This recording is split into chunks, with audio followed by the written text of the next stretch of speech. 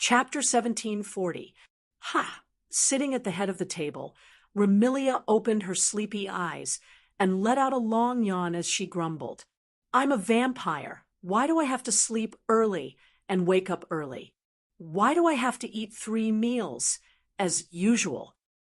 No one answered Remilia's question. Even Zai Yi, who was loyal to Remilia, calmly placed Remilia's breakfast in front of her and ignored her complaints. Come to think of it, Remilia must have grumbled about this matter many times. Zhang Yi also knew that it was useless to explain to Remilia, so he could only force Remilia to wake up and eat on time. Just because Zai Yi was loyal to Remilia didn't mean that he would do whatever Remilia said. If it was something that didn't benefit Remilia, not only would Zai Yi refuse to do so, he would even force Remilia to do as he said. Remilia was troubled by this, but she knew that Zai Yi was doing this for her own good, so she could only do as he said. From this point of view, Remilia was indeed a good person. On the other hand, Fran kept rubbing her eyes listlessly. However, she didn't complain as much as Remilia did. She looked at the breakfast placed in front of her and turned around to look at the other side. There, Wu Yan, who was dressed as a deacon, was staring at the black tea in his tray. His brows twitched from time to time, as if he was surprised. Seeing this, Fran couldn't help but ask curiously, "Brother, what's wrong?" Remilia and Zai Yi also looked at Wu Yan when they heard Fran's voice. They also became curious when they saw him staring at the black tea in his tray. "Lord Bai, what's wrong?" Zai Yi asked with a troubled tone.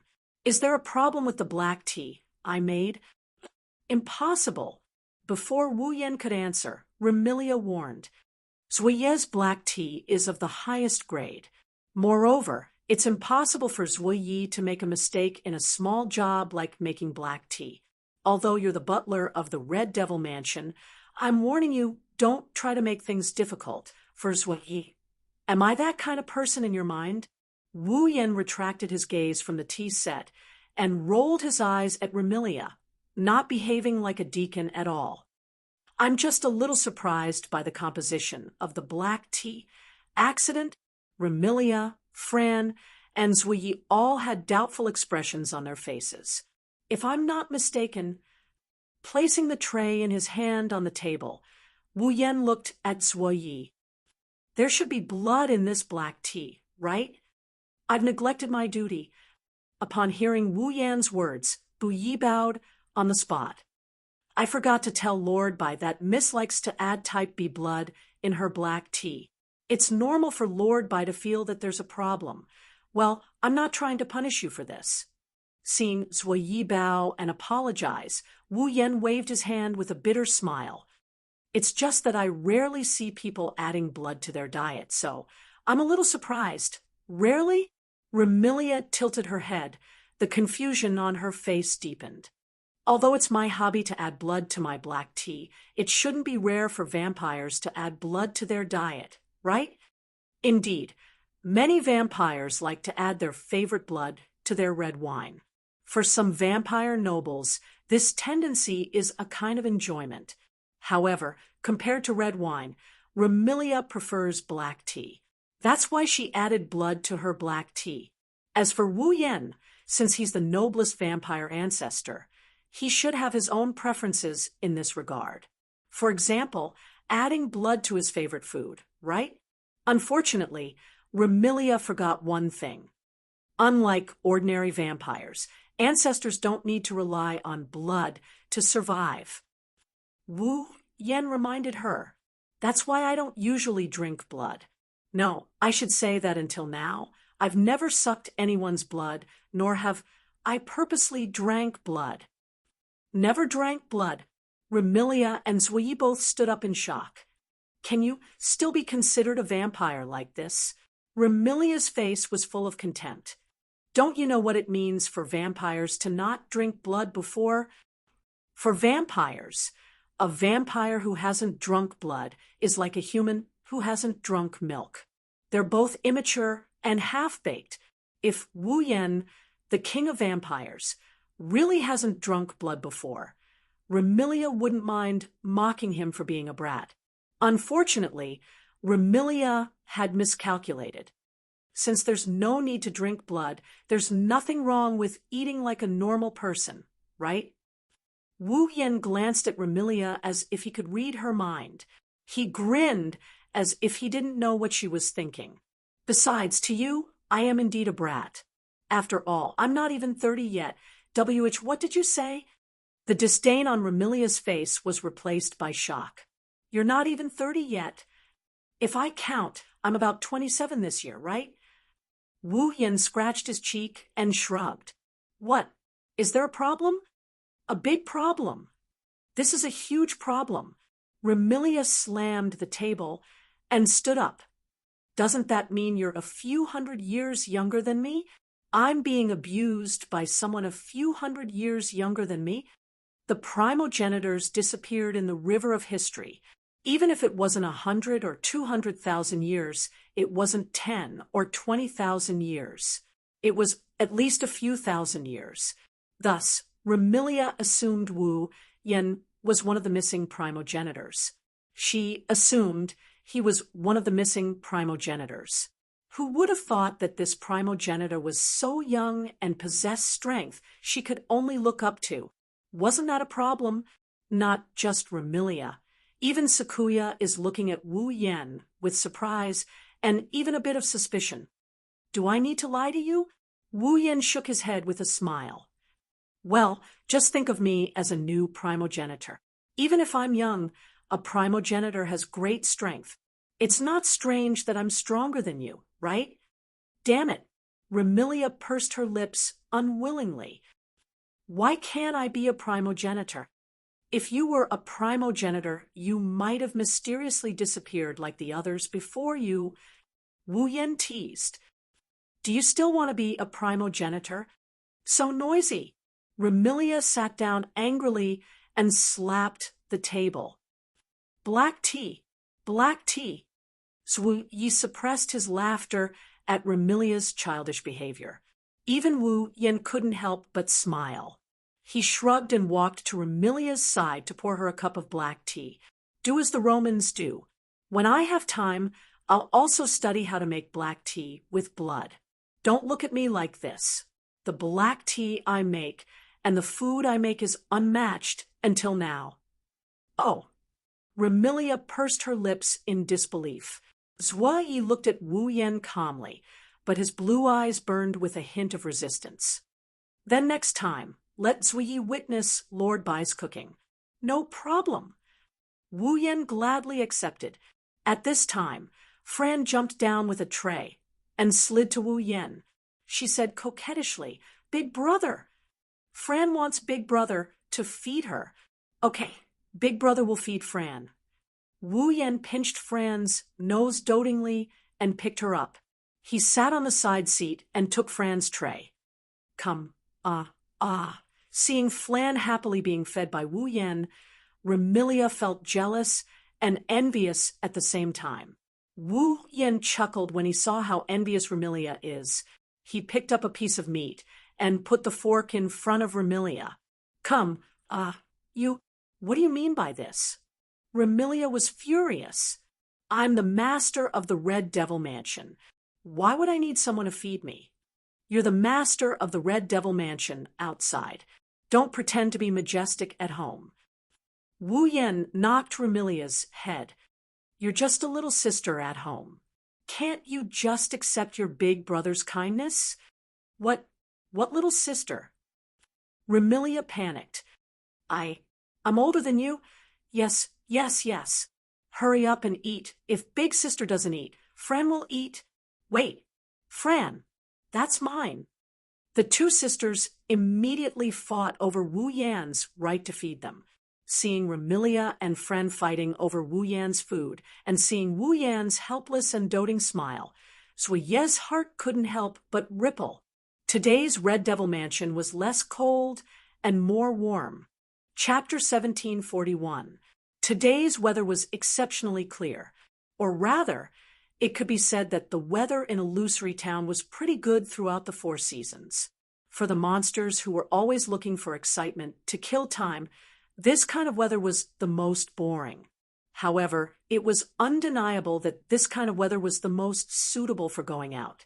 After the morning, in one of the places in the fantasy village, in front of a bamboo forest, 3 figures suddenly flashed out of the void and appeared here.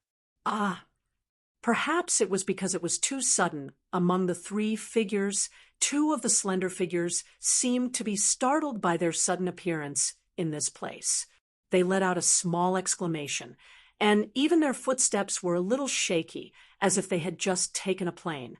The ones who arrived in front of the bamboo forest were naturally Patrice and Alice, who were invited by Wu Yen to lead the way, as well as Wu Yen himself. Originally, with the scale of the Scarlet Devil Mansion being so large, Wu Yen had a lot of things to do as the butler. There were so many things that he didn't have the time to run around, but who told him to have such a perfect and dashing head maid as his assistant. With Zhu Yi around, Wu Yen basically didn't have to do anything. He only had to wait for Zhu Yi and the other fairy maids to finish their day's work before the sun went down. He only had to listen to Zhu Yi's report on the day's work. The rest of the time, he would accompany Remilia and Fran. However, Remilia was a true nocturnal creature and basically slept during the day. Fran also didn't have much energy because she had too much fun at the last banquet. Following Remilia, the 2 sisters went back to their room to sleep. Thus, Wu Yen decided to go to the underground library with nothing to do. Patrice, who was a little unwilling, was dragged out. He had Patrice lead the way and arrived here. As for Alice, the moment Wu Yen and Patrice went out, she rushed out from a corner like the wind. Evidently, Alice had been waiting for this moment for a long time. What should I say? Marissa, is there really such a thing as yours? Oh, phew. Standing in front of the bamboo forest, Alice patted her chest as if she was shocked. She looked at the bamboo forest that appeared before her eyes. Traces of astonishment could be seen on her charming face. So fast. Indeed. Patrice looked at Wu Yen in a new light. The effective range of spatial teleportation is so wide. Your attainments in spatial magic are much stronger than I imagined. Yes, after dragging Patrice and meeting up with Alice, Wu Yen asked for the direction of the place he wanted to go and used spatial teleportation to arrive here. Therefore, the entire process of teleporting from the Scarlet Devil Mansion to here didn't even take a second. Although there is quite a distance between here and the Red Devil Mansion, the effective range of teleportation is proportional to the amount of mana consumed. Wu Yen has so much mana that he has yet to find a worthy opponent. He can easily teleport from one end of Gensokyo to the other end of Gensokyo. Of course, the effective range of spatial teleportation was also related to the user's understanding and attainments in spatial magic. Without a certain level of understanding and attainments in spatial magic, even if one had sufficient mana, they wouldn't be able to expand the effective range of teleportation. Wu Yen, on the other hand, had both. Patrice looked at Wu Yen with her bright purple eyes. She seemed to be tempted by him. Can you teach me spatial magic?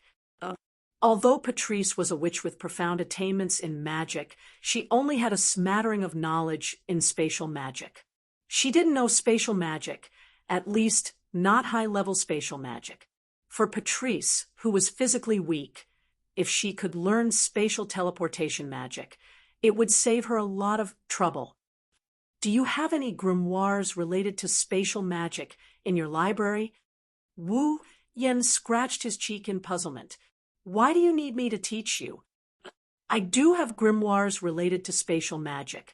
Perhaps I can use them to cast spatial magic. But without the grimoires, I won't be able to do so.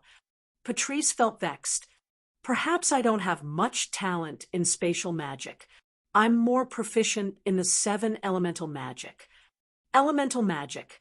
Elemental magic borrowed the powers of fairies and elves. It only required a small amount of mana to produce a huge effect. In this world, magicians generally believed that nature was controlled by fairies and elves. Thus, elemental magic was considered to be magic that borrowed the powers of fairies and elves. Elemental magic was divided into 7 types. The metal element represented fruits and harvest. The wood element represented life and awakening. The water element represented silence and purification. The fire element represented transformations and activity. The earth element represented foundation and immobility. The sun element represented mobility and attack. The moon element represented passivity and defense. The 7 elemental magic was collectively known as the 7 elemental magic. Patrice was a magician who could cast all 7 elemental magic. Not only that, apart from being able to cast 7 elemental magic, Patrice could also combine 2 or more elemental magic and cast powerful multi-elemental magic. For example, in order to strengthen her attacks, she could combine fire and wood elemental magic. In order to conceal her weaknesses, she could combine fire and earth elemental magic. In terms of mastery of 7 elemental magic, if Patrice said she was second, no one would dare to say they were first. However, Patrice didn't seem to be satisfied with it. Alice shot a glance at Patrice and turned her head away. As a monster whose race was made up of magic users, Alice naturally knew how to use magic. However, compared to magic, Alice was more proficient in using magic to create dolls and use them in battle. The 2 little figures sitting on Alice's shoulders were her dolls. Apart from those 2, Alice also carried several other dolls with her, and their battle prowess was definitely not inferior to Patrice. Perhaps due to Marissa's absence, Alice was accompanied by a stranger whom she had just met not long ago and a love rival. Therefore, Alice became much colder and didn't converse with Wu Yan and Patrice. Under such circumstances, the 3 of them couldn't continue the conversation. They lifted their heads and looked at the lush bamboo forest before them. This was a bamboo forest without any trees. It was completely made up of bamboo trees. This bamboo forest was located in the opposite direction of the Demon Mountain in the human realm. The surroundings were filled with dense fog that wasn't inferior to the fog lake. The path in the bamboo forest had a certain slope, and if one were to enter, one would most likely get lost. As a matter of fact, this bamboo forest was called the Lost Bamboo Forest. As long as one lived in the fantasy village, they would more or less know about the Lost Bamboo Forest. This was because the Lost Bamboo Forest was a bamboo forest that was famous for getting lost easily. There weren't any eye-catching signs in the bamboo forest. The growth of the bamboos was rapid, and the scenery of the Lost Bamboo Forest changed frequently. In addition, not only was the bamboo forest vast, but the ground was also slanted. With the slanted growth of the bamboos, it was easy to lose one's sense of balance. Naturally, it was easy to get lost. However, in the Lost Bamboo Forest, there was a secluded large house, the Eternal Pavilion. That was the destination of Wu Yan's trip to the Lost Bamboo Forest. He frowned as he looked at the misty bamboo forest. The surroundings were crooked to the point where one couldn't help but feel dizzy. Seems like I was right to have someone lead the way. If I were to come alone, it would be easy to find the Lost Bamboo Forest. However, it would be difficult to find the Eternal Pavilion. After speaking, Wu Yan took a step back and turned his gaze to Patrice and Alice. Speaking of which, do you 2 know where the Eternal Pavilion is? For a split second, Patrice and Alice hesitated. No problem. Patrice calmly nodded. In the past, I came here with Remy and participated in an exhibition held by the Eternal Pavilion. I also participated in that exhibition. Alice immediately spoke up, unwilling to be outdone. In that instant, Patrice and Alice's gazes met, and sparks were ignited. The one who can obtain the secret of the Marissa must be me. No, it's me. Looking at these two beautiful girls who are willing to risk their lives for the sake of another girl, Wu Yen is at a loss. Could it be that he couldn't obtain the secret together? Chapter 1742. Fantasy Village, Lost Bamboo Forest. An hour has passed since Wu Yen, Patrice, and Alice entered the Lost Bamboo Forest. In this hour, the dense fog that pervaded the Lost Bamboo Forest didn't disperse. Instead, it became more restrained. Looking from the outside of the Lost Bamboo Forest, perhaps one could only see that the fog in the Lost Bamboo Forest was gradually shrinking towards the inner part of the forest. However, if one was inside the forest, one would discover that, as the fog shrank back, the fog in the forest became thicker. The Lost Bamboo Forest was originally a place where it was extremely easy to get lost. In addition to this thick fog, it was extremely difficult to determine the direction in this Lost Bamboo Forest. Even those who had entered the Lost Bamboo Forest and found their way would find it difficult. That's right, even those who had entered the Lost Bamboo Forest and found their way would find it difficult. Standing in the bamboo forest, Wu Yen lifted his head and looked around at the foggy place where sunlight couldn't penetrate. He then looked at Patrice and Alice, who are pretending to be calm, in front of him. After a moment of silence, he opened his mouth. I participated in the Forever Pavilion's exhibition with Remilia. Patrice's delicate body trembled.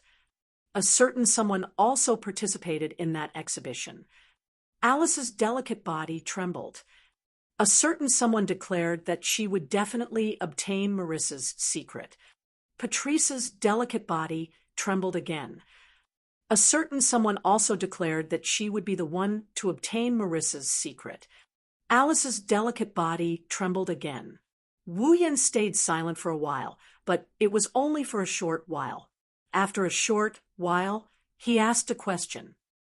I need an explanation. Patrice and Alice remained silent. Sigh. Wu Yen sighed towards the sky. Why did we get lost? That's right. Wu Yen, Patrice, and Alice. I got lost. Moreover, Patrice and Alice swore that they wouldn't get lost. Sigh. Wu Yen sighed for the second time. I'm lost. What can we do? Patrice could no longer remain silent under Wu Yan's nagging. He shouted in an attempt to cover it up. The bamboo trees in the Lost Bamboo Forest grow very quickly, which causes the environment to change very quickly.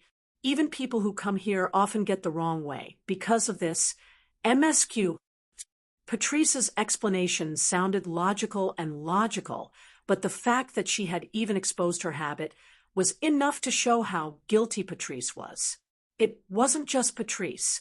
Even Alice, who had been so confident in obtaining Marissa's secret before entering the Lost Bamboo Forest, turned her head away with an awkward expression on her face. That's true. The environment has changed too quickly. I've almost forgotten how to walk. Seeing Patrice and Alice finding excuses for themselves, Wu Yen couldn't help but facepalm. In other words, before you came in, you didn't consider the fact that the Lost Bamboo Forest's environment could change at any time, and you led the way for me? Patrice and Alice remained silent once again, but this time they acknowledged Wu Yan's words. Sigh. Wu Yen sighed after the day's worth of frustration. He turned around and walked away without looking back. I'm such a fool for relying on you. I think you don't need Marissa's secret anymore. I might as well tell Marissa about your love for Marissa. Wah! Patrice and Alice sucked in a deep breath of cold air and pounced on him without hesitation. They leaped behind Wu Yen and grabbed onto Wu Yan's hands. And no. Patrice stuttered, and her face was filled with panic. How can you talk about that? MSQ. I don't know what you're talking about. Alice's pretty face was also completely red, but unlike Patrice, who had her nature exposed by the Book of Souls, Alice feigned ignorance and said this. What love for Marissa? I don't know what you're talking about. Oh, is that so? Wu Yan looked at Alice with a spurious smile. Then why are you so nervous? Can't you just let me talk about it? How can that be? Alice also started to stutter. She looked so strong on the outside, and she was acting so cold just now, but now she was acting very timid. What if someone misunderstands? How can there be a misunderstanding? Wu Yan revealed a radiant smile. With the monsters in the fantasy village who don't have any common sense, they'll definitely treat this as a joke, especially Marissa. Alice was speechless. No. Anyway, no means no. Contrary to Alice, who looked strong on the outside, this time she acted timidly. Although Patrice looked weak on the outside, she was surprisingly strong-willed. Why, if you dare to speak of it? How about it?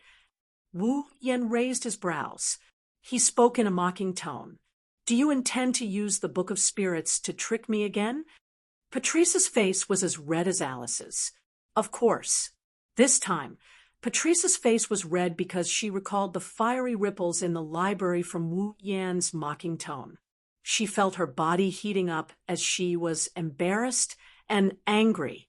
One has to admit, Wu Yan can be considered Patrice's nemesis to be able to make the calm and collected sage Patrice blush so many times in a short span of 2 to 3 days.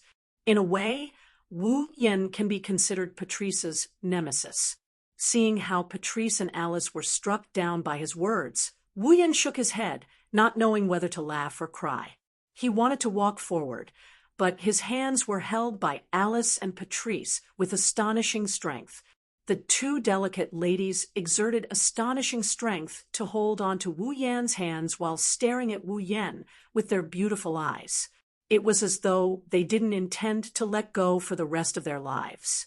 From an outsider's perspective, they would definitely misunderstand that Wu Yan intended to abandon the two ladies. Only Wu Yan knows what that pair of eyes meant when they stared at him. He choked on his own saliva. All right, I'm just joking. I won't really go and blabber nonsense to Marissa. Yes, no? Patrice and Alice had a conflicted expression on their faces after being judged by others. However, they also let out a sigh of relief. Then, Wu Yan calmly reminded them, although I don't mind if you two hold on tighter, but for the sake of walking, shouldn't you let go of me? Only then did Patrice and Alice realize that in order to hold on to Wu Yan, they had already held on to Wu Yan's hands tightly. Even their plump breasts were pressed against his hands. Patrice and Alice let go of Wu Yan's hand as if they got electrocuted.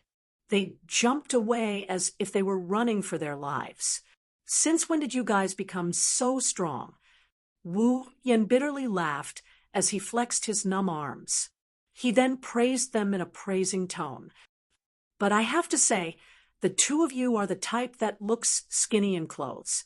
I can't see anything from the outside, but your sizes aren't small. After saying that, Wu Yan lowered his eyes and swept his gaze across Patrice and Alice's chest, telling them where he was referring to. Immediately, Patrice and Alice's face flushed even redder. An indescribable trace of panic appeared in their hearts. In Fantasy Village, apart from the human realm, there were almost no men. Therefore, Patrice and Alice had never experienced such brazen gazing at their private parts, nor had they experienced the feeling of pressing their delicate bodies against a man. At this moment, it was hard for them not to panic. This is especially true for Patrice. She had intimate contact with Wu Yan before, so one can imagine how flustered she is right now. In response, Wu Yan only chuckled and waved his hand. All right, I won't tease you two anymore. Hurry up and see if you can remember the way to Forever Pavilion. Halfway through his words, Wu Yan's voice seemed to have been choked and abruptly stopped. Just when Patrice and Alice were wondering what's going on, Wu Yen pounced on them. Before the two girls could react, he hugged them and hid them behind a nearby bamboo tree. Wu Yan's sudden action startled Patrice and Alice, especially when that manly scent entered their noses. The panic in their hearts intensified. However, before the two girls could react, Wu Yen spoke. "Shh, don't make a sound." Chapter 1743. "Shh, don't make any noise." Wu Yen held his breath as he looked ahead with a burning gaze. Patrice and Alice, who thought that Wu Yen was about to do something naughty, were startled. They followed Wu Yan's gaze and looked ahead. Soon after, the two girls saw something. In front of him, in the middle of a bamboo forest, a small black shadow jumped out from behind a bamboo tree. Its speed was extremely fast, and it landed on the ground after a few leaps. When it straightened up, something on its head shook a few times, and its scarlet eyes looked at the surroundings. It was a black shadow that was not much different from a cat. Its entire body was pure white, and it was covered in fur. It had a pair of large and long ears that were only half the size of its body. It had a pair of sharp incisors in its mouth, and its eyes were scarlet. However, there was no ferociousness in them. Instead, there was a gentle look in its eyes. It looked unexpectedly gentle. The black shadow was shockingly a rabbit. Rabbit? Patrice and Alice glanced at each other. Could that be the rabbit demon from the Eternal Pavilion? The Eternal Pavilion was a mystical location in the lost bamboo forest. The reason why it was mystical was because not only did humans reside in the Eternal Pavilion, there was also a large group of rabbit demons. Among them, there were even humanoid rabbit demons.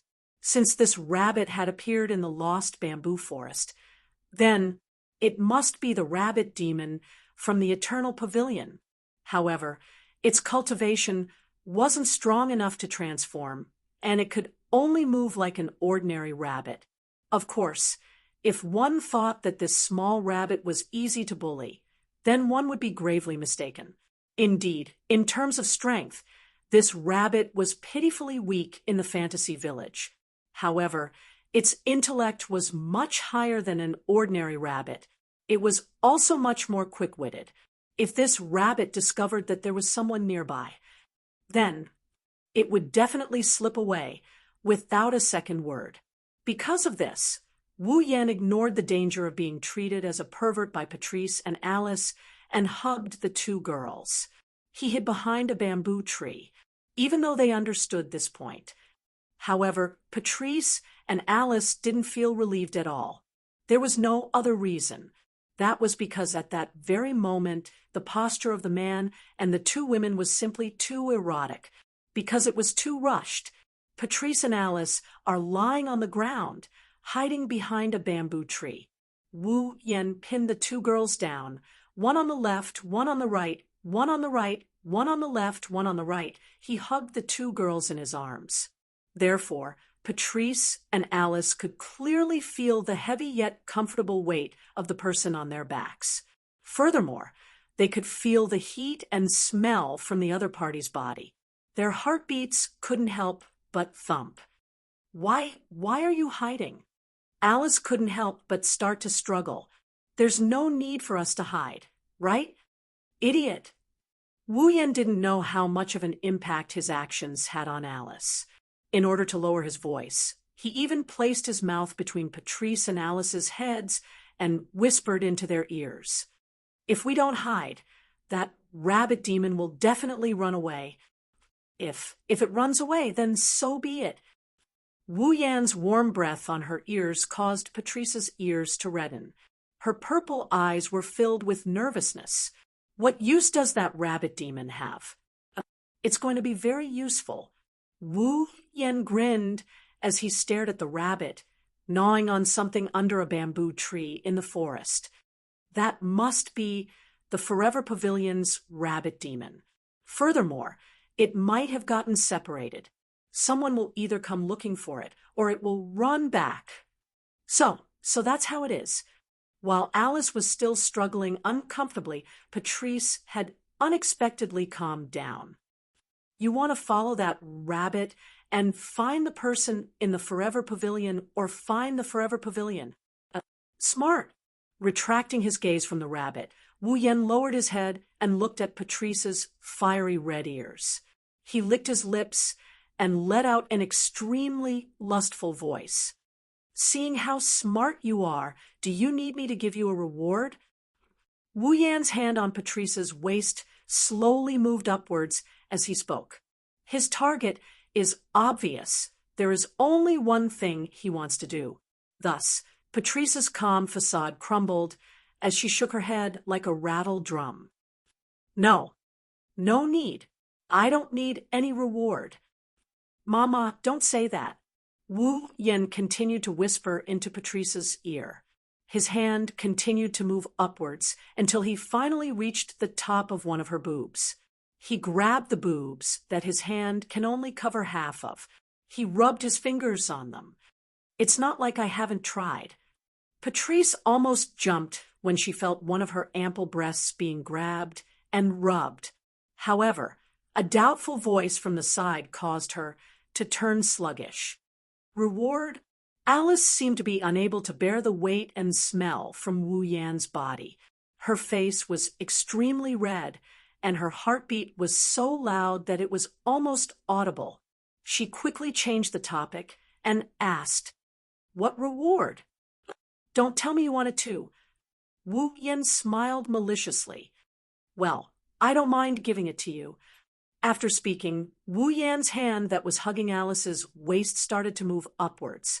Feeling the scorching hot hand slowly moving towards an important part of her body, Alice was so sensitive that she shivered and panicked. What are you trying to do?" "I didn't do anything." Wu Yan put on an innocent face. "I'm giving you a reward." What reward are you trying to give me?" Alice was so flustered that even her voice had changed. That scorching big hand was slowly approaching that important part of Alice's body. It was climbing up, causing Alice to close her eyes and moan in a low voice. Wait, stop. However, the large hand that made Alice's body go soft still continued to climb up with unwavering determination. Just as Alice had reached the end of her patience and was about to beg for mercy, Patrice suddenly spoke up in a panic. "Look, the rabbit is moving." Wu Yan's hand that was rubbing Patrice's breast and his other hand that was roaming Alice's body stopped at the same time. He raised his head and he looked forward. They saw the rabbit that was nibbling on something under the bamboo tree, jumping through the bamboo trees and running towards the depths of the bamboo forest. Wu Yan immediately retracted his hand. "Let's go. Follow. It's stealthily." Patrice and Alice heaved a sigh of relief. They clutched their thumping hearts and panted with flushed faces. Patrice and Alice were afraid that Wu Yan would ignore the matter at hand and try to take advantage of the two of them. It seems like this guy knows his limits. Behind the rabbit that was jumping into the depths of the bamboo forest, Wu Yan, Patrice, and Alice moved stealthily and hid behind the bamboo trees from time to time to follow it, looking at the rabbit's purposeful way of skipping forward without hesitation. The three of them could basically confirm that this rabbit was definitely moving with a purpose. Evidently, the rabbit only had one destination. That was the Forever Pavilion. Realizing this, Wu Yan, Patrice, and Alice were delighted. Their footsteps became lighter and stealthier as they followed the rabbit. After an unknown period of time, Patrice's breathing became hurried and her stamina weakened. Ahead, the rabbit jumped into a bamboo railing mountain path. At the front of the mountain path, a large house appeared before the eyes of Wu Yan, Patrice, and Alice. It was a house built in the style of an ancient Japanese house. It was made of bamboo, wood, and thatch. It was clearly an old house, but for some reason, it didn't look old at all. Instead, It looked new, as though it had just been built. There weren't any traces of history to be found. However, in reality, this house had existed for more than 1,000 years. Not long ago, this house had been hidden and refused visitors. It was only recently that it was gradually opened to the outside world and was known by the people of Fantasy Village. The rabbit jumped into the house without hesitation and ran off to an unknown location. Wu Yan, Patrice, and Alice walked out from behind the bamboo trees and looked at the house at the end of the mountain path. That house was the place that Wu Yan, Patrice, and Alice were searching for in the lost bamboo forest. The Forever Pavilion. Chapter 1744. Is that the Forever Pavilion? Oh. Gazing at the house at the end of the mountain path, Wu Yan muttered in a daze. It's just an ordinary house. In fact, it wouldn't be an exaggeration to say that it was an extremely simple and crude house. However, Wu Yan sensed a different aura from the house. It's an aura that transcends time, space, and the entire world. It's an aura that's rich in existence. This aura made the simple and ordinary house seem to have transcended all of a sudden. It gave people a feeling of returning to simplicity, and it also gave people the urge to peel away that transcendental aura and see the truth behind it. It's this impulse that made Wu Yan somewhat intoxicated. He can't wait to go over there. However, Wu Yan also understood the transcendent aura that permeates the house isn't from the house itself, but from the things within. Everything that passes through will leave behind traces. Everything that stays will leave behind an aura. Needless to say, the reason why people were so eager to tear apart the layer of mystery that shrouded the house was because there was an existence with a transcendent aura living inside that made people want to meet him. Finally found it. The pitifully weak Patrice slumped to the ground. She gasped for air. Next time, I'll definitely not come to such a faraway place. Phew. Even Alice couldn't help but let out a long sigh of relief. Glancing at Wu Yan, she couldn't help but recall Wu Yan's hands that were crawling all over her body. She could still remember his scent even now. Her pretty face panicked a little, but she pretended to be calm as she spoke. I've brought you to the Forever Pavilion.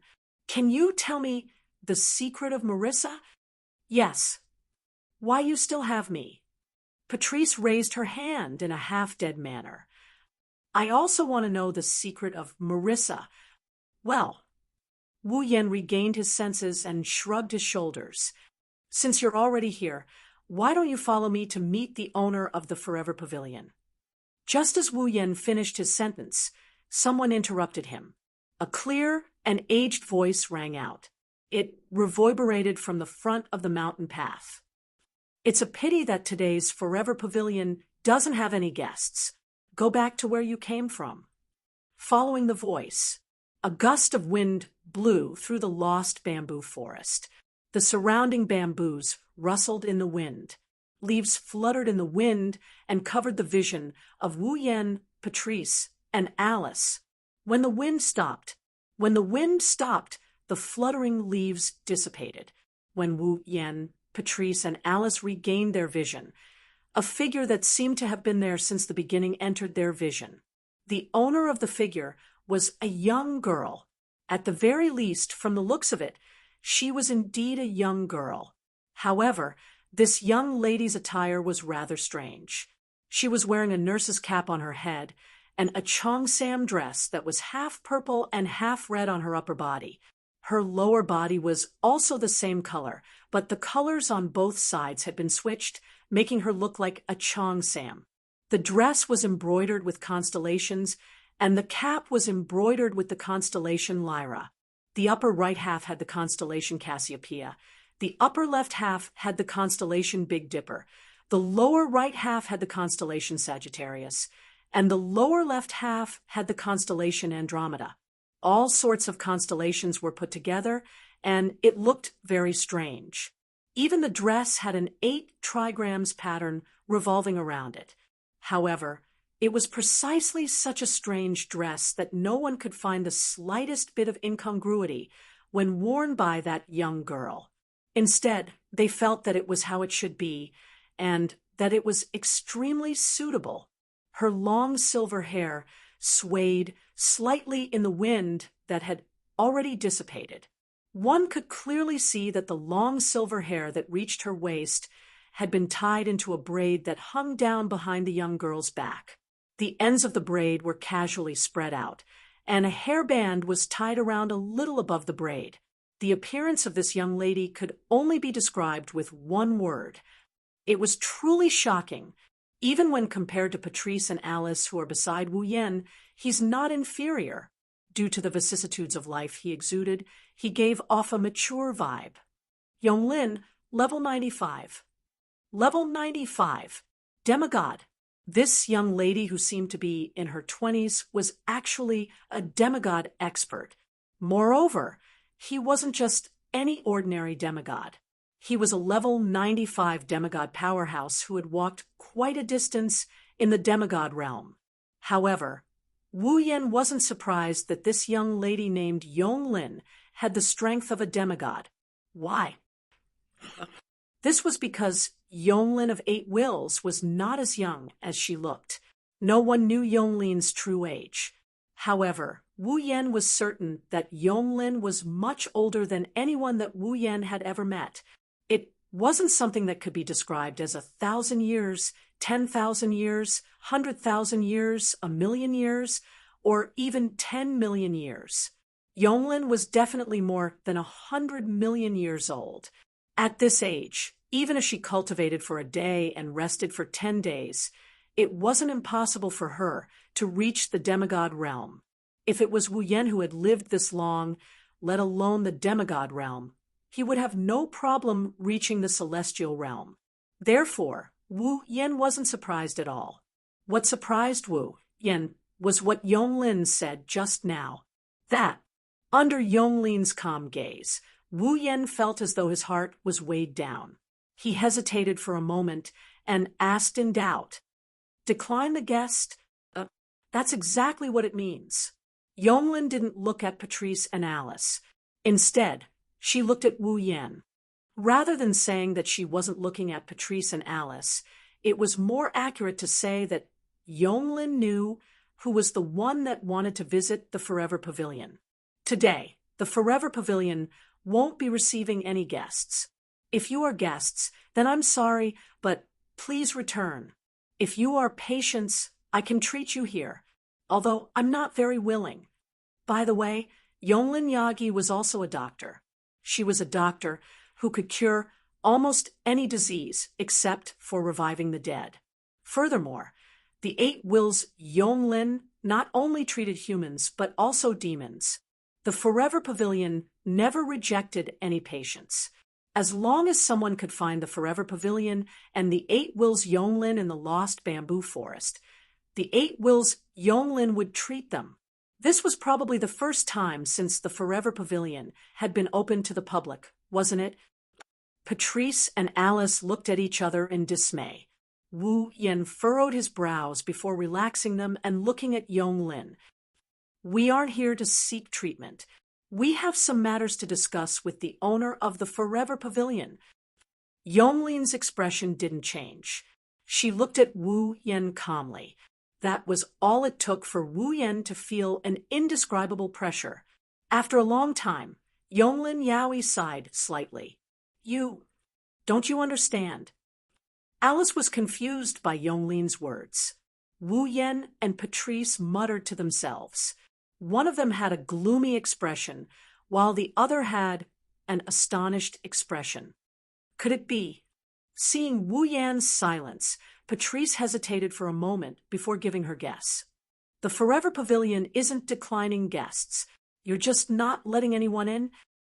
Ever since the Forever Pavilion was open to the public, not only would it welcome those who got lost in the lost bamboo forest, but it would also treat patients.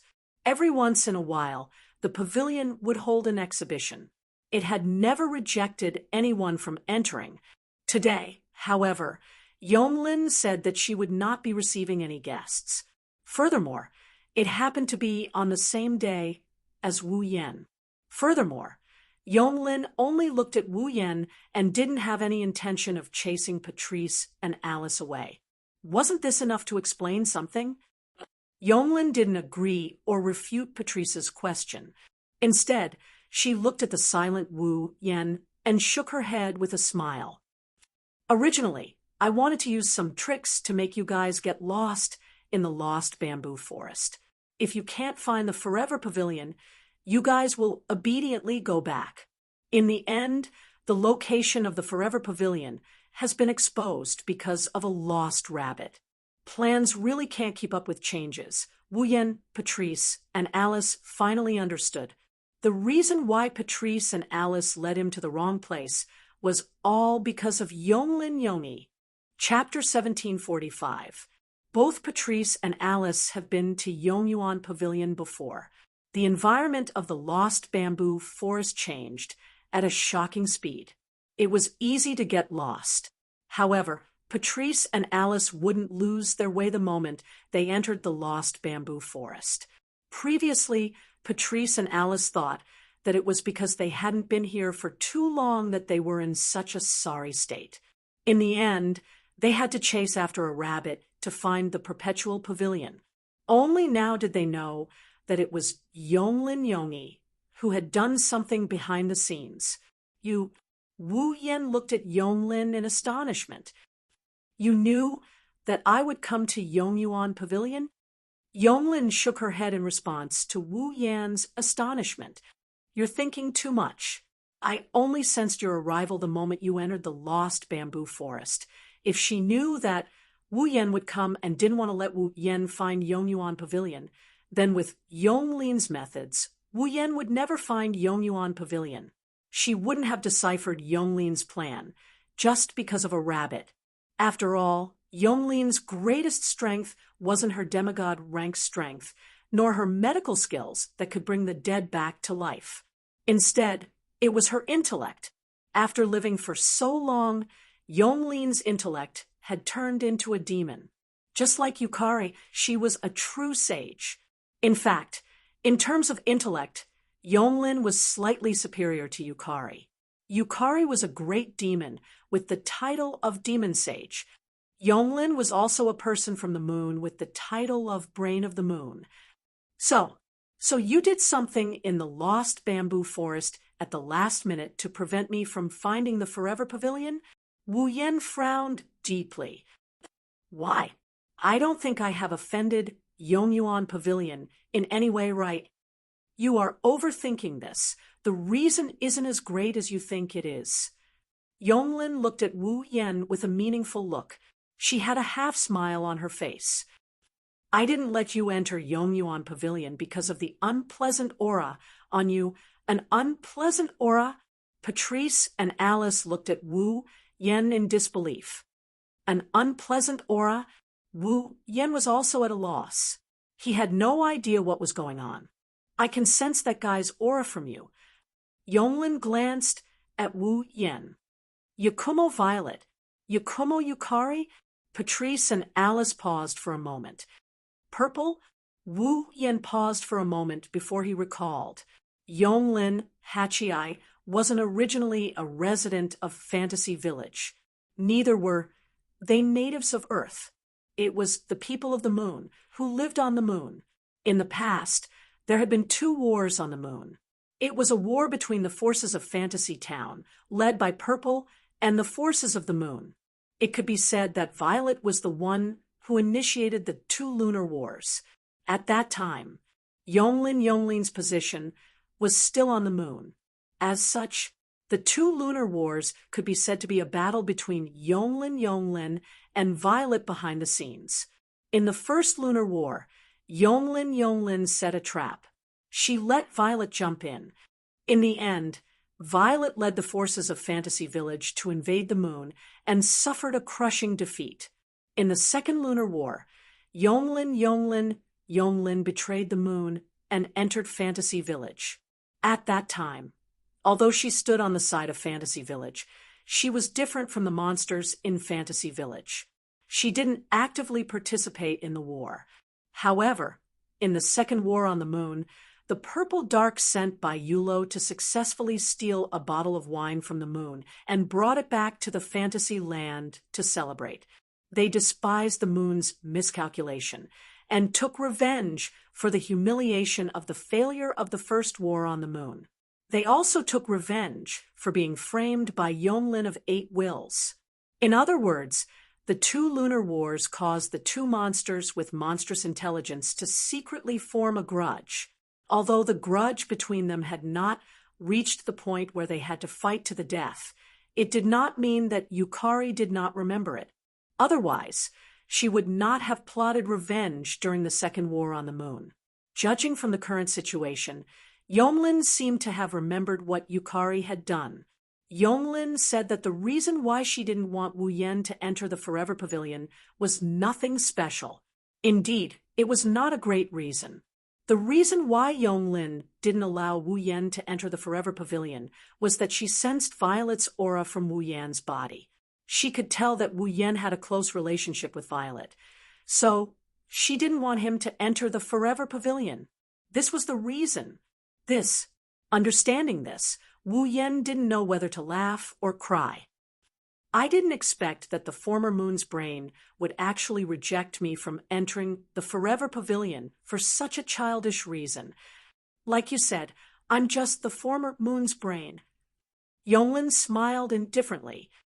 Besides, I've lived for so long, it's quite interesting to let my emotions affect my decisions for once, but your impulsiveness has brought me a lot of trouble. Wu Yen sighed and looked up at Yonglin, who was blocking the path. I have something important to discuss with the owner of the Forever Pavilion. Please make an exception for me. Hachii Yonglin didn't say anything. She narrowed her eyes and stared at Wu Yen. It's as if she's trying to figure out what he's trying to do by observing his expression and expression. Wu Yen didn't say anything either. He met Yonglin's gaze fearlessly. After all, Wu Yen didn't come here to do anything wrong. What was there to be afraid of? Perhaps Yurin saw through his intentions. Yurin looked at Wu Yen for a long time before grinning. It's not impossible to enter the Forever Pavilion. Hearing Yonglin's words, Wu Yen didn't feel happy. Since she had said so, he must satisfy one of Yonglin's conditions if he wanted to enter the Forever Pavilion.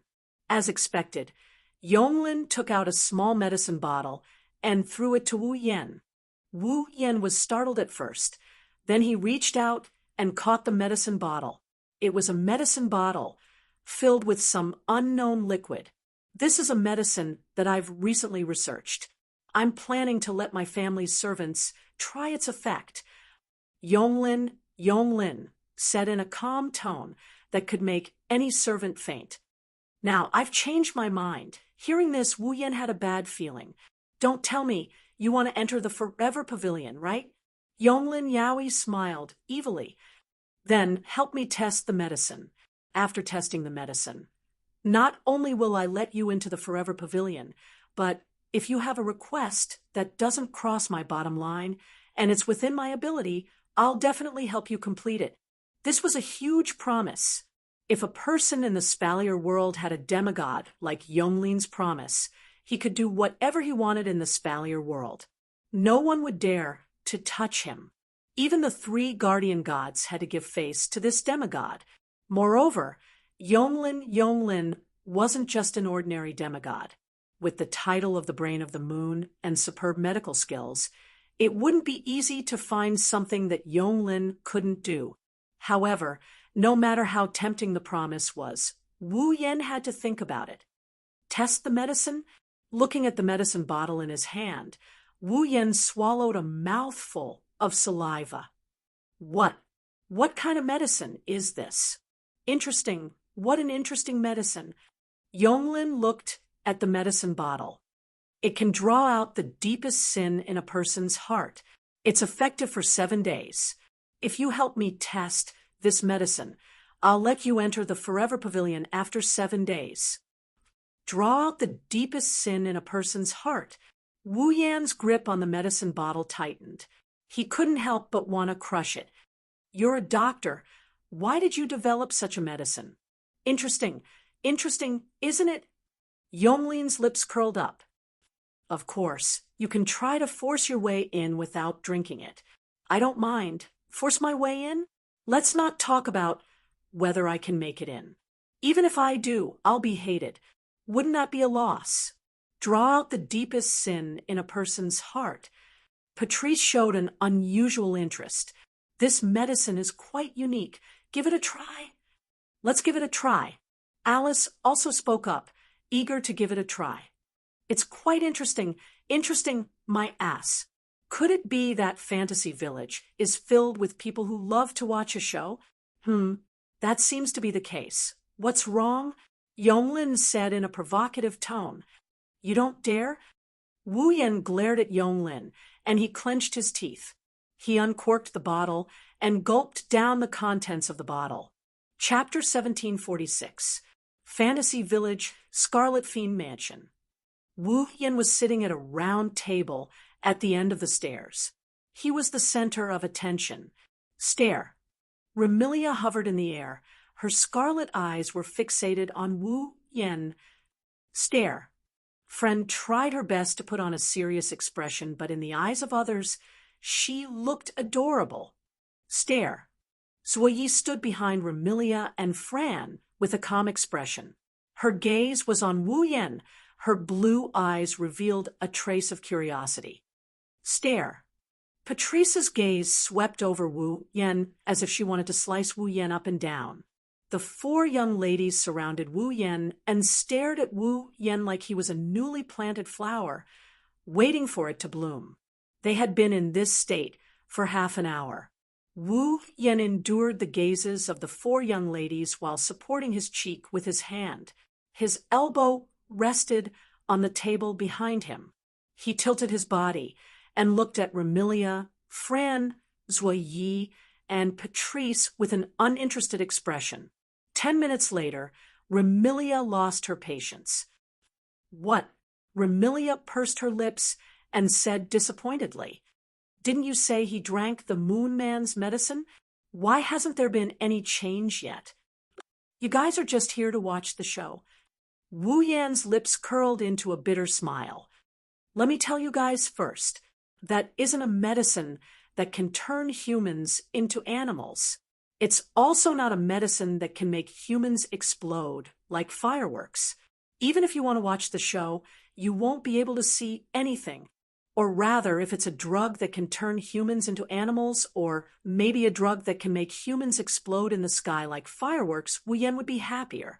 After all, even if he turned into an animal, Wu Yan could use a small magic trick to turn himself back to his original form. If he exploded like a firework, the pain would be excruciating. But Wu Yan was a true ancestor. He wouldn't die and would only feel pain. Wouldn't that save him a lot of trouble? However, the medicine of 8 Wills Yonglin was something that could draw out a person's most instinctive evil. To be honest, Wu Yan is also very nervous right now. He was worried that he wouldn't be himself anymore, or he might do something irrational under the influence of the medicine. Fortunately, this was Fantasy Village. There were many people more capable than Wu Yan. In addition, there was an invincible witch from town security. Wu Yan wasn't afraid of causing any trouble. It was because of this that Wu Yan drank that bottle of medicine and became the test subject of Yonglin. As for how Wu Yan would react after drinking the medicine, the people in Red Devil Mansion were very curious. That was why they came over to watch after learning that Wu Yan drank the medicine.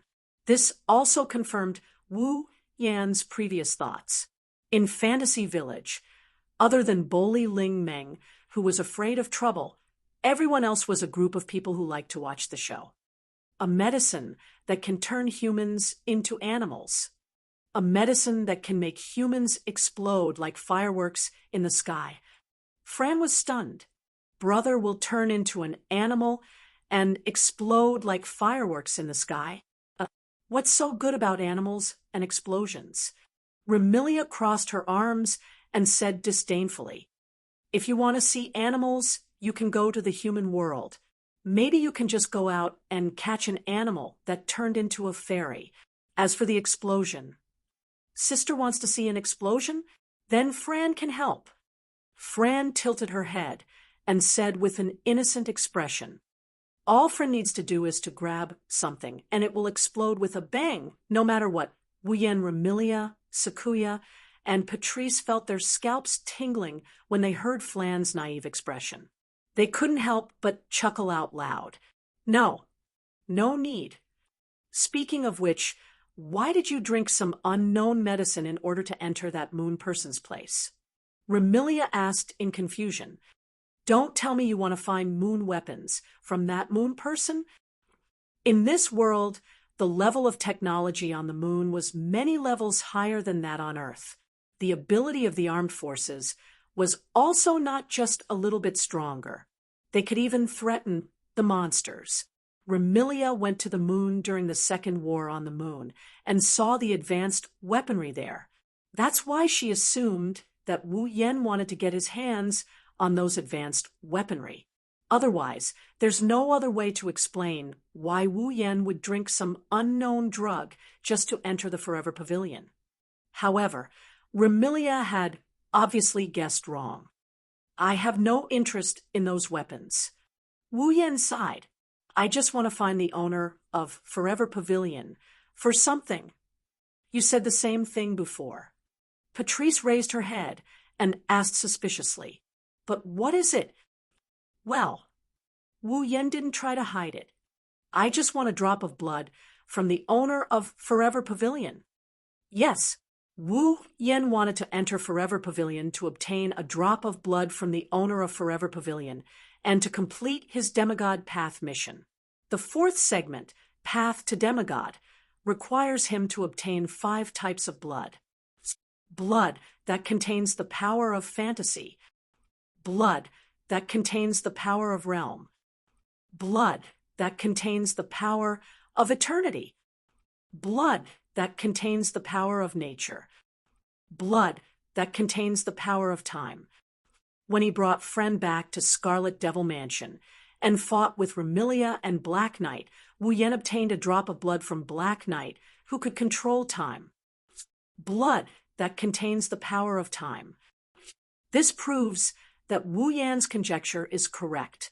The 5 types of essence blood were the blood of beings who had the power of fantasy, realm, eternity, nature, and time. In other words, Wu Yan only needed to obtain the blood of existences with the power of fantasy, realm, eternity, nature, and time respectively. Blood that contains the power of time was Black Knight's blood. Blood that contains the power of realm was most likely Violet's blood. And in the Lost Bamboo Forest, the owner of the Eternal Pavilion had an ability related to eternity. If he could obtain a drop of blood from the owner of Forever Pavilion, he would be able to obtain the blood that contains the power of eternity. This was the reason why Wu Yan didn't hesitate to drink Yongling's medicine in order to enter Forever Pavilion. Otherwise, even if he managed to barge in, the owner of Forever Pavilion wouldn't give him a drop of blood as an uninvited guest unless he tried to rob it. However, if he did that, he would completely offend the Moon Brain. Compared to offending Yonglin, testing the medicine was more reliable. Anyway, it was just a bottle of medicine with a validity of 7 days. 7 days would pass in a jiffy. At that time, Yonglin would have to fulfill her promise. Not only would she allow Wu Yan to enter Forever Pavilion, she would also do her best to help Wu Yan. It shouldn't be too much to ask Yonglin to obtain a drop of blood from the owner of Forever Pavilion, right? Of course, Remilia, Fran, Black Knight, and Patrice, who didn't know the whole story, looked at each other in dismay. Remilia even asked such a question. Could it be that a true ancestor like you has a hobby of collecting blood from different people? Hearing this, Patrice and Black Knight also came to a realization. Unfortunately, they forgot that Wu Yan once said that he never drinks blood, and he won't collect other people's blood for his own hobby. Well, just think of it as my hobby. Wu Yen didn't bother explaining himself as he stood up. It's getting late, let's go back to sleep. I just woke up. Remilia grumbled. Besides, it's already night time. Why are we still sleeping? No. Normally we should sleep at night, right? However, for a vampire like Remilia, night is the time for her activities and day is for her to sleep. You can have fun on your own. Wu Yen rolled his eyes, and he picked up Fran. Fran, let's go to sleep. Okay, after speaking, Wu Yen carried Fran and walked towards the room. Stop right there. Remilia was stunned for a moment before shouting, Don't look for Fran when you're sleeping. Also, you're walking towards my room. Bye. Looking at Wu Yan's departing figure, Patrice uttered those words out of sheer inexplicable coincidence. If you feel anything strange about your body, remember to tell us. Got it. After leaving those lazy words, Wu Yan's figure disappeared from the hall. Chapter 1747. The next morning. Since Remilia usually moved around at night and slept in the morning, even if Remilia was unwilling, Wu Yan still slept in her room with Fran. When he woke up, Wu Yan slowly opened his eyes. He yawned, and he got up from his bed. He gently removed Fran's limbs from his body, and he stretched his back. Ugh. Wu Yan suddenly felt a wave of dizziness. He felt nauseous, like he was going to vomit. He clutched his head and groaned. However, the dizziness and nausea disappeared as quickly as it came. In less than 2 to 3 seconds, the nausea receded like a receding tide, disappearing without a trace. Wu Yan's consciousness finally awoke from the hazy state brought on by his sleepy state. His body quivered slightly as he jolted awake.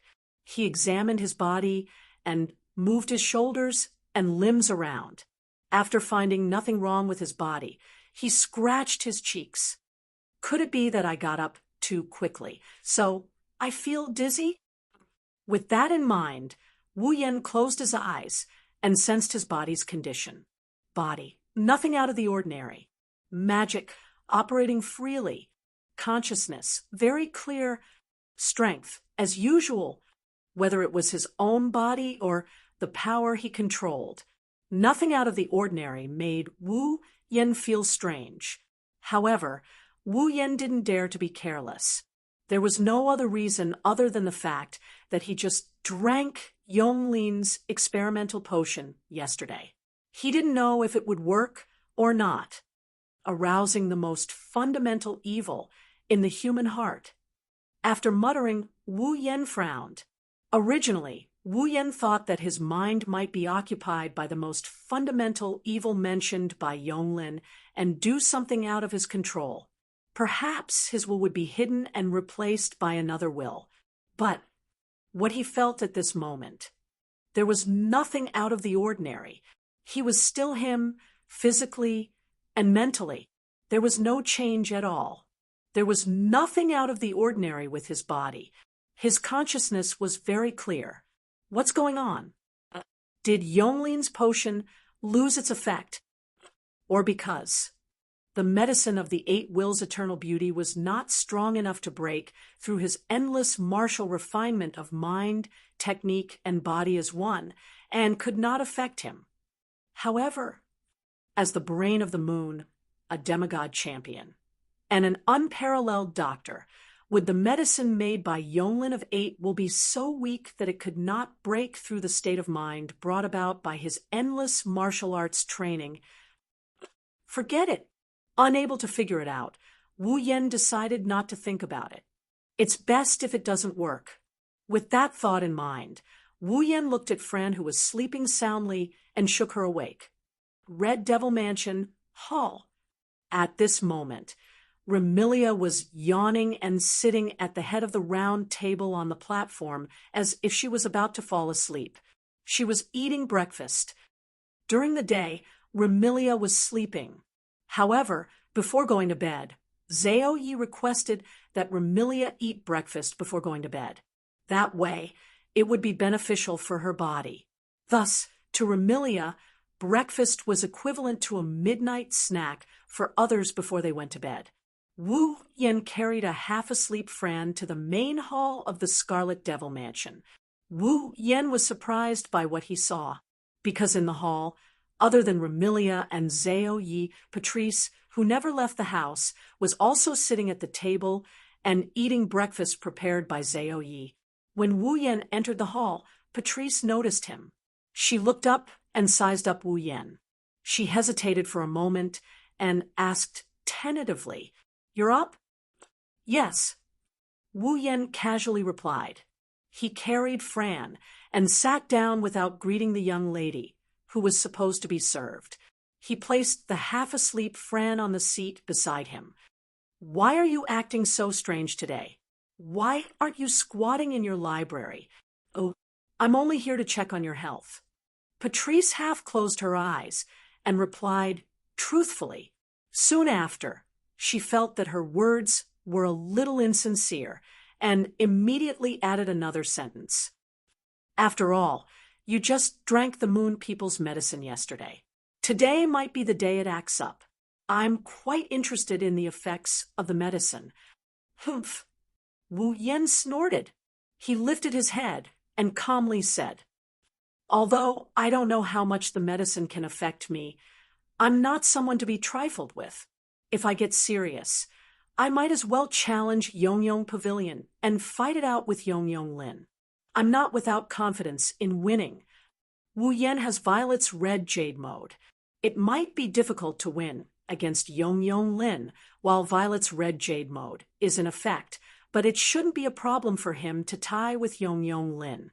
Wu Yen didn't realize that when he said those words, his eyes were filled with a sense of pride and disdain that would never appear in the past. Only Remilia, Patrice, and Zhuyi noticed something amiss and frowned. It's not that the three of them felt that Wu Yan's words were inappropriate.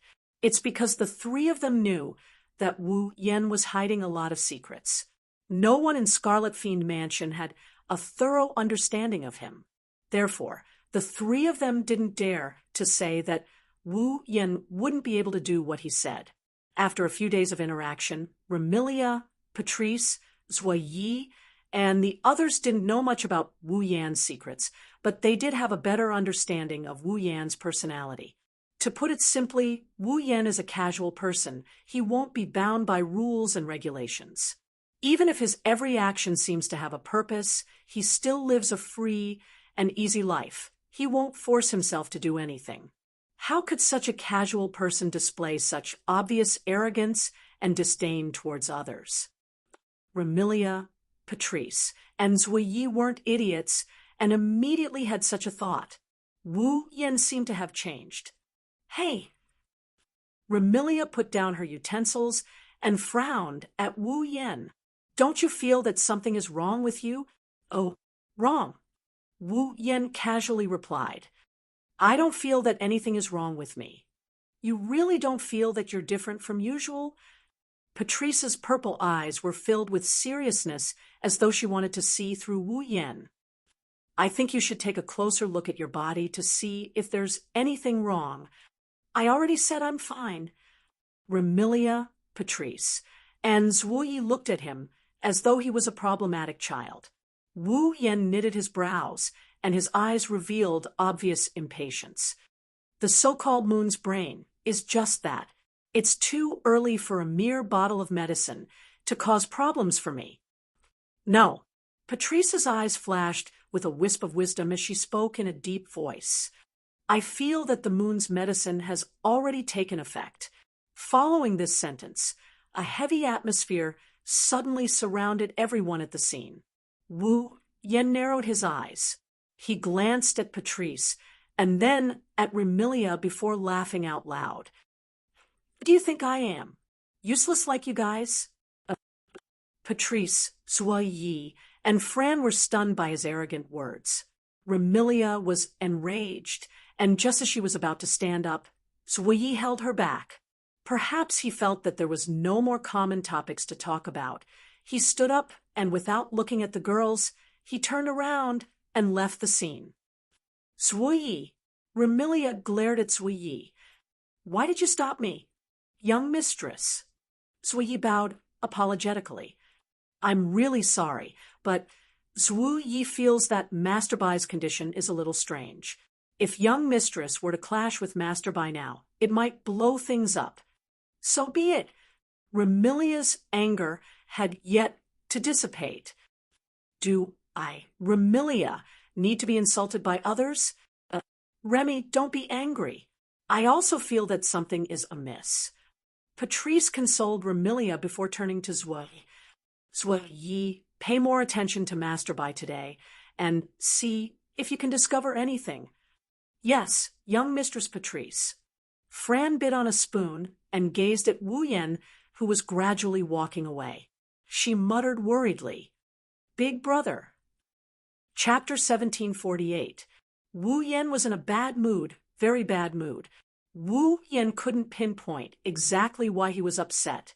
However, when Remilia, Patrice, Sui Yi, and the others looked at him strangely, Wu Yan felt restless. That feeling was as if his pride had been hurt. It was very unpleasant. Yonglin is indeed strong, but I'm not weak either, right? Wu Yan sneered, and he spat out those words in an arrogant manner. If it weren't for the demigod path quest, I would have reached the demigod level a long time ago. I might have even reached a higher level than Yonglin. I've never lost to anyone of the same level. That was the truth, let alone being at the same level, even if his level is lower than his opponent's. As long as the difference isn't due to the difference in levels, Wu Yan is confident that he won't lose or even win. Moreover, I'm not fighting Yonglin right now. I only drank a bottle of potion. Why are they treating me like an idiot? Wu Yan curled his lips. If I knew, I would have fought Yonglin yesterday. Those who don't know might think I drank Yonglin's potion, because I'm afraid of her. It was true that he didn't want to offend Yonglin, but that didn't mean that Wu Yan was afraid of her. He just didn't want their relationship to be strained. After all, Yonglin wasn't an annoying person. At most, she had a bad personality. That was why she rejected Wu Yan when she sensed Yukari's aura. Now that I think about it, instead of being looked down upon, I might as well barge in and snatch the essence blood of eternity. Wu Yan was displeased. As for straining our relationship, so be it. Thinking this way, he didn't realize that his words have gone beyond the scope of indignation. They have turned into true arrogance and rudeness. Yonglin is stronger than Wu Yan right now, but Yonglin is still stronger than Wu Yan. Even if she wasn't as strong as Wu Yan, if it was in the past, Wu Yan wouldn't look down on someone because of their strength. But now, Wu Yan was using his strength to evaluate others. He even had a status. Those who were as strong as him, at least they could get along. Those who weren't as strong as him, what right did they have to talk to him? As for those who were stronger than him, that was only temporary. Once he completed the demigod path mission, who would be his opponent? Himph. Wu Yan's mood improved a lot. Suddenly, a figure appeared behind Wu Yan.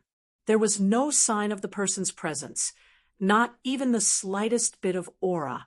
Lord Bai, who is it? Wu Yan turned around abruptly. He saw a silver-haired girl in a maid uniform with an indifferent expression on her face. Yukari? I'm sorry, Lord Bai. Yukari bowed, respectfully. But if one looked closely, Yukari's expression was still calm. Yukari is used to moving like this. I'm sorry for scaring you. Time stop. Just now, Sui Yi must have used this ability to sneak up behind Wu Yan without leaking any of her aura. Wu Yan didn't notice her until she appeared. Scared? Do you think I would be scared? Wu Yan glanced at Yukari. But I don't like people appearing behind me silently. If there's a next time, I can't guarantee that I won't treat you as an attacker. Yukari paused for a moment and then nodded. Yukari understands. That's good. Wu Yen nodded with satisfaction. Why are you looking for me? Did Lord Bai forget? Sakuya frowned when she saw Wu Yan's nonchalant expression. He didn't seem to want to talk to her at all. She quickly recovered her composure. Yesterday, you said that you wanted to personally cook a meal and let me experience your cooking skills. Cook? Wu Yan was stunned. He seemed to have remembered this. However, Wu Yan didn't show any sign of understanding. Instead, he showed a hint of reluctance. That's what a servant should do, not what I should do. When he heard this, it was Zunya's turn to be stunned, and his beautiful blue eyes were filled with a strong sense of discomfort. What a servant should do. Does Lord Bai really think so? Yukari couldn't help but think back to the conversation with Wu Yan yesterday morning. I'm a newcomer. There are many things I can't take care of.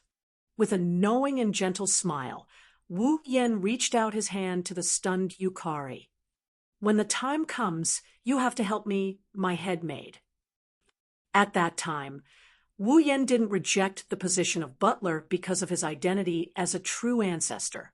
Instead, he said that there were many things he couldn't take care of. He didn't think it was shameful at all. Moreover, at that time, Wu Yan didn't treat Sakuya as a servant at all. He extended his hand and shook Sakuya's hand. Frankly speaking, that was the first time Yukari shook hands with someone in her life. Therefore, Yukari didn't believe that Wu Yan was the kind of person who looked down on other people's work. Sure enough, something happened to Lord Bai that we didn't know about. Thinking this, Yukari decided to test it. But the first and second young ladies seemed to be looking forward to Lord Bai's cooking. Yukari looked straight at Wu Yan. Since Lord Bai is the butler of the Scarlet Devil Mansion, it shouldn't be a problem for him to serve the first and second young ladies, right?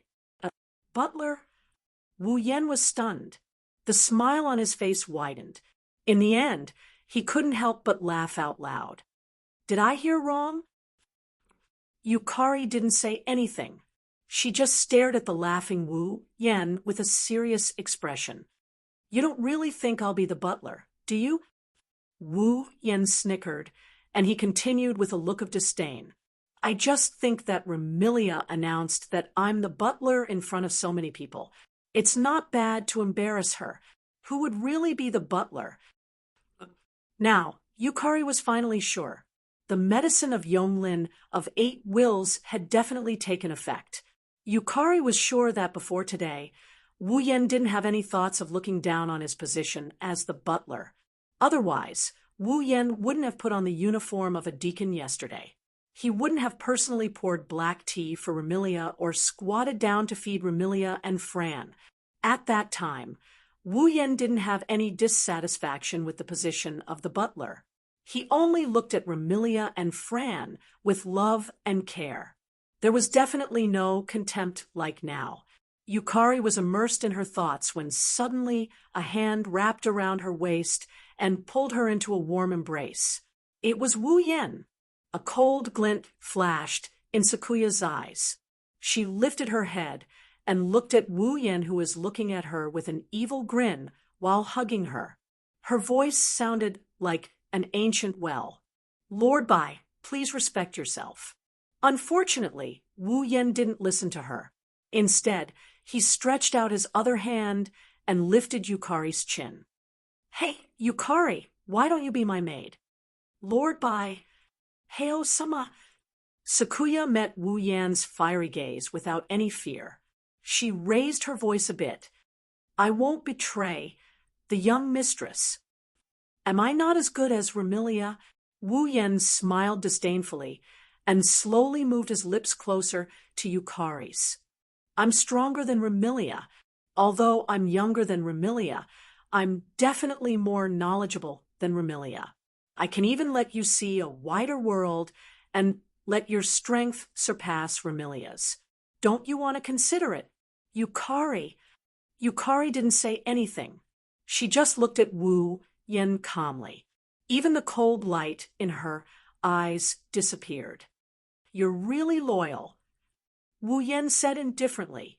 With a mischievous smile, he slowly moved closer to Yukari's lips.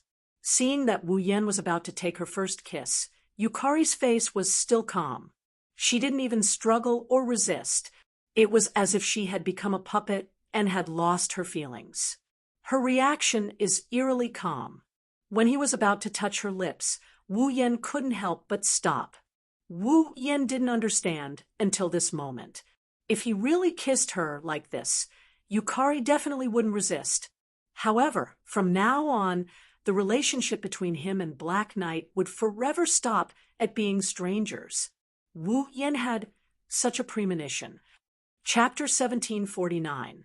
For a moment, the atmosphere of the scene was infinitely close to a cold state, making people feel the space become heavy and incomparably oppressive. With one hand around Ruoye's waist and the other holding her chin, the distance between their lips was less than 5 centimeters. Ruoye didn't seem to have any intention of resisting.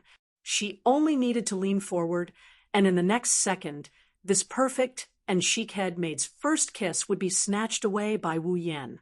However, looking at Ruoye's seductive lips and delicate face, feeling her soft body and smelling her blood-boiling body fragrance, Wu Yan felt that this 5 centimeters distance seemed to be the furthest distance in the world. There was a wall between them that couldn't be shortened no matter what. No, it should be said that Wu Yan didn't dare to shorten this 5 centimeters distance. That's because, looking at Kuoye's strangely calm blue eyes, a voice kept telling Wu Yan in his heart, "Can't kiss. If you kiss, then there's no way to take it back." However, another voice kept echoing in Wu Yan's mind. "Kiss her. Take this perfect and chic head maid from Remilia's side. The person who should have such a perfect head maid shouldn't be Remilia, but him." 2 voices. One was ringing in Wu Yan's head while the other was ringing in Wu Yan's heart like a drum. It made Wu Yan feel as if the whole world was distorted and his body was split in half. Not only was it uncomfortable, but it also made him dizzy. Ugh. Under the unbearable dizziness, Wu Yan squeezed out a painful groan from his throat. His body went limp and he directly fell to the ground. However, before Wu Yan fell to the ground, a soft and delicate body embraced Wu Yan's body and supported him. Lured by, she hugged Wu Yan as if they were hugging each other. She let Wu Yan's head lean on her shoulder. She rested her chin on Wu Yan's shoulder as well. Her voice didn't have that eerie calmness anymore. Instead, there was only a hint of gentleness. "Are you all right, Jiuyi?" Wu Yan felt his head go numb. His vision could not be restored either. Everyone felt dizzy. However, he still forced himself to speak. I'm fine, lured by." It was the same greeting, but this time Buye's tone was forceful. "You are tired? Tired?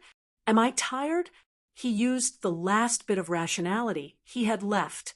Wu Yan pondered over this question for a moment, and then replied in a hazy manner. Maybe, Wu Yan, who was leaning on Jiyi, didn't notice that his answer had made Jiye's calm, beautiful face soften a little. "Lured by, I'll take you back to your room to rest."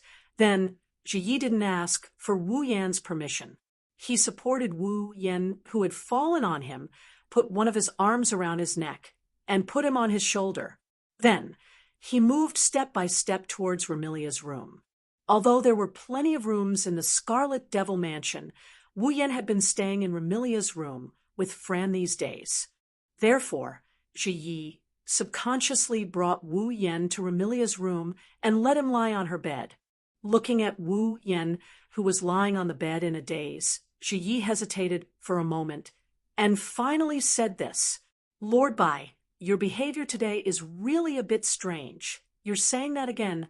Wu Yan reflexively wanted to express his dissatisfaction, but the dizziness in his head didn't allow him to make such a big fuss. He could only show a tired expression.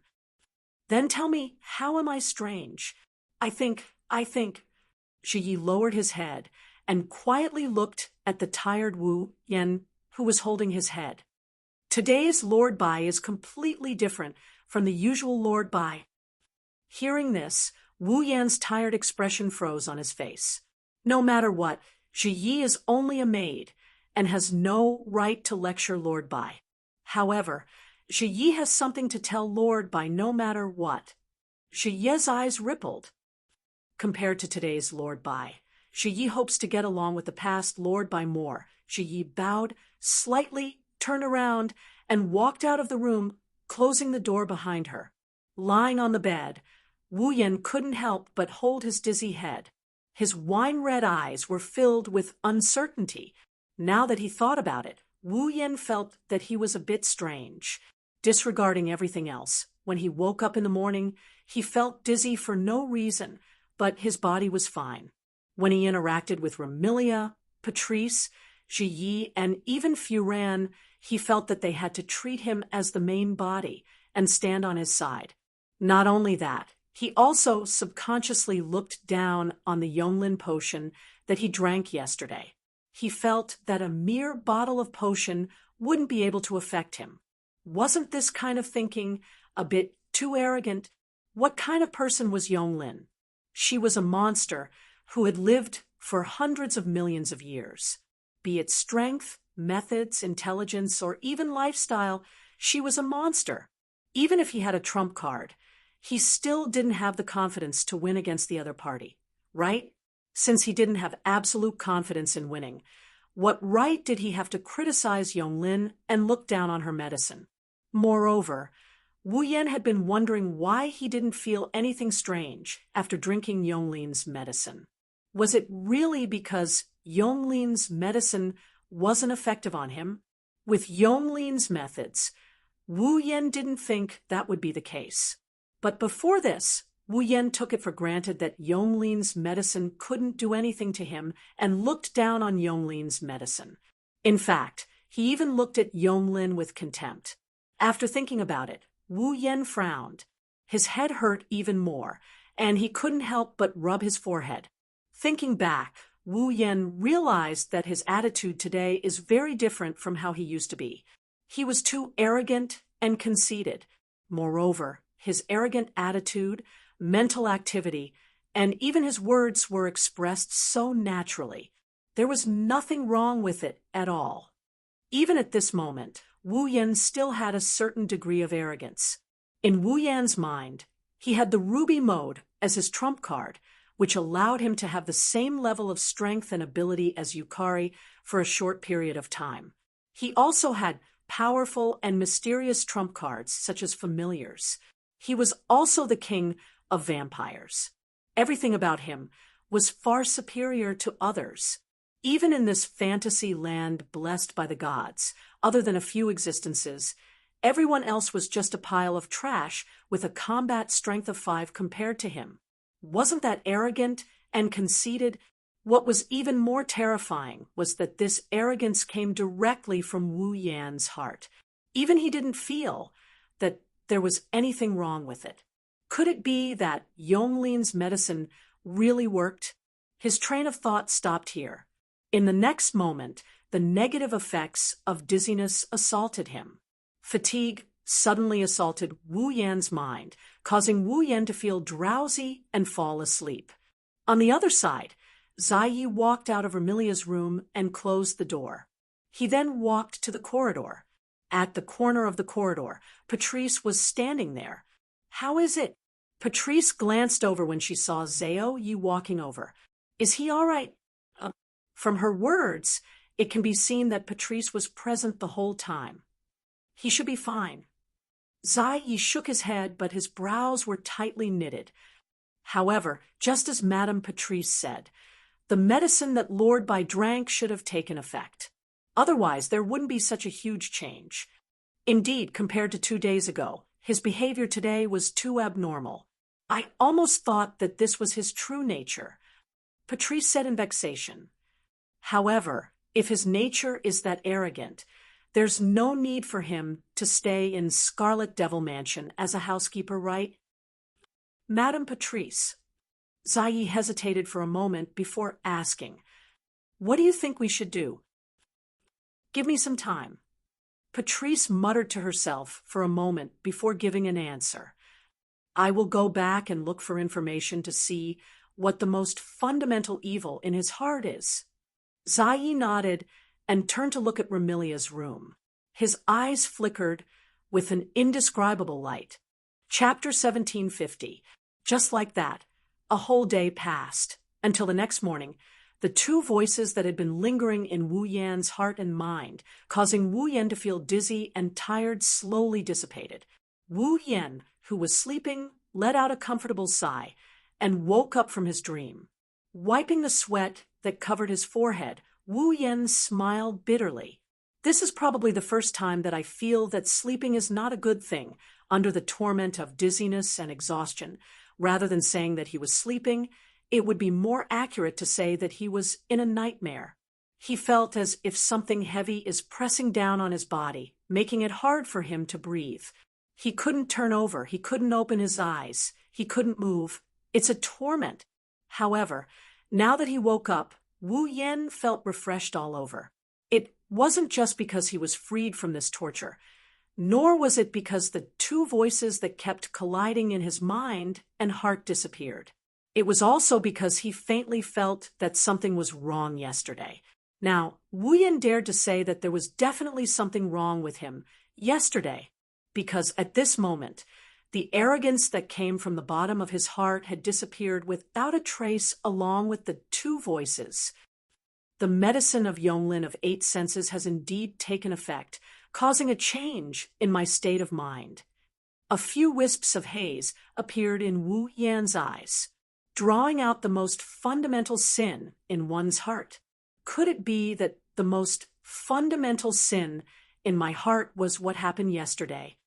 Of course, compared to this, what made Wu Yan more confused was that Yonglin of 8 senses clearly said that the medicine would last for 7 days, but now only 1 day had passed. How did he return to normal?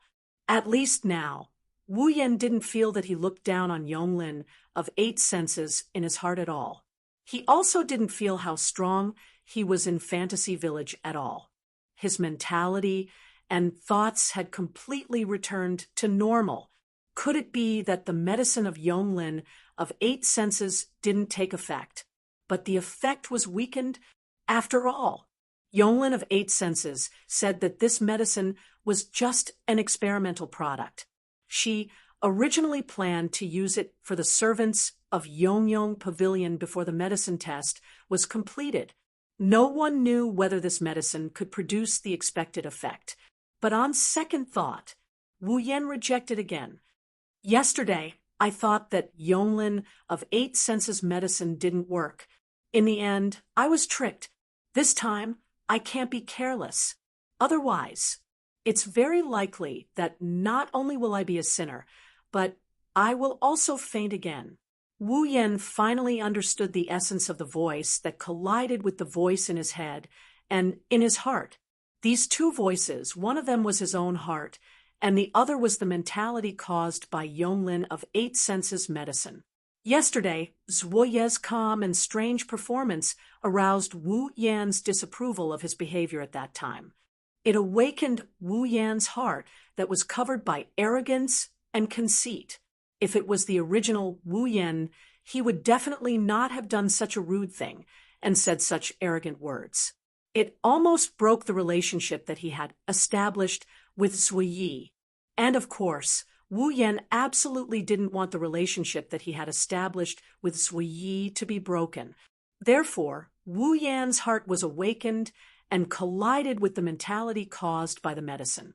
As a result, under the collision of two different states of mind, Wu Yan's head couldn't bear the burden of two spirits and suddenly crashed.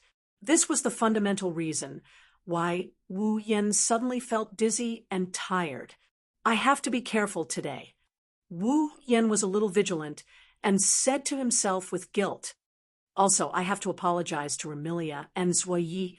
With that, Wu Yan lifted the blanket, got off the bed, and walked out of the room. Scarlet Devil Mansion. Today, Patrice wasn't in the main hall like yesterday. Remilia, Fran, and Zhuoyi weren't in the main hall either. Instead, They went to the balcony on the second floor of Scarlet Devil Mansion. On the balcony, there was a small round table with all kinds of tea sets on it. Remilia and Fran were sitting opposite each other. In front of them was a pure white teacup filled with scarlet liquid. Their expressions were somewhat absent-minded, especially Fran. Her wine-red eyes were filled with apprehension and uneasiness. Sometimes there was even a trace of anxiety. Remilia, who saw this, felt vexed and angry. Remilia said, unhappily, "Are you still thinking about Yakumo Bai?" Yakumo Bai? Fran blinked in confusion. Then she remembered that this name was Wu Yan's current alias. She couldn't help but nod. Big brother. Is he all right?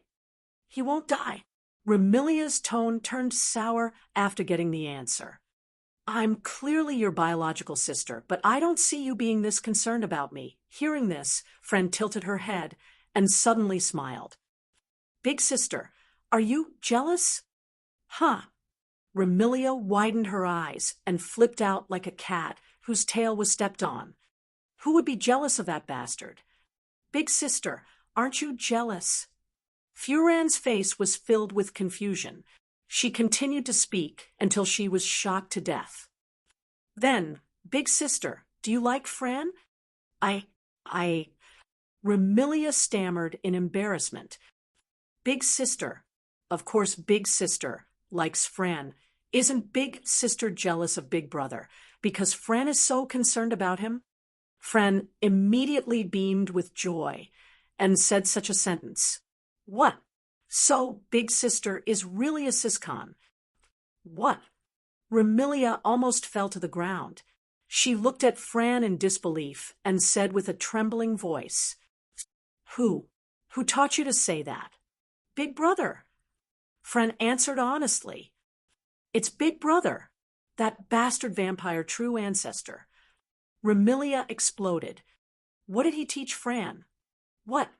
Fran had a doubtful look on her face once again. Isn't a siscon someone who likes their own sister a lot? Remilia's roar came to an abrupt halt. She rolled her eyes and hurriedly nodded. That's right. It means liking your own sister. What? Fran puffed up her cheeks. Then big sister likes Fran. Isn't that a siscon? Remilia's face turned red and white. She couldn't explain anything. Her expression was strangely sullen. Looking at Remilia's sullen expression, Ruoyi couldn't help but shake his head with a chuckle. He casually glanced at the balcony entrance and was stunned. Wu Yan, who was looking for something, happened to pass by. Suiyi saw him. Suiyi inadvertently called out when Wu Yan was about to walk over. Lord Bai. Remilia and Flan turned around when they heard Sakuya's voice. Wu Yan, who was about to leave the balcony, stopped, and he turned around to look at them. You're here? Wu Yan let out a sigh of relief. Finally found you, big brother. Fran stood up from her chair and jumped toward the balcony entrance. She crossed several meters and threw herself into Wu Yan's arms. Fran was so worried about you. Flan. Wu Yan hugged the petite girl who jumped into his arms. He rubbed Flan's head in a doting manner. Sorry for making you worry. Remilia and Sakuya exchanged glances when they saw the adoration in Wu Yan's eyes and his apologetic tone. You. Remilia hesitated for a moment before asking. Are you okay? Wu Yan looked up at Remilia and Zuiyi with a bitter smile. I don't know when I'll get a cramp, but I'm really sorry about yesterday.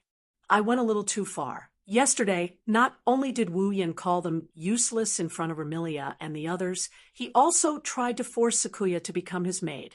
That wasn't just a little too far, it was very far. Wu Yan's apology eased Remilia's expression, and she turned her head away. Looks like you've really recovered. When Sakuya saw the usual indulgence and clarity in Wu Yan's eyes, her heart unknowingly calmed down. She told Wu Yan, Lord Bai, if you feel that something is wrong, please remember to tell us. I will. Wu Yan looked at Sakuya. She's neither servile nor overbearing. She's confident and cool. He praised her in his heart. No one could find any fault with this maid. Another idea popped up in his mind after thinking about it for a bit. Why would such a perfect being be Remilia's maid, and not his? Chapter 1751. Why couldn't she be his maid? When such a thought appeared in Wu Yan's mind, it was like a spark that quickly burned through every corner of Wu Yan's heart, causing a dark and negative emotion to emerge in Wu Yan's heart. Driven by this negative emotion, Wu Yan actually developed a sense of rejection, hostility, and even a trace of killing intent towards Remilia. Remilia, who was about to drink tea, keenly felt a sense of hostility and killing intent lock onto her at the same time. She even felt a sense of danger in her heart, causing her hand that was holding the teacup to tremble violently. She turned her head abruptly and looked over. Thus Remilia saw it. The pair of wine-red eyes kept turning. Sometimes it's the usual wine-red color. Other times it's the gold color that represents a noble bloodline. There's hostility and killing intent in those eyes as he stared at Wu Yan. Seeing the hostility and killing intent in Wu Yan's eyes, Remilia seemed to have suffered a blow, and her expression was abnormally ugly. It was because Remilia no longer hated this inexplicable true ancestor of vampires as much as before. Instead, she truly treated him as someone close to her. It couldn't be helped. Not only did this man in front of her sleep in the same bed as her, but he also treated her as a younger sister. He doted on her, took care of her, and even fed her. On the surface, Remilia disdained this kind of behavior, but in fact, she enjoyed it very much. Friends stayed in the basement for hundreds of years and tasted loneliness. What about Remilia? She had almost ruled the entire fantasy land. She even had the idea of invading the moon. Attempting to invade the moon did seem awe-inspiring on the surface, but hadn't Remilia never enjoyed the feeling of kinship? Not only did she have no parents, but she also had to personally lock her only sister in the basement. Although this behavior was a bit extreme. However, Remilia's desire for kinship was also unconcealable. Now, her biological sister had recovered. She could live with her openly, and she even had a brother who talked to himself. Remilia had never admitted it, but in her heart, she had indeed developed a trace of dependence towards Wu Yan. This trace of dependence was still very weak, but if it continued to develop sooner or later, Remilia would be like Fran and treat Wu Yan as her own kin. Under such circumstances, seeing Wu Yan develop hostility and killing intent towards her for no reason, Remilia's heart felt a little uncomfortable. Her eyes flashed with a trace of sadness, but more than that, her anger towards Wu Yan. Remilia's eyes met with Wu Yan's eyes that constantly alternating between red and gold. As she withstood the faint pressure from her bloodline, she spoke. What is the meaning of this? Lord Bai. So he also noticed the change in Wu Yan. Unknowingly, he appeared beside Wu Yan and pressed down on Wu Yan's shoulder. Please calm down. Wu Yan was already somewhat awakened by Remilia's scolding, but now that Sui Yi spoke, Wu Yan's heart immediately surged with more negative emotions, causing his eyes to completely turn gold. For Remilia? Sui Yi stopped me for Remilia's sake, right? Why is she so nice to Remilia? Am I not worthy of being treated well by her? Such thoughts continuously emerged from the depths of Wu Yan's heart, causing the surface of Wu Yan's body to begin circulating with a faint magical light. Brother, Fran subconsciously felt that something was wrong and hugged Wu Yan tightly. Lord Bai, so he couldn't help but raise his voice. Don't forget, you've always treated Miss as your younger sister. This sentence was like a basin of cold water splashing into Wu Yan's heart, causing Wu Yan's heart to turn cold and his expression to clear up. He finally understood what he had just done. At the same time, Just like yesterday, two completely different voices in his mind and heart collided once again, allowing Wu Yen to instantly understand. The medicine of 8 Wills' eternal beauty was still in effect. His heart was confronting the mentality triggered by the medicine's effect. The moment he understood, Wu Yan's head exploded and buzzed. Ah! Screaming in pain, Wu Yan covered his head and squatted down.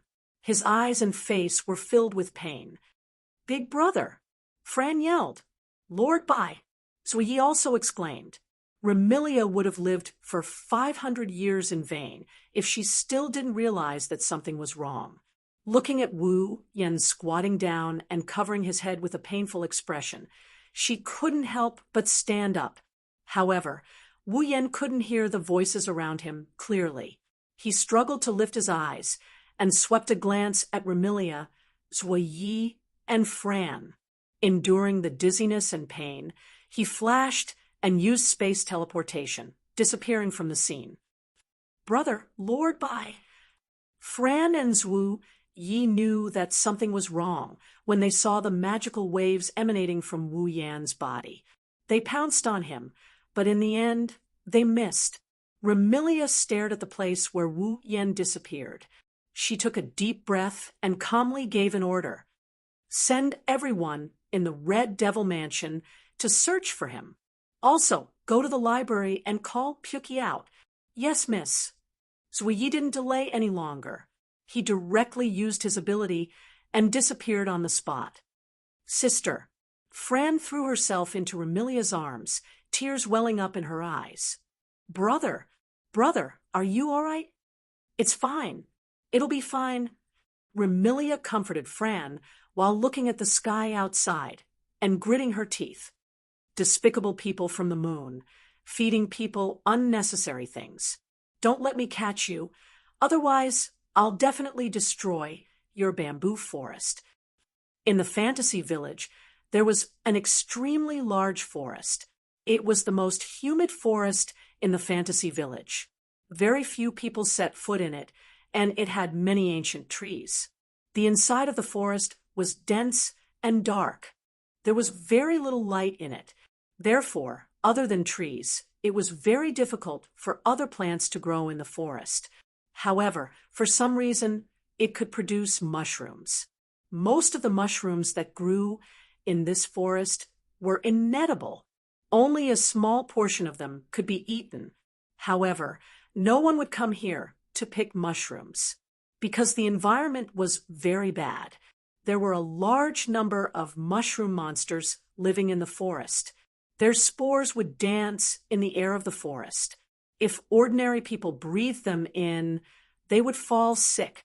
For ordinary monsters, this was not a comfortable place, and even more so for humans.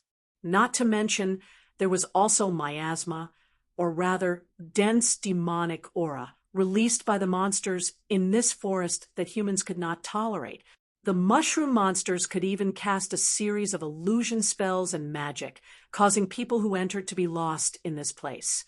It was possible that they would fall into an eternal slumber. However, if they could withstand the miasma, humans could live here and protect themselves from the attacks of demons. In addition, although the mushroom monster spores could bring about hallucinations, they could also increase a human's magic power to a certain extent. Therefore, humans who were determined to become magic envoys would usually come here to live.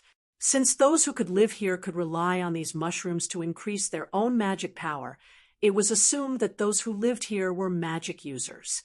Hence, this forest had such a name, the Magic Forest. Regardless of whether it was the human by profession, Misty Rain Demon Risa, or the demon by race, Magic Caster Alice, who was a human by profession, Magic Caster Margaret Lloyd lived in this magic forest. At this time, Alice was bringing her 2 dolls, Shanghai Humanoid and Penglai Humanoid, to pick some edible mushrooms in the magic forest. Regarding these mushrooms, Marissa, who also lived in the magic forest, ate them 3 times a day. As for Alice, who was a magic user, she only ate them when she needed them. For example, when she wanted to increase her magic power. Eating these mushrooms directly can also increase her magic power. Moreover, it was much more useful than absorbing the spores. Of course, the further she progressed, the more limited the amount of magic she could gain from eating these mushrooms. For Alice, the amount of magic she could gain from eating these mushrooms was less than the amount of water dripping out of a faucet, but it was better than nothing. While Alice was picking the mushrooms, suddenly, not far away, a magic fluctuation was transmitted over. Alice looked towards the source of the magic fluctuation. In the next moment, she was stunned. Not far away, there was a person lying on the ground.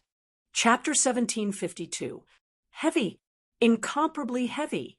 The heaviness that assaulted him made it hard for him to breathe in his sleep. He groaned in pain. His consciousness is like a small boat tossing and turning under the battering of the storm. It's like he's in the middle of a tidal wave. He can't control his body, and he's in great pain. Of course, it was very simple to be immune to this pain. As long as Wu Yan allowed his heart to follow the negative mentality caused by Yonglin's medicine and vent it wantonly, there would be no pain. However, rather than being a completely different person, Wu Yan would rather continue to suffer. Maybe even Yan Grin didn't expect Wu Yan's willpower to be strengthened by the influence of the important people around him. That's how he resisted the evil that came from the depths of his heart. That's how things turned out this way. He didn't know how much time had passed, and he didn't know who won in the end. At a certain moment, the heavy feeling that attacked him all the time began to recede, and the dizziness and pain also disappeared like a receding tide. Wu Yan slowly opened his eyes. When he opened his eyes, the first thing he saw was an unfamiliar ceiling. After struggling in the heavy feeling for such a long time, Wu Yan's consciousness was slightly chaotic. He looked at the unfamiliar ceiling in front of him. For a moment, he was at a loss. Where am I? Red Devil Mansion? However, the walls of the Red Devil Mansion were red, but the ceiling in front of him was white. Bully Shrine? However, the ceiling of the Bully Shrine was made of wood. Not to mention the ceiling, even the floor was made of wood. The ceiling in front of him was obviously made of stone bricks. Since it was not the Red Devil Mansion or the Bully Shrine, there was no other place for him to stay in the fantasy village, right? As he thought about it, Wu Yan finally remembered. He had escaped from the Red Devil Mansion. He had escaped. His eyes instantly widened to the limit. Wu Yan suddenly sat up from the bed. Almost at the same time, a voice suddenly sounded from the side. Are you awake? Hearing this voice, Wu Yan reflexively turned his head. He looked to the side. Not far from Wu Yan. It was only 2 or 3 meters away. A young girl was sitting on a chair, holding a thick book with a red ribbon tied with a bow. 2 little people were floating beside her. Seeing this young girl, Wu Yan was startled and murmured, Alice. Alice nodded her head lightly. Her expression was neither cold nor warm, as if she was entertaining a strange guest. Do you feel uncomfortable anywhere? Where do you feel uncomfortable? Wu Yan smiled bitterly. I feel uncomfortable all over. After saying that, Wu Yan looked around and saw where he was. This was a Western-style room. The room wasn't very big, much smaller than Remilia's room. However, it was slightly bigger than an ordinary room. There were pink curtains on the window, and some furniture, such as a desk and counter, had dolls placed on it. It was filled with the youthful aura of a young girl. However, if one looked closely, they would discover that the dolls placed on the furniture were more like human dolls than dolls. That was because one could clearly see some gears on their limbs, and there were obvious signs of broken joints on their joints. As for Wu Yan, he's lying on top of a pink bed with a canopy. He could smell the sweet scent of the bed wafting into his nose. This fragrance wasn't something Wu Yan hadn't smelled before. In the lost bamboo forest, in order to track the rabbit, He hid on top of Patrice and Alice. One of the two scents emitted from Patrice and Alice was identical to this fragrance. Alice, considering the situation before him, Wu Yen looked at Alice in astonishment. "This is your home?" Alice gazed at Wu Yen and slowly nodded. "It's also my room." As expected, Wu Yen rubbed his forehead. "How did I get here?" "I found you in the magic forest," Alice replied in an unhurried and indifferent tone. "You fainted, so I brought you back." "Magic forest?" Wu Yen took a deep breath and asked the question he was most concerned about. "Then, how long have I been unconscious?"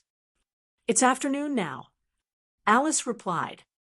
"You've been sleeping since morning."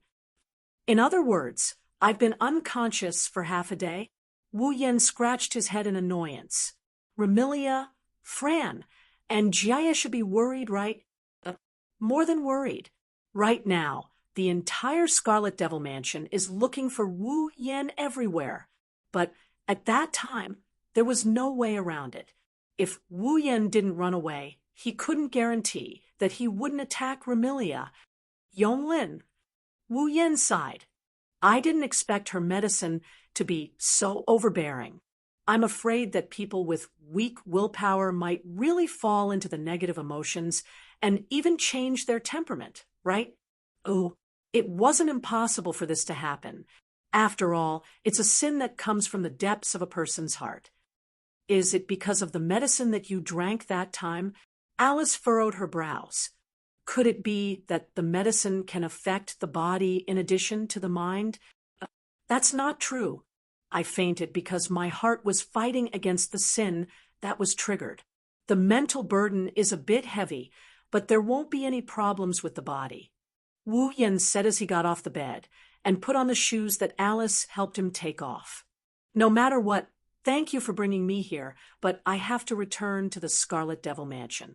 Hearing this, Alice didn't stop him. She looked at Wu Yen quietly for a while before suddenly speaking. "Ling Meng said that you only came to the fantasy village in the past 2 to 3 days. Wu Yen, who was putting on his shoes, paused, and he raised his head to look at Alice with a puzzled expression. "What? Is there a problem?" "I don't know much about the Scarlet Devil Mansion, but the people in the fantasy village basically don't go there except when Remilia holds a banquet. The Scarlet Devil Mansion is also famous for being resistant to outsiders." Alice muttered for a while and met Wu Yan's eyes. "You seem to be getting along well with the people from the Scarlet Devil Mansion." Hearing Alice's words, Wu Yan fell silent. Indeed, to be precise, Wu Yan and the people from the Scarlet Devil Mansion had only been together for 2 to 3 days. However, in these short 2 to 3 days, the relationship between Wu Yan and Remilia seemed to be incompatible on the surface. Instead of saying that they were enemies, it was more like a daily quarrel. As for Sakuya, although he didn't have many chances to be alone with her, and they didn't interact much with each other, the two of them seemed to have developed a tacit understanding in these short 2 to 3 days. They are like bosom buddies. As for Patrice, due to the incident in the library, their relationship was awkward. However, yesterday, Patrice came out of the library to observe whether Wu Yan was affected by Yonglin's medicine. Patrice was also very concerned about Wu Yan. It had only been 2 to 3 days, and his relationship with the people from the Scarlet Devil Mansion had improved so much. Now that he thought about it, Wu Yan felt that it was inconceivable. It was because she had noticed this that Alice had purposely asked about it. Wasn't it? After a moment of silence, Wu Yan revealed a helpless smile and gave such an answer. "Perhaps my relationship with the Scarlet Devil Mansion is better." "Relationship?" Alice mumbled to herself for a moment before nodding in agreement. "That's true. Other than this, I can't think of any other reason to explain why that homie who has a lukewarm relationship with everyone else other than her own family and Marissa would approve of you in such a short period of time and interact with you, Scarlet Devil Mansion." Wu Yen was speechless. Alice didn't care about how his relationship with the people from the Scarlet Devil Mansion progressed so quickly. Instead, she cared about how his relationship with Mulan progressed so quickly. That was to be expected. No matter what, the two of them were love rivals in name. Regardless of whether it was Alice or Marissa, both of them more or less had lesbian tendencies and held lustful thoughts towards the unfortunate Black Devil Mansion. Gazing at the beautiful young lady before him, Patrice's delicate yet delicate face surfaced in his mind. Wu Yan's heart suddenly became restless. Why didn't these two beautiful young ladies like him? Chapter 1753. Regardless of Alice or Patrice, no one would be able to find fault with their looks. Let's not talk about Patrice. Let's talk about Alice, this typical Western beauty. In the mouths of some people, she was even given the title of the #1 Western beauty in Fantasy Village. In other words, among all the girls in the Fantasy Village series, most people believed that Alice was the prettiest in terms of appearance. For such a young lady, as long as one was a man, he would more or less have some unconventional thoughts. As for Patrice, due to her frequent hiding in the Scarlet Fiend Mansion's underground library, not many people in Fantasy Village knew of her. Those who had met her were even fewer. Sometimes, Patrice's figure might not even be seen in large-scale banquets. Therefore, most of the people in Fantasy Village only knew of Patrice as a member of the Scarlet Fiend Mansion. Some had only heard of her name, and there were even some who had never heard of her name before. However, who could say that Patrice's looks weren't good? Although not many people knew or had seen Patrice, in terms of looks, Patrice wasn't inferior to Alice. Facing these two absolute beauties, Wu Yen couldn't help but ponder. Why didn't they belong to him? Such a thought, without any warning or reason, it suddenly burst forth from the depths of Wu Yan's heart. A trace of haze flashed across Wu Yan's eyes as resentment towards Marissa rose in his heart. This situation was exactly the same as when he faced Vermilia in the Scarlet Fiend Mansion. If there was anything different, it would be that this time, Wu Yen had finally discovered the uncontrollable resentment towards Marissa that burst forth from the depths of his heart. Immediately, Wu Yen understood. The sin induced by Yongling's medicine. It still persisted. Damn it! Clutching his aching head, Wu Yan's eyes were filled with haze of resentment towards Marissa. He was vexed at his inability to control this negative emotion. Ahead, he clearly saw this scene. Alice, who had clearly seen the haze and vexation in Wu Yan's eyes just now, was stunned for a moment before she hurriedly asked, Are you all right? Wu Yan could only give an ugly smile, but he did not dare to assert that he was fine. With one hand on his forehead and the other on his chest, he carefully felt the restless negative emotions in the depths of his heart before he spoke softly. Looks like I'm jealous of Marissa. Jealous, Marissa? Alice froze on the spot when she heard these sudden words. She was not surprised at all. I can't help it. Perhaps he did not have the strength to explain or conceal it, or perhaps he did not have the intention to explain or conceal it at all. Wu Yen could not help but laugh. Alice and Patrice are so beautiful, yet they treat that black and white bandit so well. So, I must be jealous. Beautiful, beautiful. This was definitely not the first time she heard this evaluation from others. Alice, who used to be calm and indifferent, felt her heartbeat uncontrollably speeding up this time. Looking at Wu Yan's laughing expression, Alice's thoughts uncontrollably returned to the day when they went to Lost Bamboo Forest together. Wu Yan pressed her down and caressed her body with a hand. Alice's heart beat faster, and her eyes were more or less filled with a little panic. Without thinking, she retorted such a sentence.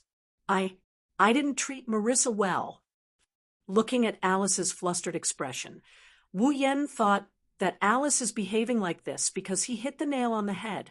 The restless negative emotions in his heart increased all of a sudden, giving Wu Yen a scare. Okay, I understand. But don't mention Marissa again. Wu Yen clutched his throbbing head and hurriedly explained. My current state isn't right. If you mention Marissa again, I might really be tormented by my jealousy to the point of losing my wolf. Tormented to the point of losing your wolf. Alice also noticed that something was wrong. She calmed down and pondered for a moment. She then asked in an uncertain tone, could it be the medicine of that doctor in Forever Pavilion? Wu Yen suppressed the negative emotions surging from the depths of his heart while nodding weakly. Alice fell into deep thought. That doctor said that the medicine can trigger the most fundamental evil in a person's heart. That is to say, it triggered your jealousy and made you jealous of Marissa? Yes, it could also be that I am jealous of Marissa. In the end, my jealousy was amplified by the effects of Yonglin's medicine. Wu Yen didn't push all the blame onto the medicine. He openly admitted to it and even joked around. If the person Alice likes is me, perhaps I will chop myself up out of jealousy. Don't talk nonsense. Alice's heart started to beat faster again. She shook her head hard and changed the topic. Then what do you plan to do now? Return to Scarlet Devil Mansion? Wu Yen hesitated for a moment before nodding. Even though it might bring trouble to Scarlet Devil Mansion, I want to go back and find Muck. Muck? Alice tilted her head to one side, not knowing what was going on. Muck is Patrice. Wu Yen reminded Alice when he saw her confused expression. You see, sometimes Patrice has the habit of adding the word M when she speaks, right? So, you call that squatting girl Muck? Alice smiled knowingly. However, she frowned in the next moment. She spoke in a displeased tone. Why are you looking for that squatting girl? Oh, that girl reads books all day. Perhaps she might have a solution. Wu Yan's tone turned displeased. Actually, compared to Muck, I want to look for Yukari more. She might be able to give me some ideas. But for some reason, after coming to Fantasy Village, she didn't seem to have any intention of looking for me. I don't know where she is. I really don't know what she is up to. Take a step back. Alice's tone was still filled with displeasure. Then why are you looking for that girl who only knows how to read? Can I help you?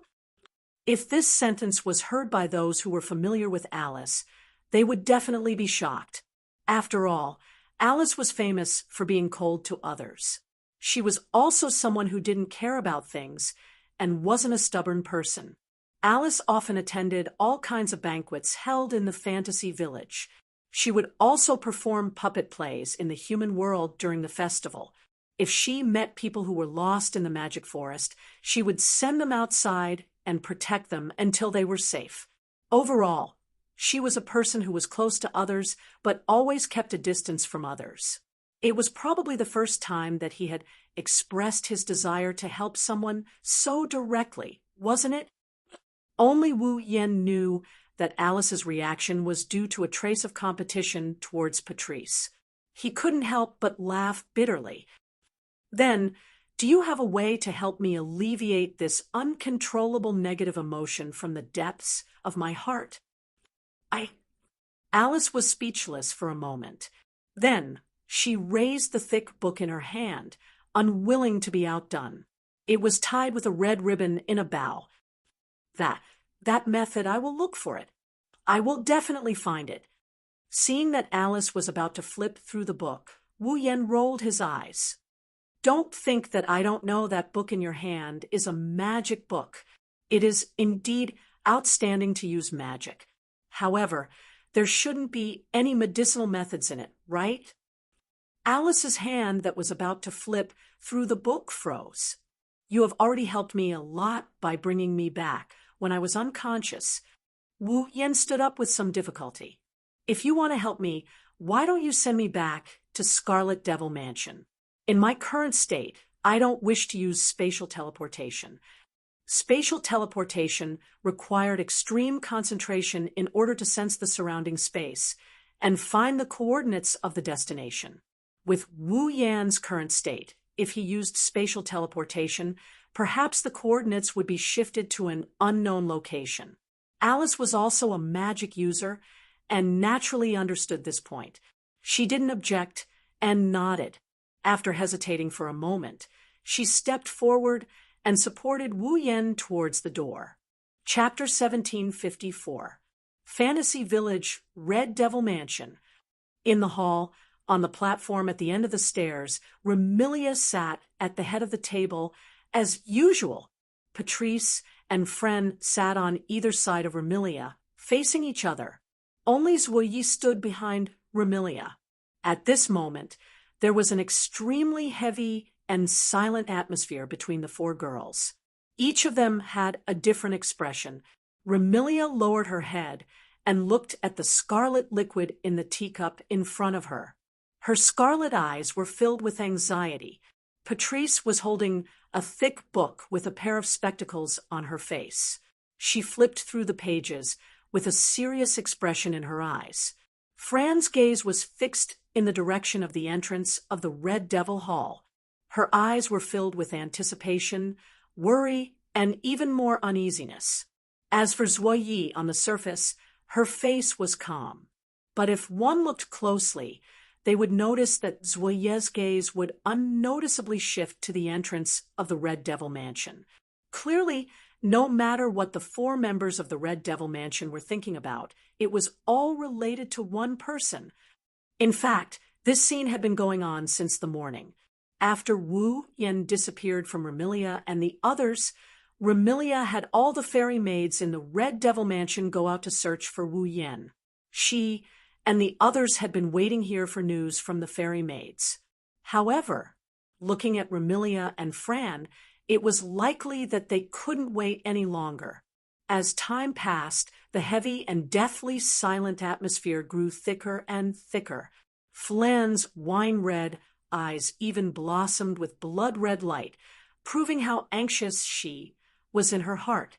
Second miss. Beside her, Zai Yi silently appeared and placed a cake in front of Fran.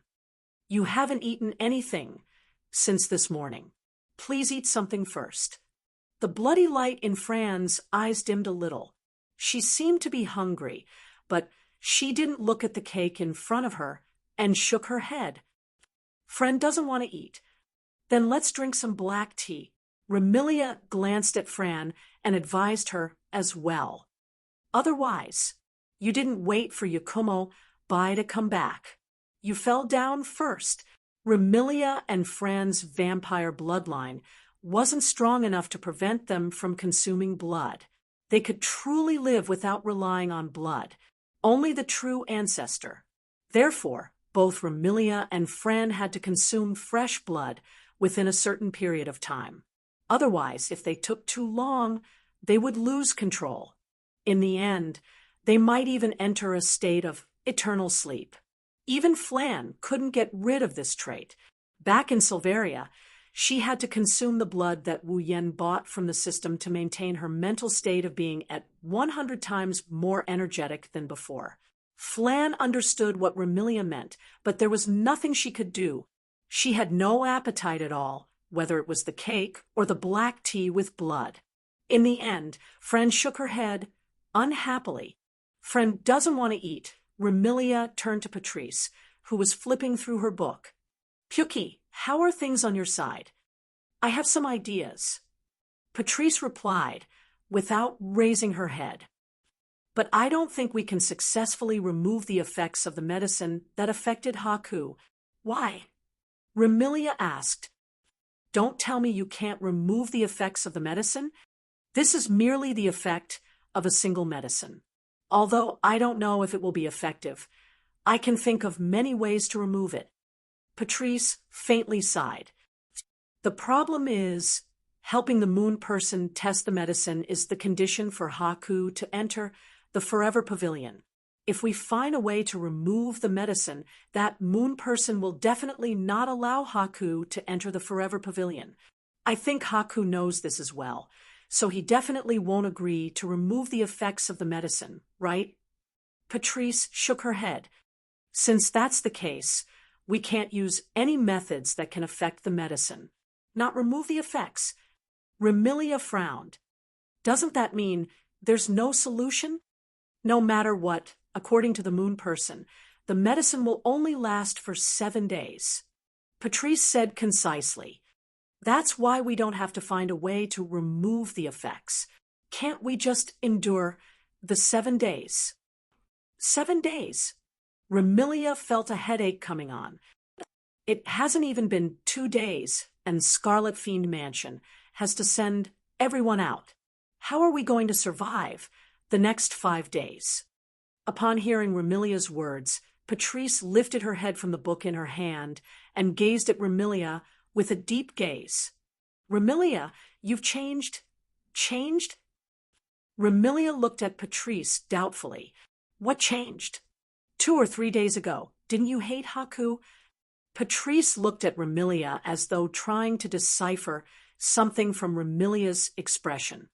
Besides, other than Scarlet Fiend Mansion's members, you used to be indifferent to everyone. This time, you've sent everyone out for a person you've only known for 2 or 3 days. Isn't that enough to prove that you've changed?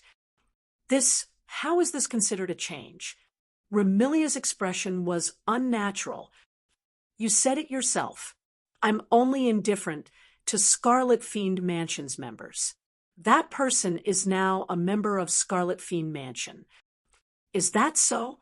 Patrice nodded in agreement. Then let's just treat it that way. If that's the case, Patrice, haven't you changed as well? Remilia didn't want to be outdone, so she added, You've only known that person for 2 or 3 days. Haven't you been hiding in the library since yesterday to find a way to help him? Hearing this, Patrice was taken aback and fell silent. At the side, Zwoyi sighed in his heart when he saw this scene. Remilia and Patrice weren't the only ones who changed. Didn't Zwoyi change as well? Although she didn't say it out loud, Zwoyi couldn't help but admit it. Right now, she's worried about the person she's only known for 2 or 3 days. At this moment, a flustered figure ran in from outside. Young miss! Young miss! Panicked shouts resounded throughout the hall, startling everyone who had fallen into silence. A cold light flashed in Zwoya's blue eyes. Without hesitation, he pulled out a throwing knife and threw it out with all his might. The flying dagger flashed through the air, drawing a long arc of light. With a soft sound of breaking through the air, it cut through the atmosphere and fiercely stabbed into the head of the figure, who ran in a panic. Pucci, along with a tearing sound, a blood-curdling scream was heard. The figure who ran in a panic fell to the ground. Blood spurted out from his head. With a trace of blood, he fell to the ground. China, I didn't expect you to not guard the door properly and leave your post without permission. You even dared to scare the young lady. Zwoyi grabbed the second flying knife with a calm face. I'll deduct your salary for the next year. My name is Hong Meiling, not China. The corpse on the ground jumped up and covered her bleeding forehead as she cried out pitifully. Also, young Miss Zwoyi, you've already deducted my salary for the next 10 years. Is that so? Zwoyi sneered. Then this time, I'll deduct your salary for the next 20 years. No, Miss Zwoyi. Hong Meiling cried out. I didn't leave my post, and didn't mean to scare the young miss. I just have something to report. Something to report. Remilia waved her hand impatiently. Don't tell me it's that black and white rat again. And no, it's not the black and white rats that sneaked in, but I'm back. Hong Meiling was just about to explain when a weak voice interrupted her and entered everyone's ears. Brother! Fran was the first to react. Her eyes were filled with joy as she stood up. At the same time, Wu Yen, who was supported by Alice, walked in from the main entrance. Raising his head, he looked at the girls on the platform, and he smiled helplessly. Sorry for making you guys worry. Remilia, Patrice, and Zui came to Wu Yan's side. Hi, Sama. Sakuya supported Wu Yan's other hand when she saw how weak he looked. You should return to your room first. Wu Yan nodded. Zui Yi and Alice supported him, as well as Remilia, Fran, and Patrice accompanied him to his room. Chapter 1755. Scarlet Devil Mansion, Remilia's room. Looking at Wu Yan lying on the bed with Alice and Sakuya's help, Flan climbed onto the bed and came to Wu Yan's side. She asked him with a worried expression, "Big brother, are you all right?" Turning around, Wu Yan saw the worry on Fran's delicate face. He stretched out his hand and rubbed her head. "Big brother is fine. It just looks serious. Actually, I'm just a little dizzy. Apart from that, I'm fine." Hearing that, Fran's worried expression eased a little. Remilia and Patrice couldn't help heaving a sigh of relief. Then, after heaving a sigh of relief, Patrice turned her head and looked at Alice. Her purple eyes were filled with unwelcome. "Why did you come here?" "He fainted in the magic forest, and I found him. I'm just sending him back." Alice didn't even look at Patrice. She patted her wrinkled clothes from supporting Wu Yan and straightened her body. "Moreover, I'm not squatting at home. Is it strange for me to come here?" "Of course it's strange," Patrice calmly replied. "I thought you only know how to play with dolls. So, you know how to send people home?" "Not only do I know how to send people home, I also know how to play in other people's homes." Alice looked at Patrice with a mischievous smile. "I have an appointment with Marissa. We'll have a meal together." Patrice's brows twitched slightly. "Seems like you're quite free." "I am. After all, I don't have to stay at home to read, right?" "Is that so? Don't you need to take some time out to fix those moldy dolls that you left there because you were too free?" "That's true. Otherwise, I'll get Marissa to help me repair my puppet. That way, I'll have more time to play with Marissa, right?" Hee hee. A thick ancient book suddenly appeared in Patrice's hand. Boundless magic power surged from it. "Recently, I've just developed a new spell. Since you're so free, why don't you give it to me? Why don't you test the power of this spell with me? What a coincidence. I have also recently practiced a new formation with Shanghai and Penglai." Alice crossed her arms in front of her chest and spread her fingers. Traces of magic power also appeared on her slender palms, condensing into the shape of a thread, and connected out. The next moment, each of them was only the size of a palm. Young girls with spears in their hands floated up from all directions. They formed a formation around Alice and pointed their spears at Patrice. "I need someone to practice with me."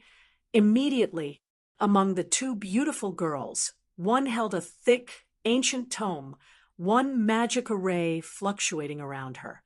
The other had threads extending from her fingers and connecting them to tiny girls. Tiny figures hovered around her, similarly radiating a large amount of mana. Seeing that a fight was about to break out between Patrice and Alice, Night Eye spoke up. "Lady Patrice, Lady Alice, Lady White still needs to rest. Do you intend to fight here?" Remilia spoke up with an unfriendly expression. "This is my room. You are not allowed to fight when Big Brother is resting." Fran stood up and shouted angrily. "Otherwise, Fran will kick all of you out first." The magic surging from Patrice and Alice's bodies paused for a moment. They looked at each other and snorted at the same time before withdrawing their magic. However, none of the girls noticed that Wu Yan was staring at Patrice and Alice with a gloomy expression. "Are you guys fighting over Marissa again?" When everyone quieted down, Wu Yan's gloomy voice echoed. "I really don't know what's so special about that black and white mouse that the two of you, who are as calm as water, would make such a fuss every time you meet." Hearing Wu Yan's gloomy voice, everyone was stunned. When they turned to look at Wu Yen, they were shocked. Wu Yen, who was lying on the bed, sat up. He tilted his head as he looked at Patrice and Alice. His wine-red eyes were filled with a dense haze that ruined his deep and beautiful eyes. Remilia shuddered, and her voice became nervous. "Don't tell me he's acting up again. Big brother! Lord White!" Both Fran and Zayoi extended their hands, but before they could touch Wu Yen, they were stopped by Wu Yen. "The two of you aren't the type who would easily quarrel with others. Neither are you the type who would mindlessly attack others. Why would you quarrel and even fight when you meet?" Wu Yen looked at Patrice and Alice and sneered. "Isn't it because of Marissa?" Seeing Wu Yan's gloomy expression, Patrice felt uncomfortable. At the same time, she was puzzled. Even though Yongling's medicine seemed to have taken effect since yesterday, compared to the arrogant Wu Yen from yesterday, Wu Yen didn't seem as arrogant as before. Instead, it made her shudder. If the arrogant Wu Yen from yesterday was disgusting, then the gloomy expression of Wu Yen today was frightening. It seemed that even Alice felt a little uncomfortable. She took a small step back. Then, as if she had thought of something, her expression changed.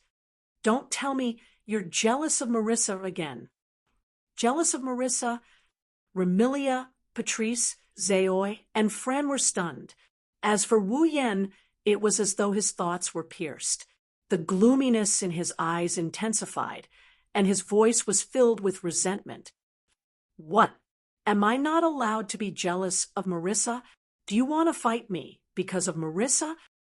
Let alone Patrice and Alice. Even Remilia, Furan, and Sakuya felt uncomfortable when they saw Wu Yan's gloomy and resentful appearance.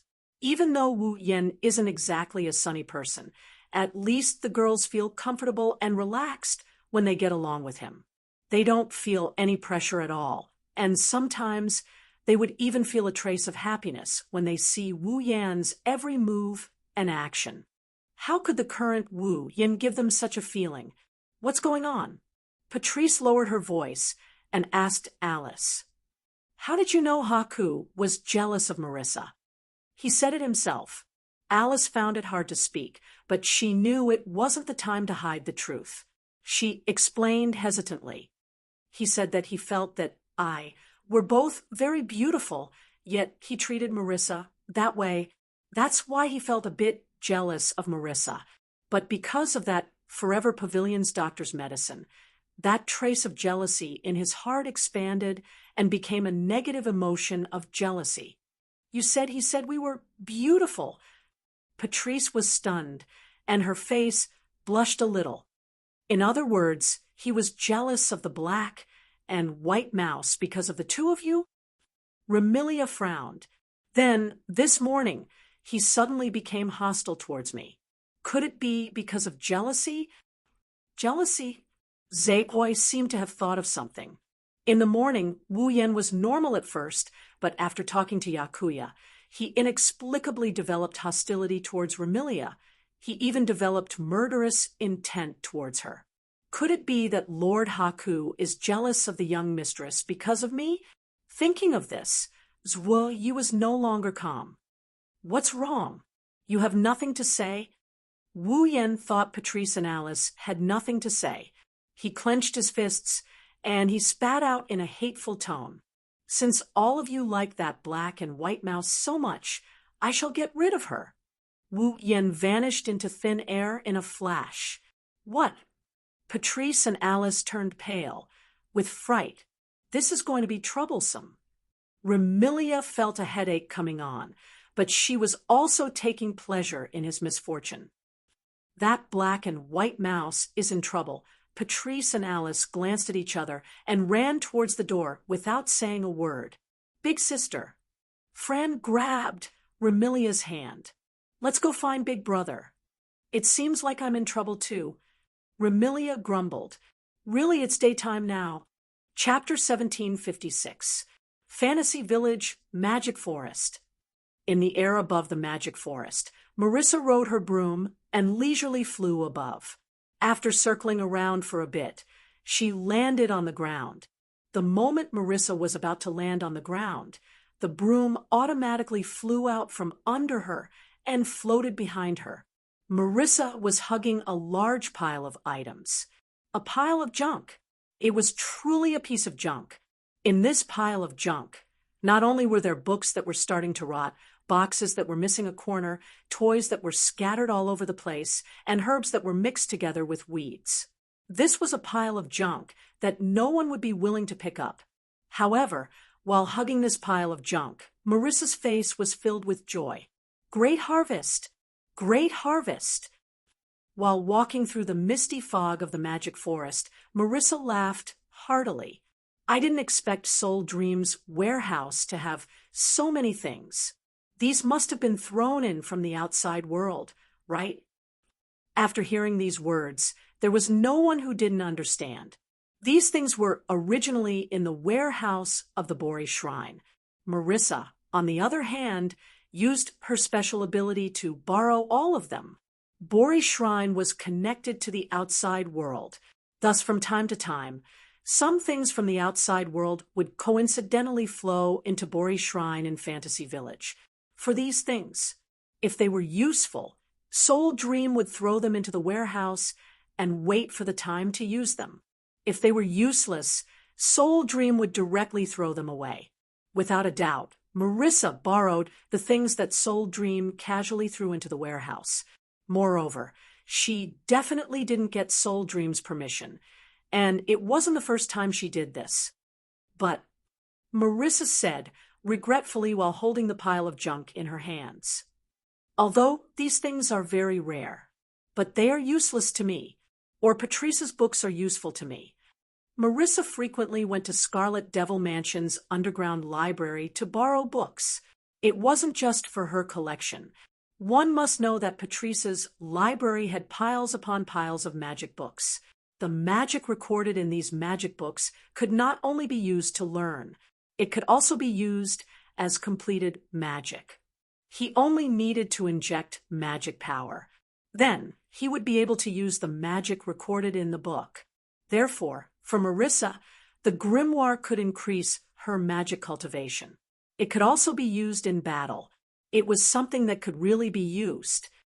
Since I don't have anything to do today, let's go to the Scarlet Devil Mansion later. Marissa giggled and explained to herself, I'm not going to steal anything. I'm going to borrow something. I'll also take a look at Ling Meng's husband. I'll make sure that he doesn't forget about the Bo Li Shrine just because he has the Red Devil Mansion. With him around, Ling Meng won't hide in the shrine and sleep all day.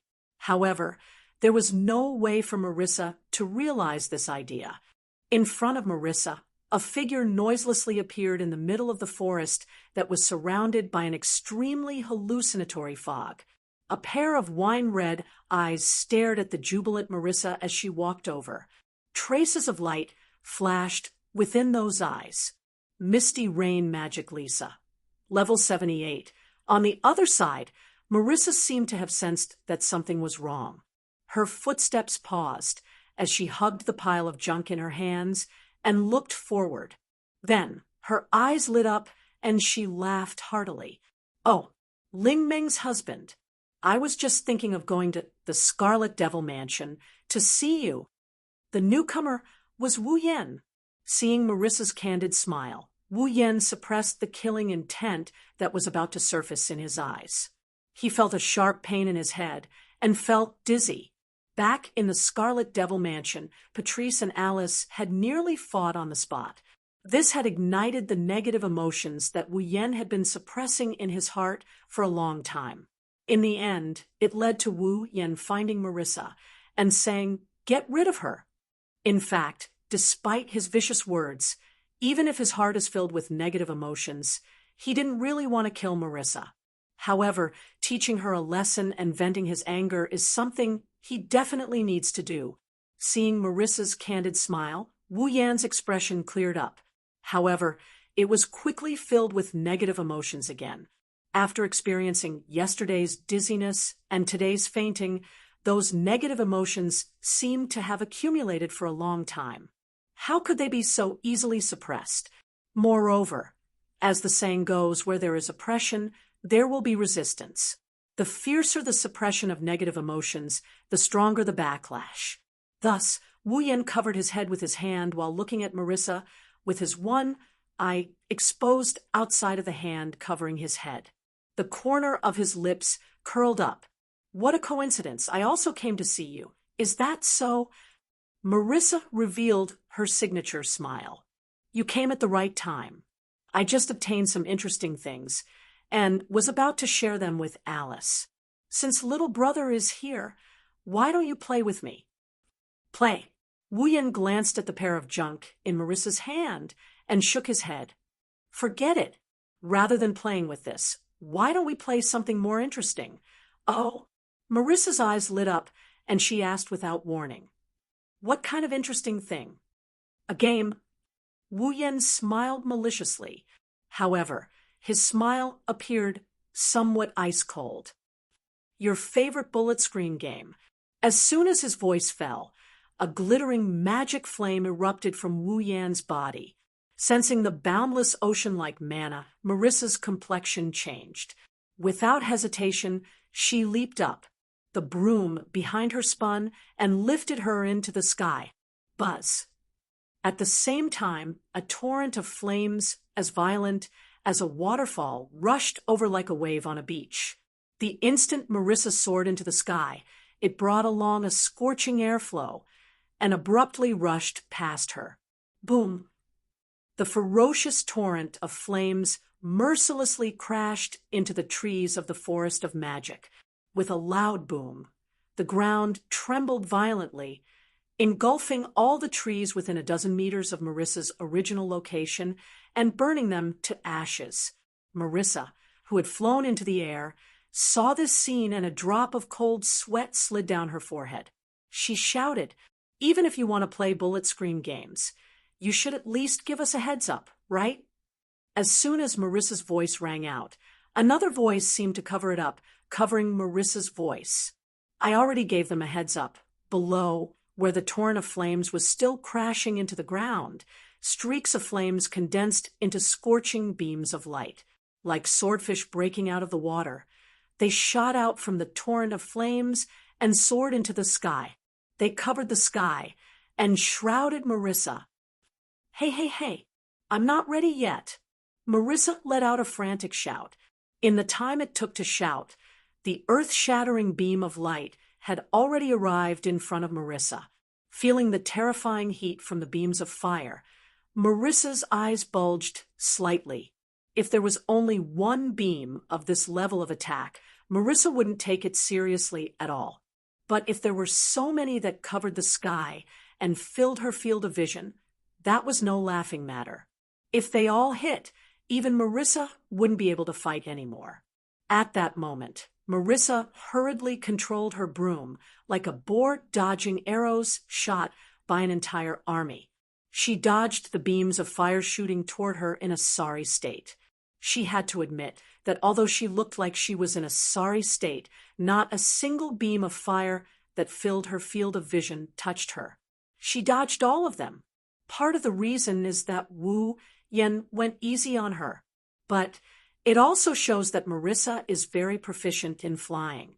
Unfortunately, the pile of junk in her hand wasn't so lucky. Boom! At a certain moment, a beam of fire suddenly shot over. Due to Marissa's evasion, it didn't hit Marissa, but instead ruthlessly struck the pile of junk Marissa was holding in her hands. The next moment, the pile of junk in her hand burst into flames. Wah! It's so hot! Marissa shrieked and let go of the pile of junk. Before the pile of junk could fall to the ground, it burned into ashes in the air. My treasure! Marissa hugged her head and cried out as though she had lost her most cherished treasure. Then she became angry. She looked down and stood up from the broom. Since that's the case, then let's go all out. Marissa even used her favorite words, yet she got angry over a pile of junk. Even the somewhat irrational Wu Yan couldn't help but ridicule her. Compared to Spirit Dream, Marissa seems to be even poorer. Chapter 1757. Although Marissa's treasure had already turned to ashes, leaving Marissa grief-stricken, it also left her hands empty. At this moment, Wu Yan was standing on the ground, filled with flames. Faint magical light fluctuated around him, isolating the surrounding flames. Through the sea of flames, he looked at Marissa above him. Under Wu Yan's attentive gaze, Marissa's hand reached into her magus hat and fished out something. It was an octagonal block. It was black and white with yin and yang fish eyes, and the 8 trigrams carved on its surface. Combined with Marissa's Western witch attire, it gave people a feeling of incongruity. However, that octagonal block, which was like a small stove, was actually an extremely outstanding magical tool. This strange little furnace could release a small fire that was only enough to cook dinner, but it could also release a large fire that could burn down a mountain. Moreover, it was completely fueled by mana, and other than that, it did not require any other conditions to be activated. Due to this 8 trigrams furnace's characteristic of using magical power as fuel, Marissa used it as her main means of attack. She had set up a magical array inside the 8 trigrams furnace, converting magical power into pure offensive power to release a powerful cannon attack. In terms of power, Marissa's magic cannon was at the forefront of the fantasy village. It was also because of this that Marissa had relied on the might of her magic cannon to challenge opponents of a higher rank and rank. With a bit of luck, Marissa had succeeded in her challenges. If one were to say that Soul Dream was a simple bug character, often using cheats, then Marissa was truly shrouded in the aura of a main character, often defeating the strong as the weak. And Marissa's method of defeating the strong as the weak was to surpass her own rank, a super powerful magical cannon attack that could threaten people of a higher rank. Clearly aware of this, even if his heart was filled with negative emotions similar to jealousy, Wu Yan didn't dare to be careless and raised his guard. In that instant, a stream of magical power surged out from Marissa's body, pouring into the 8 trigrams furnace in her hand. Wearing her trademark grin, she aimed the 8 trigrams furnace at the flames below. Magic cannon, final spark. It was as if he was venting. Marissa shouted, and all the mana on the surface of her body instantly poured into the 8 trigrams furnace in her hand, causing it to emit intense mana fluctuations. Bam! With a gunshot that sounded like a sniper pulling the trigger and firing a bullet, the 8 trigrams furnace in Marissa's hand trembled, and a fierce beam of mana shot out from it. From start to finish, Marissa had clearly only poured mana into the 8 trigrams furnace, but the 8 trigrams furnace had actually condensed that pure mana into an extremely powerful beam of light, and with a sound of tearing through the air. Descending from the sky, it landed in the torrent of flames that had yet to dissipate. Then, it ruthlessly scattered the torrent of flames. It landed mercilessly in the direction of Wu Yan. Looking at the power of that attack, even Wu Yan would end up with burns all over his body if he was caught off guard. Impressively, Marissa's bombardment was already capable of threatening rank 9 powerhouses. In the next second, Wu Yan's figure was completely submerged in that multicolored beam of light. Bam! Following an explosion, the torrent of flames was scattered into sparks that filled the sky. Like blossoming fireworks, they scattered in all directions, while the place where Wu Yan was standing exploded into smoke and flames that soared into the sky. Even the ground trembled. I used too much force. It's been a long time since I used Final Spark in a fight. Lingming's husband should be fine, right? Marissa grabbed her hat. Although she said this, her face was full of joy. Although I haven't been able to defeat Lingmeng, I can defeat her husband. In the future, I can be arrogant in front of her. Marissa was aware of her own limitations and knew that she was being very arrogant. However, when the smoke and flames that soared into the sky dissipated and the scene inside was exposed to the air, Marissa was petrified. Perhaps Marissa didn't have much confidence in her own strength, but she had plenty of confidence in her destructive power. Originally, Marissa was a pure, violent person who placed great importance on firepower and didn't care about results. It was also because of this that Marissa's destructive power was like a bug. In the fantasy village, there weren't many people who could withstand Marissa's bombardment head-on. But now, there was one more such person. Below, at the place where the smoke and fire dissipated, there was a sword wall that was as black as ink. It was made up of giant swords, and it was more than 10 meters tall, standing in the center of the smoke and fire. Thick smoke was still rising from it. Clearly, Marissa's final spark didn't hit Wu Yen. Instead, it hit the pitch-black wall of swords and completely blocked Marissa's bombardment. It can't be? Seeing the pitch-black wall of swords that was emitting thick smoke and completely unscathed, Marissa's eyes once again bulged out.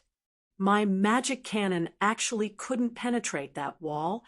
Your destructive power is indeed sufficient, but unfortunately, if you want to directly destroy the ultimate armament born from fantasy, you're still a bit lacking.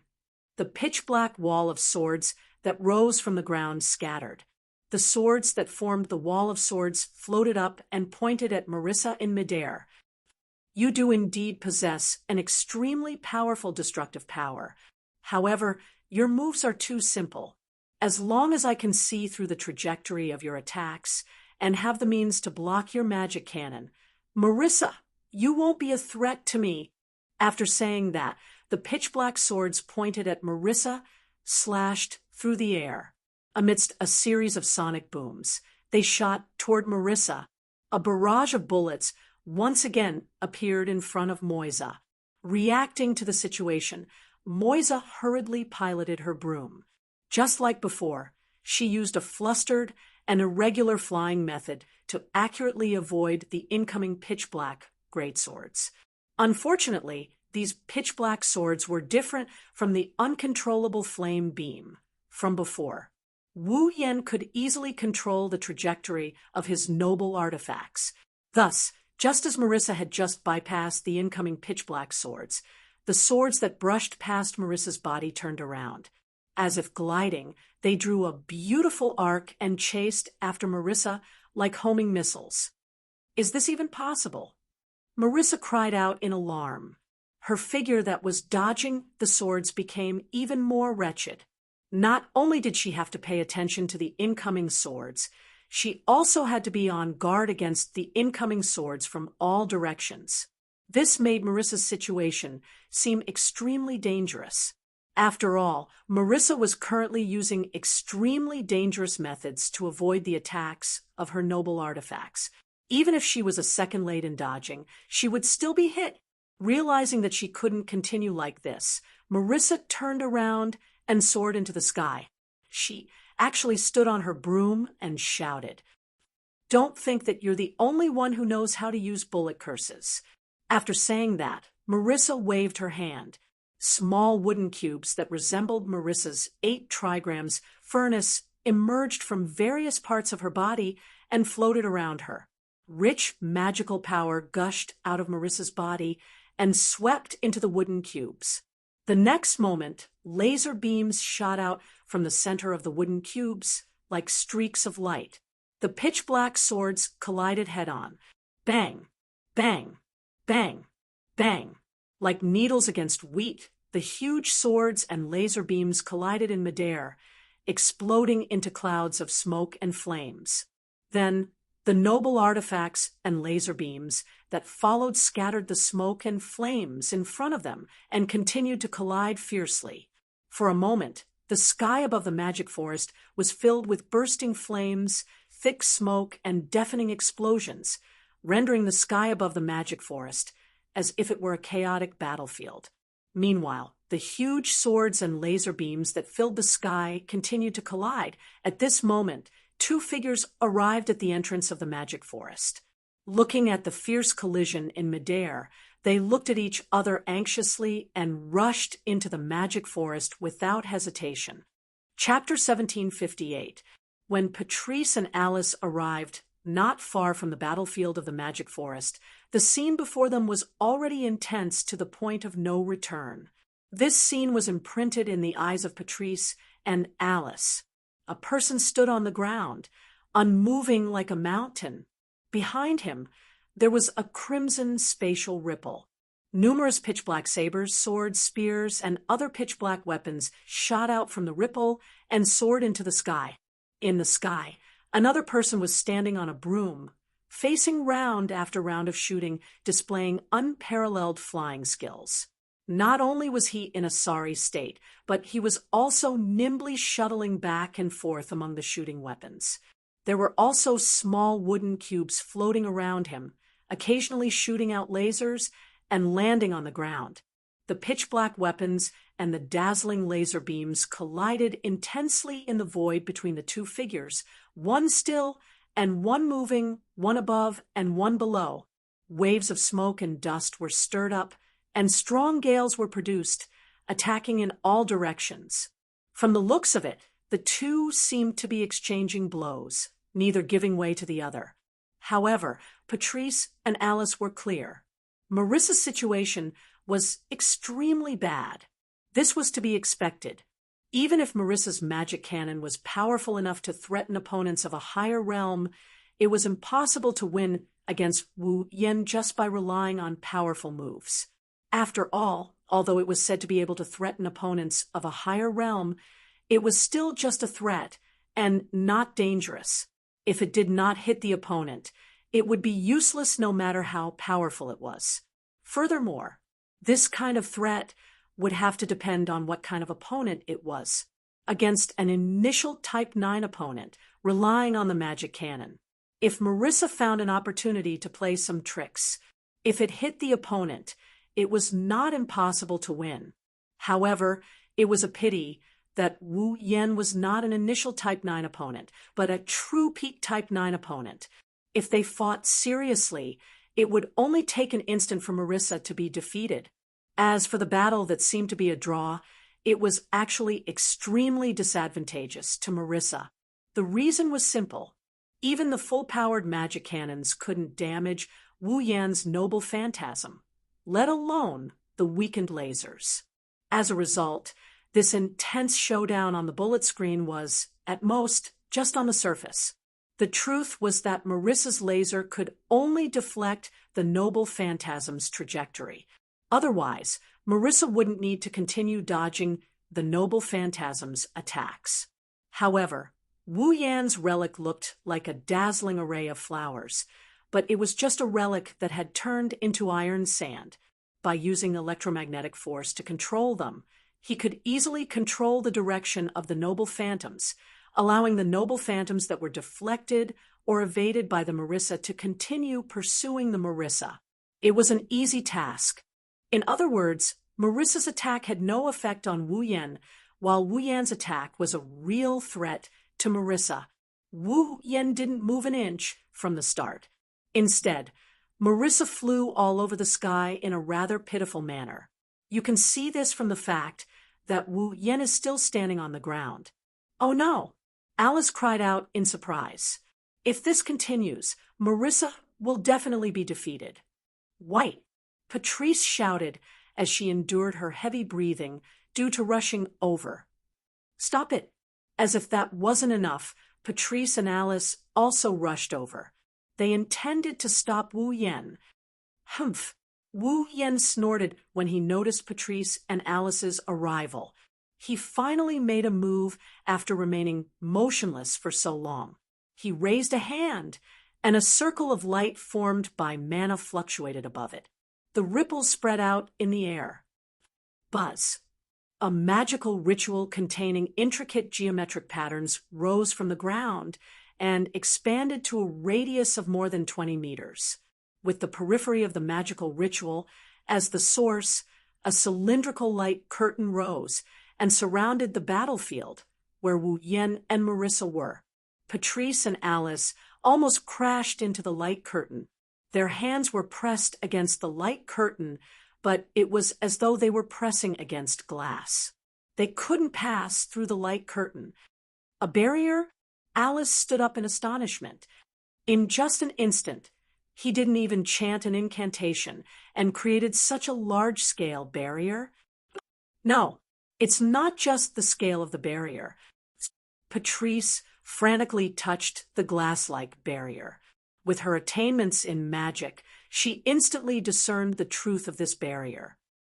Its defense is rather high. Even Marissa's magic cannon won't be able to penetrate it without at least 10 shots. Marissa's magic cannon? 10 shots. Alice jumped up in fright. In just an instant, not even a second, she didn't even chant an incantation. Is this barrier that advanced? I'm afraid it's more than that. Patrice smiled bitterly. It seems that Haku's attainments in magic are higher than I imagined. Don't you have a huge collection of books in your library? Alice hastily asked when she saw Marissa dodging in such a sorry state, as if she could be hit at any moment. Don't you have any other ideas? It's not difficult to break this barrier, but it will take time. Patrice was vexed, but during this period of time, Marissa might be injured at any moment. While Patrice and Alice were having an anxious conversation, Wu Yan seized the opportunity when Marissa's magic power was fading to launch a large number of noble artifacts. Sensing the rapid, fast, and frequent pitch-black weapons piercing through the air, Marissa had no choice but to pick up her 8 trigrams furnace and endlessly pour her magic power into it. Once again, a dazzling light beam shot out. The magical light beam struck away all the noble artifacts in its path and tore through space. In an earth-shattering explosion, it arrived before Wu Yan like a meteorite. But before that, a wave of iron sand swept out from the crimson space behind Wu Yan and wrapped the incoming magic cannon like dumplings. Boom! The powerful magic cannon was like a dud. It was wrapped up and formed into a ball of iron sand and exploded in the sky. Marissa passed through the smoke and fire caused by the collision of the noble artifact and the lasers with her flying item. She held the 8 trigrams furnace in her hand, and with a confident smile on her face, she rushed in front of Wu Yan. Next, Marissa waved her hand and blocked the cannon like 8 trigrams furnace in front of Wu Yan. Love charm, or spark. After the tender voice sounded, a burst of dazzling light burst out from inside the barrier. Boom! Like a wild clap of thunder.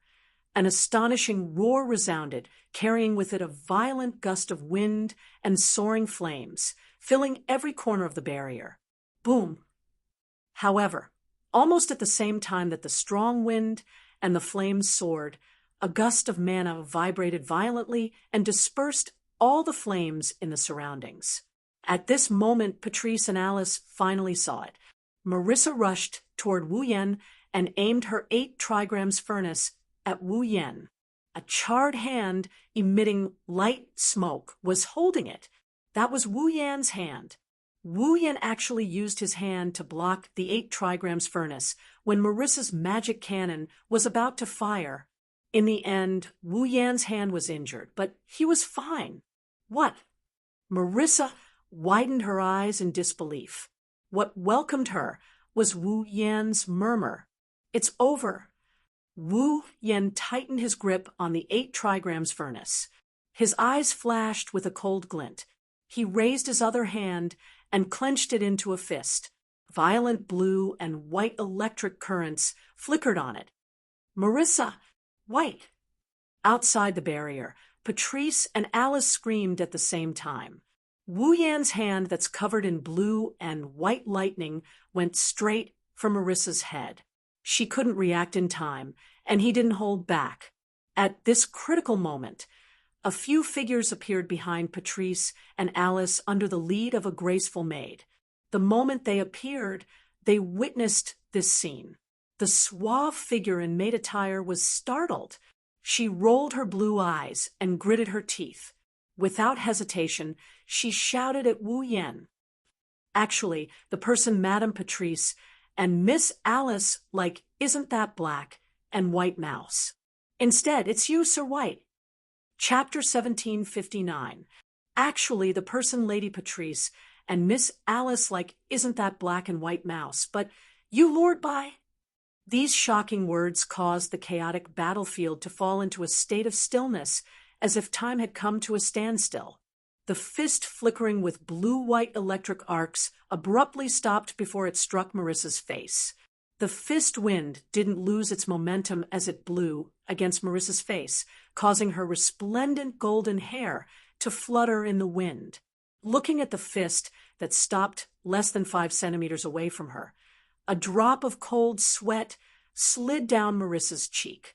Wu Yan stopped paying attention to Marissa and turned his head towards the outside of the barrier where the sound came from. His originally gloomy and unsightly face that was tainted by negative emotions is now filled with astonishment. As for Patrice and Alice, their faces alternated between green, white, black, and blue. In the end, their faces turned into a rose-red color. Let alone Patrice and Alice. Even Remilia and Fran couldn't react in time. Their eyes were wide open as they looked at the culprit behind this sentence. Luo Yi. That sentence just now was said by this headmaid, who had the beautiful reputation of being perfect and chic. Furthermore, looking at Luo Ye's stiff face, it was clear that she shouted out in a moment of desperation. Of course, it was just shouting. However, Luo Yi didn't think of anything. Of course, Wu Yan, who was filled with negative emotions, definitely wouldn't have thought of Luo Ye's considerations. He looked at Luo Yi in astonishment and was at a loss. What you said is true? With a swish, all the people present cast their eyes on Zui Yi. Under everyone's gazes, Luo Yi calmed down. Under Patrice and Alice's sluggish expressions, she nodded her head. Of course it's true. Luo Yi, you. Perhaps it was because these words were too shocking, causing Patrice and Alice to stutter. They looked at the indifferent Luo Yi. He couldn't even spit out a complete sentence. Instead, Remilia, who was holding Fran's hand, was the first to react and chuckled. So, that's what you're planning? Noticing that Patrice and Alice were about to panic, Remilia lowered her voice and said, he explained Jiye's intention. Since Yakumo is jealous that you two like that black and white mouse, he intends to teach her a lesson. Then, let him think that the two of you like him, and the source of his jealousy will disappear. Hearing this, Patchouli and Alice understood Yi Ye's intention. They looked at each other in dismay. One had to admit that Luo Ye's method was the fastest way to solve the problem. Since Wu Yan is jealous of Patrice and Alice for liking Marissa, why don't we just make him think that Patrice and Alice like him instead of Marissa? This way, not only will he be able to stop Wu Yan, he will also be able to get rid of the jealousy in his heart. Why not? It was because they understood this point that Patrice and Alice couldn't refute it even if they wanted to. However, admitting it was even harder than refuting it. How could these two young girls with extremely tender skin do it? However, there was no time for Patrice and Alice to dilly-dally. Really? Under the influence of his negative emotions, Wu Yan appeared to be muddle-headed. He didn't think too much about it and looked at Patrice and Alice with a perplexed expression. The two of you don't like Marissa, and like me? Patrice and Alice's hearts skipped a beat. Just as they were about to retort, Raven Knight whispered from the side. Lady Patrice, Lady Alice, admit it for the time being. Admit it? Patrice and Alice were shocked. They shook their heads without hesitation and shouted in unison. How? How is that possible? Why are the two of you so serious? Remilia snickered at Patrice and Alice as if she was watching a good show. She revealed her cute canine teeth. In any case, even if you admit it, Yakumo-bai will understand that it's only a temporary measure after the moon's drug wears off. So, what if the two of you admit it? You make it sound so easy. Alice was infuriated. But if I admit it, how am I going to interact with him? How am I going to interact with him after the drug wears off? That's too embarrassing. Patrice also weakly begged to give up. Remy, let's think of another way. Then think about it. Remilia agreed, without hesitation. As long as the two of you can think of another way, there won't be a problem. Patrice and Alice were speechless at Wu Yan's words. On the other side, Wu Yan's expression darkened when he saw Patrice and Remilia whispering to each other. The two of you aren't lying to me, right? As he spoke, Wu Yan raised his fist in front of Marissa's face. The blue-white lightning arcs flickered even more violently, causing Marissa to sweat profusely. Remilia rejoiced in Marissa's misfortune. Well, since the one being taught a lesson is that black and white rat, I don't mind. Since Milady doesn't mind, then there's no problem. Marissa nodded. Teaching that black and white rat a lesson isn't a bad idea. Teach it a lesson. Flan, who didn't know what was going on, also laughed. She even said that, out of kindness. Don't worry. Patrice and that doll's sister, Fran, played bullet screen games with Marissa before. Marissa is very sturdy and won't break. However, not only did Fran's words fail to comfort Patrice and Alice, but it also made the two young ladies' hearts skip a beat. In the end, it was Patrice who mustered her courage and blushed. He cried out as if he had given up on himself. Yes, that's right. The one I like isn't Marissa. It's you. Instantly, the flickering blue-white lightning fist in front of Marissa dimmed a little. The haze in Wu Yan's eyes also cleared up. It's effective. Remilia seemed to be excited and urged Alice. Quick, you too. How could I possibly say that? Alice couldn't help but take 2 steps back, shaking her head like a rattle. Her face was filled with panic. And this will. Wu Yan's gaze was fixed on Alice. Alice's body stiffened, and she couldn't react. Miss Alice. Even Dark Knight began to urge her. If you don't say it, that black and white mouse will be in trouble. Alice was at a loss. She looked at Marissa, who was sweating profusely under the lightning fist, and didn't even dare to speak. She closed her eyes and blushed as though she couldn't see anyone and shouted. I also, like you. The entire place was silent.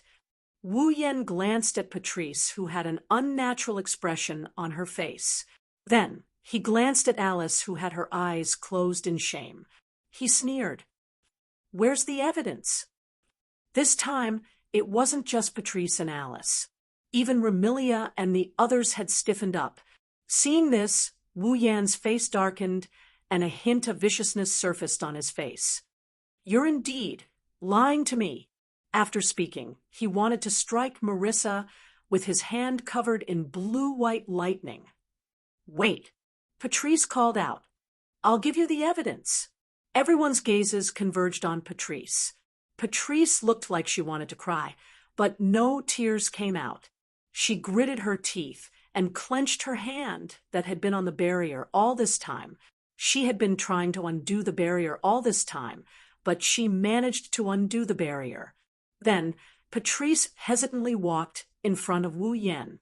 Seeing Wu Yan's frown, she steeled her heart and tiptoed.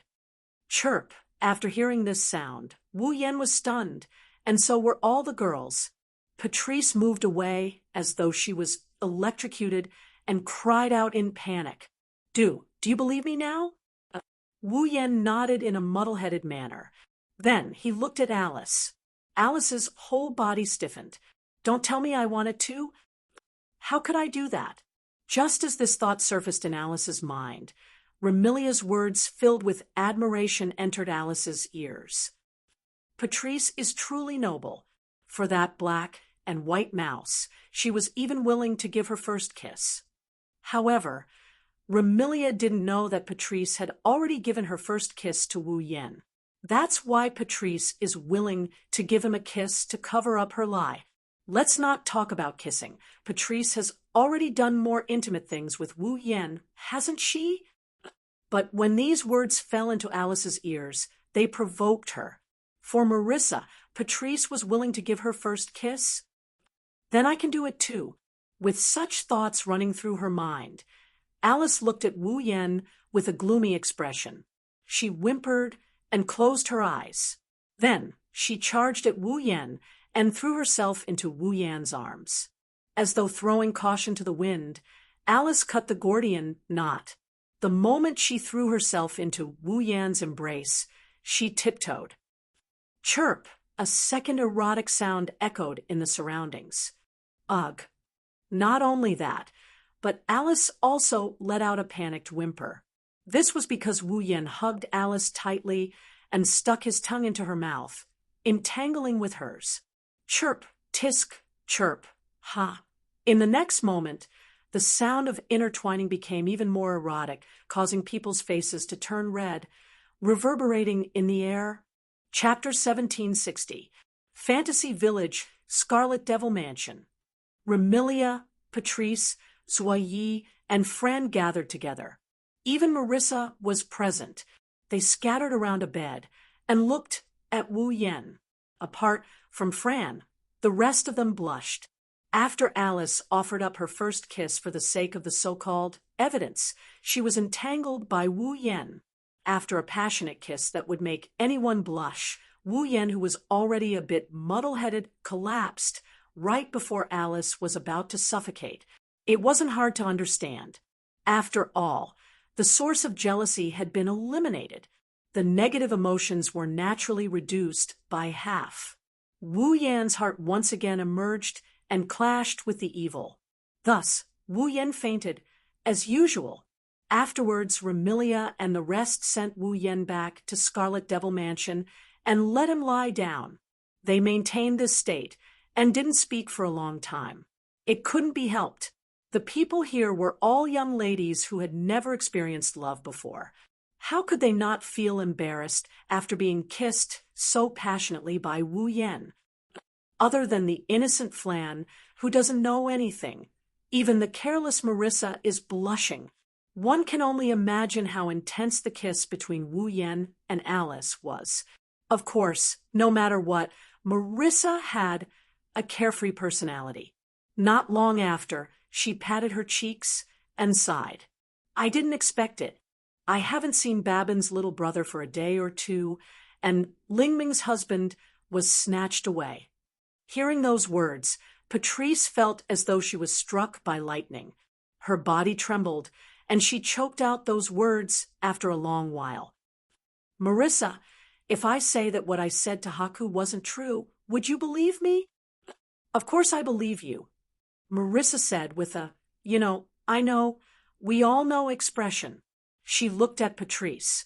She gave a thumbs up. Although Lingmeng is my good friend, she is also my greatest opponent. Thus, I will not tell Lingmeng about today's matter. Don't worry. Patrice, who had long expected that Marissa wouldn't believe her words, revealed a broken smile. She no longer spoke, but there was no other way. Who asked Patrice to take the initiative to kiss Wu Yen for the sake of proof? Marissa couldn't possibly know that Patrice only did this because of the ripple she had with Wu Yen. Thus, she took the initiative to kiss Wu Yen for the sake of proof. Patrice naturally couldn't spread the news and could only swallow the bitter fruit. It's over. Marissa completely misunderstood me. It's really over. Pondering over this, Patrice's mischievous smile turned even more bizarre. Coupled with her pale complexion due to her frail body, she looked exceptionally terrifying. If Patchouli looked like she was broken, then Alice looked like she was broken. Ha ha ha ha ha ha. Hiding in the corner of the room, Alice had her back, facing everyone present. No one could see her expression clearly, but a sinister laughter kept coming out from her body. My first kiss is gone. Marissa even saw me kissing a man. Ha ha ha ha.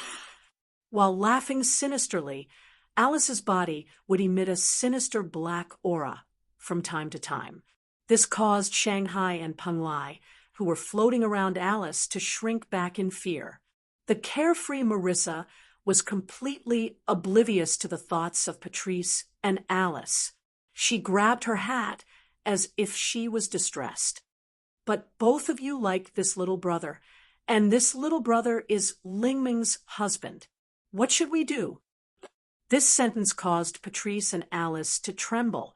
Patrice's smile became even more sinister, while the other's laughter became even more sinister. Remilia felt uncomfortable as she waved her hand. All right, if you want to make fun of Patrice and Alice, wait for Mayanbai to wake up. After all, their first kiss was snatched away, and Patrice and Alice can't get married. Mary can't get married? Patrice and Alice seemed to have suffered a blow as their bodies trembled violently. Who says we can't get married? Seemingly feeling pity for Patrice and Alice, Marissa jumped out as though she wanted to stand up for Patrice and Alice. Patrice's eyes lit up, and Alice also turned her head over. However, Marissa's next sentence caused the two to fall from a state of shock to a state of hell. Mayanbai's little brother has a lot of money. If he can raise Lingming, adding Patrice and Alice wouldn't be a problem. Marissa! Sha! Alice almost flipped out. Her words, filled with resentment, caused Marissa to shrink back and not dare to speak anymore. Sigh. Remilia shook her head as if she had a headache. She looked towards Patrice, who was muttering, "Can't get married," and asked, "Patrice, can't you think of a way to deal with this fellow?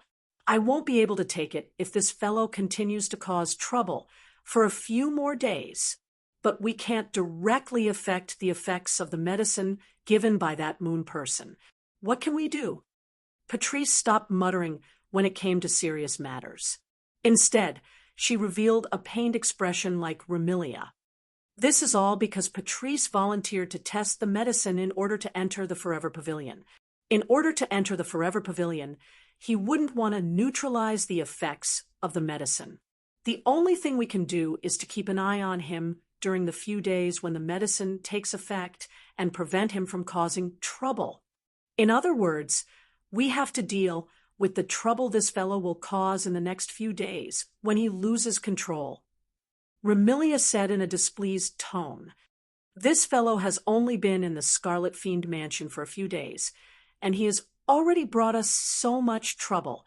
If I had known earlier, I wouldn't have let him enter the Scarlet Fiend Mansion." Sister, hearing Remilia's words, Fren, who was lying beside Wu Yan and taking care of Wu Yan, turned around angrily and glared at Remilia. "Sister, you promised Fran to live with brother.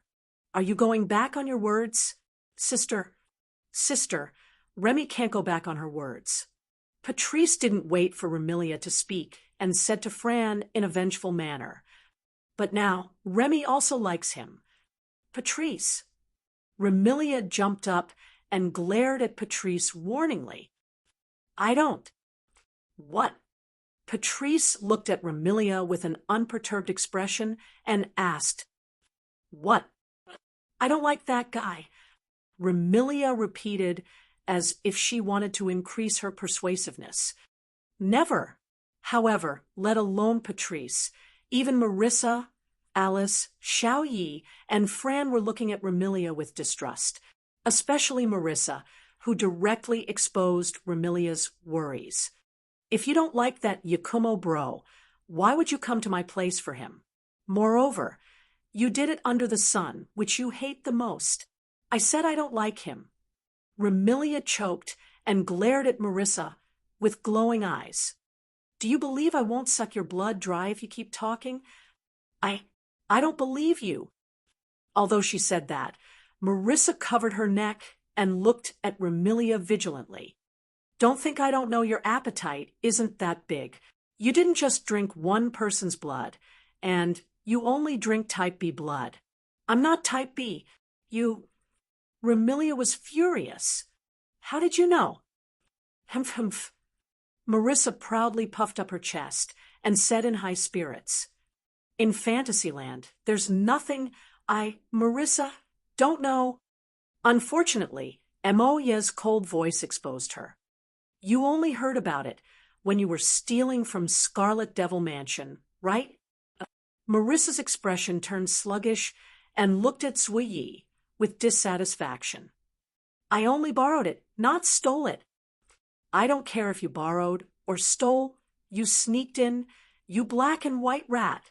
Remilia snorted, and she glared at Wu Yen, who was lying on the bed. She started complaining. "Looks like my bed is going to be occupied by this guy. How about we lock him up?" Marissa said with some excitement. "This way, we won't let him go out and cause trouble. Even a black and white rat like you knows how to break the wall and escape when you're caught stealing. Do you think Lord Bai is an idiot?" Zuyi stood up and came to Remilia's side. "Miss, how about letting me take care of Lord Bai?" Hearing this, Remilia, Patrice, Alice, Marissa, and the others looked at Jean Yi with strange expressions, making Jean Yi's expression turn unnatural. Remilia sighed. What a sinful man. Chapter 1761. Thinking about it, ever since he drank Yongling's medicine for the past 2 days, if he wasn't feeling dizzy or tired from the clash of the two natures, he would have fainted and spent most of his time lying in bed. Yongling's medicine was supposed to only affect a person's heart and mind, but in the end, it created such a burden. It was indeed unexpected. However, this also proves that Wu Yan's heart has been trying to resist the evils brought about by Yongling's medicine. He hasn't stopped at all. However, no matter how much he resisted, there would always be an opportunity. There would be times when he would be taken advantage of. There would also be times when the negative emotions would erupt due to excessive suppression and become difficult to suppress. The bullet screen game with Marissa proved this point. Now that things had developed to this extent, neither Remilia nor Patrice dared to treat this as a good show. After all, strictly speaking, even if the bullet screen game between Wu Yan and Marissa was considered to have followed the rules of the rune card, who knew when the negative emotions would cause Wu Yan to break the rules and directly attack others? If that's the case, Boli Miko-sama might even make a move and clash with Wu Yan, who's under the influence of negative emotions. And clashing with Barry would be equivalent to clashing with the entire Fantasyland. At that time, it would truly be troublesome. Regarding this, Remilia's face had a grumbling expression. Patrice also had a headache, but she still seriously instructed Zuyi to watch over Wu Yan. Zuyi seemed to have the same intention and nodded without hesitation. Then, Fran, who wanted to stay behind to take care of Wu Yan, was pulled away by Remilia. Marissa also trembled in fear as she brought Alice, who was still emitting black smoke, and left. Zuyi was the only one left in the room. He stood by the side and looked after Wu Yan. It was rare for him to not be by Remilia's side. He looked after Wu Yan for an entire night, until the next morning. Wu Yan, who had been sleeping on the bed, suddenly let out a soft groan. The groan was extremely soft. However, his voice reverberated clearly in this incomparably silent room. Along with the sound, Wu Yan, who was lying on the bed, slowly opened his eyes. As soon as he opened his eyes, Wu Yan felt a stabbing pain in his head. He couldn't help but cover his forehead and look around with a dazed expression. This is Scarlet Devil Mansion? Am I back? The dazed expression on his face gradually faded. Wu Yan's clear consciousness returned to his mind, but his face was filled with a strange expression. He didn't know whether to laugh or cry. Although his head was still a little dizzy, Wu Yan still remembered everything that happened when he was awake, even when he was under the influence of negative emotions. In other words, He got jealous out of nowhere and got into a fight with Marissa. Then he got confessed to by Patrice and Alice. Then he got kissed by the two beauties in front of everyone. Wu Yan remembered all of that. It was because of these memories that Wu Yan felt his headache worsening. If he had a choice, Wu Yan would rather not remember these things. She actually got jealous of Marissa because of Patrice and Alice's Yuri plot and fought with Marissa. Was there anything more shameful than this? In order to prevent himself from doing that, Patrice and Alice sacrificed a lot. Later on, Wu Yan even hugged Alice and kissed her wildly under the eyes of everyone in Scarlet Devil Mansion. How am I going to face others in the future? Hachi Yonglin. Wu Yan could only treat this as humiliation and blame it on Hachi Yonglin. I was really screwed over by you. Grumbling, Wu Yan patted his head and sat up on the bed. But when he sat up, Wu Yan discovered that there was another person beside him. Dazzling silver hair drooped down due to gravity. Some laid on the edge of the bed, and some scattered on the owner's cheeks. Along with the owner's long breath, the hair moved up and down along with the owner's cheeks. Her beautiful and long eyelashes seemed to be stained with a little bit of water vapor, reflecting a beautiful luster. The young girl sat on a chair beside the bed, lying on the edge of the bed. Her eyes were closed, and she breathed out sweet breaths with a serene face. Without a doubt, the young lady was in a deep sleep. Moreover, after taking care of Wu Yan for an entire night, she finally fell asleep due to exhaustion. Needless to say, the young lady sleeping on the edge of the bed is Xiao Yi. Xiao Yi? Looking at the sleeping Xiao Yi lying on the edge of the bed, Wu Yan was startled at first. Then he guessed what was going on, and a bitter smile appeared on his face. Really, you've caused me a lot of trouble. While saying that, he looked at Sakuya's peaceful sleeping posture. Wu Yan couldn't help but reach out his hand to gently brush away the strands of hair that are hanging on Sakuya's cheeks. He also gently caressed her pretty face. The smooth feeling instantly passed through his hand that touched the young lady's skin. However, Wu Yan wasn't in the mood to enjoy it. He was completely immersed in Xiao Ye's peaceful sleeping face. In other people's eyes, Zui Yi was an all-round person who could even be said to be perfect. Her performance was decent. She was smart and capable, and her temperament was extraordinary. No one could find fault with her. Therefore, she was given the title of Perfect Headmaid. In the past, Wu Yan had more than once admired this highly capable and capable headmaid. He also admired Nageo's workability and other aspects of her. But looking at Sakaya's peaceful sleeping face, Wu Yan understood the reason behind it.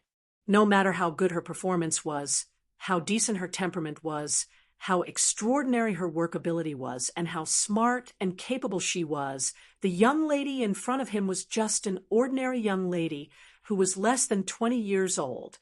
No matter how tense her heart was, no matter how restrained her behavior was, and no matter how much she paid attention to her every move and performance, Xiao Yi couldn't continue to maintain her perfect and chic image in her sleep.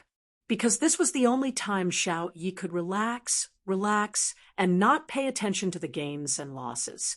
Without the powerful ability to control time, without the strict requirements for her behavior and performance, Xiao Yi was just an ordinary young lady.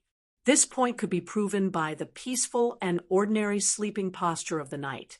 Perhaps this was the first time Xiao Yi exposed her sleeping posture in front of others. Looking at Xiao Ye's peaceful sleeping posture, Wu Yan's heart was filled with uncontrollable tenderness instead of tranquility. This tenderness might have been completely transmitted to Xiao Ye's heart through the hand stroking Xiao Ye's cheek. Xiao Ye's eyelashes trembled a few times, and she slowly opened her eyes. When the wine-red eyes and the blue eyes met, time seemed to have stopped. Wu Yan didn't stop because of Xiao Ye's awakening. He still stroked Xiao Ye's cheek, and the tenderness in his eyes couldn't be hidden. Sakuya didn't make any move due to her current situation. It's as if she's immersed in the rich tenderness surging from those wine-red eyes. She maintained her lying position as she stared at Wu Yan without blinking her eyes. Her eyes rippled with emotions. Everything was understood without words. Not knowing, when Wu Yan moved closer to Xiao Yi looked at the face that gradually enlarged in her eyes. Xiao Yi didn't want to avoid it. Except for the ripples in her eyes, she didn't make any other move. Under such circumstances, the distance between the two was constantly shortened, and their lips were getting closer and closer. At a certain moment, Xiao Yi gently closed her eyes. Ugh. The instant their lips touched, Ruo Yi let out a nasal sound. Her delicate body also trembled slightly as she instinctively opened her mouth. Taking advantage of the opportunity, Wu Yan stuck out his tongue, caught the soft lilac tongue, and entangled it. Chirp. This time, Xiao Ye's eyelashes trembled slightly, but she didn't refuse the overbearing invasion of the tongue. She used a jerky and passive movement to slowly intertwine with it. In this perfect atmosphere, it was obvious that Xiao Yi was moved. She gave her first kiss, which she had never thought of giving to anyone before. To be honest, Wu Yan himself didn't expect Xiao Yi to accept his kiss. No matter what, the two had only known each other for a few days. The relationship between them was not so much love, but more like mutual appreciation. It was far from being so intimate. However, it was also true that Xiao Yi didn't resist. Therefore, under the influence of the atmosphere, Wu Yan reached out and carried Xiao Yi to the bed. Chapter 1762.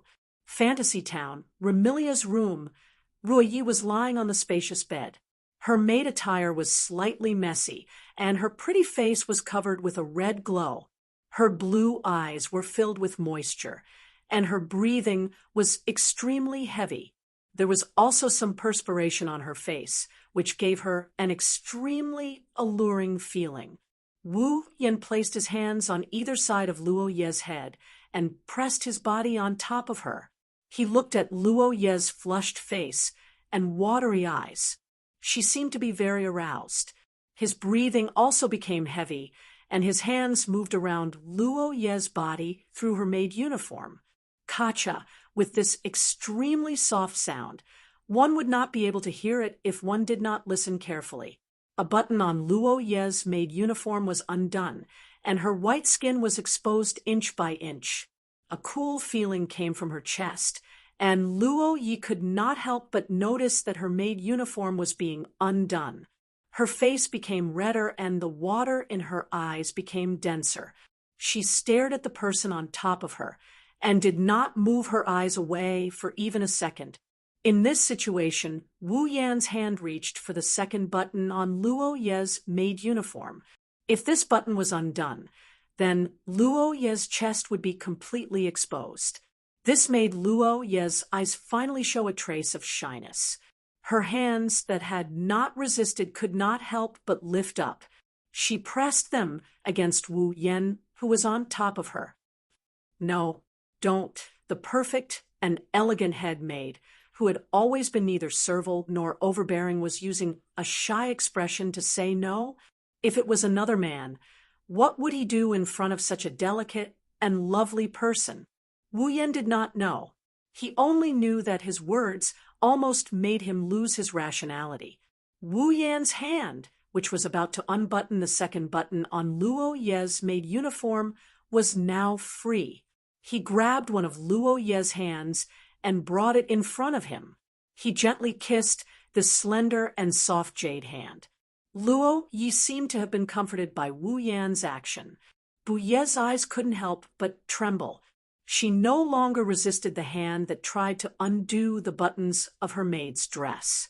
Seeing this, Wu Yan couldn't help but reach out his hand again and put it on the button of Ye's maid uniform, just as Wu Yan was about to undo the buttons on Bai Ye's maid uniform and release the softness hidden under the maid uniform. Bai Ye's eyes lit up. At the entrance to Remilia's room, the door was forcefully opened. "Yo, I'm here again." The sudden voice gave the two of them a huge fright. Ah! The confusion in Xiao Ye's eyes instantly disappeared without a trace. What replaced it was the awe of the past. Apart from that, there was also a trace of panic as he cried out in alarm.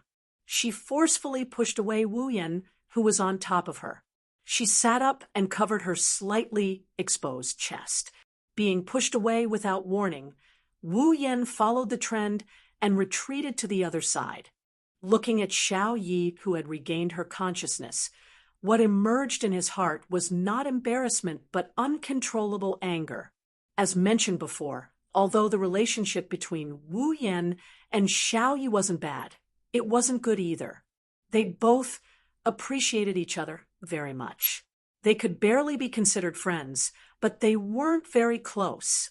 The reason why Xiao Yi didn't refuse Wu Yan's intimate action and not only accepted his kiss, but also accepted him to take a step further. If things continued to develop, they would definitely have a relationship. It was all because of the atmosphere. In such a good atmosphere, it was believed that as long as people liked each other, they would more or less inevitably have some intimate contact with each other. It was precisely because of this that this perfect and chic head maid would let down her guard and accept Wu Yan's invasion. In other words, this sudden voice had broken a great opportunity to have intimate contact with Black Knight. With Xiao Ye's personality, if he wanted to make progress with her again, he was afraid that the atmosphere would no longer be able to decide, and it wouldn't be that easy. How could an opportunity for the perfect and chic head maid to let down her guard be so easily encountered? Thinking of this, Wu Yan's heart surged with a sullen feeling like a volcanic eruption. At the same time, there was also an indescribable emotion that definitely shouldn't be expressed by Wu Yan. That was the anger that couldn't be suppressed and instantly filled Wu Yan's heart. Driven by anger, Wu Yan turned his head hard and looked in the direction of the door. Then, holding a broom, Marissa's face with a carefree smile appeared in front of Wu Yan's eyes. Oh, already awake. Marissa didn't seem to notice what Wu Yan and Xiao Yi had just done. She just looked at Xiao Yi, who was sitting on the bed with a red face and clutching her chest, and asked curiously, "What's wrong?" Under Marissa's curious gaze, Xiao Yi used the fastest speed in her life to stop time and quickly jumped off the bed. She buttoned up the front of her body and tidied up her messy clothes. After doing all this, Xiao Yi glanced at Wu Yan, who lowered his head and couldn't see his expression. She patted her cheeks and suppressed the panic and shyness in her heart. She took a deep breath and calmed down before releasing time stop. Until now, Xiao Yi only needed to talk to Marissa with a calm appearance as usual. Then she could cover up everything and act as if nothing had happened. However, in the next moment, something that disrupted Zhuoye's plan and exceeded his expectations happened. Misty Rain Marissa, looking at Marissa, who was standing at the door, Wu Yan's eyes were full of anger. His rationality was completely suppressed by anger. Didn't your family teach you that you need to knock before entering someone's room? That voice was filled with anger, causing Zhao, who was just about to say his excuse, to freeze on the spot. What? Even Marissa seemed to be surprised, but she quickly shouted with a face full of anger. "I came to see you with good intentions. Why are you so angry?" If it was the usual Wu Yan, hearing Marissa's words, no matter how big his anger was, it would be greatly reduced. But at this moment, Wu Yan's anger not only didn't diminish but also became more and more exuberant, causing him to coldly say such words. "I don't think our relationship is so close that we can visit each other." You. Marissa was stunned. Clearly, she didn't expect Wu Yan to say such words.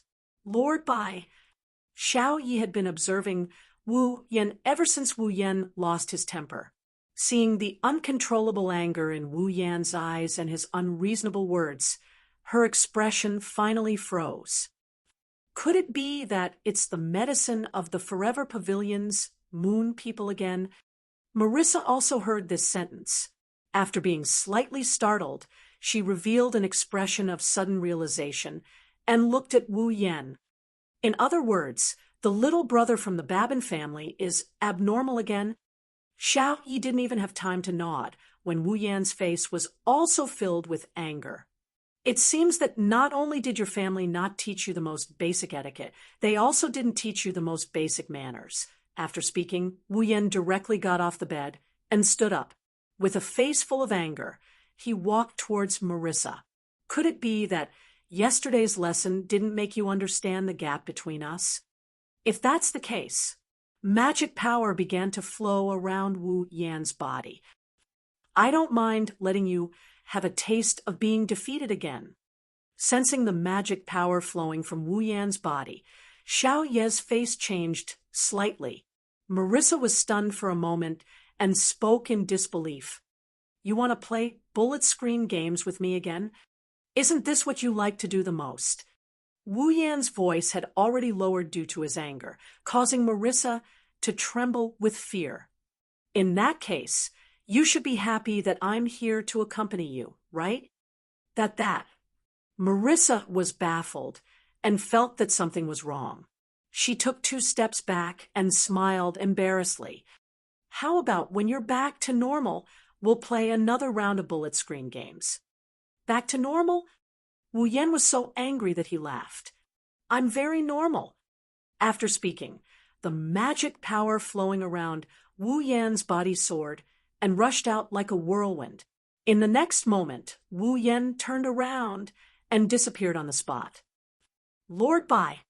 Xiao Yi, who sensed that something was wrong, didn't even have time to activate her ability to stop time before Wu Yan disappeared. She could only scream. Stop! Bang! In the next second, Xiao Ye's voice was drowned out by a muffled sound. Chapter 1763. Boom!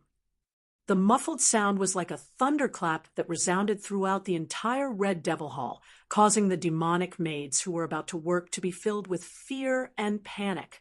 Not long ago, a muffled sound suddenly rang out in the Red Devil Mansion.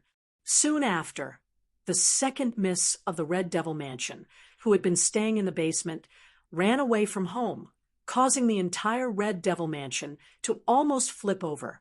Now that the same thing happened, the fairy servants couldn't help but panic like birds startled by the twang of a bow. In the hall of the Scarlet Devil Mansion, Remilia and Fran ran out from one of the surrounding corridors. Patrice also appeared from another corridor and met up with the 2 of them. What's wrong? Remilia's small face showed a hint of surprise. What happened this time? This sound seems to be coming from your room, Remy.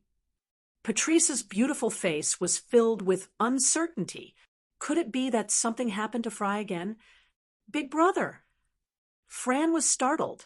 She leaped off the ground and tried to fly toward Remilia's room, where Wu Yan was. However, the corridor leading to Remilia's room shook violently. Boom! Along with the vibration of the corridor, a dull roar once again reverberated throughout the entire Red Devil Mansion.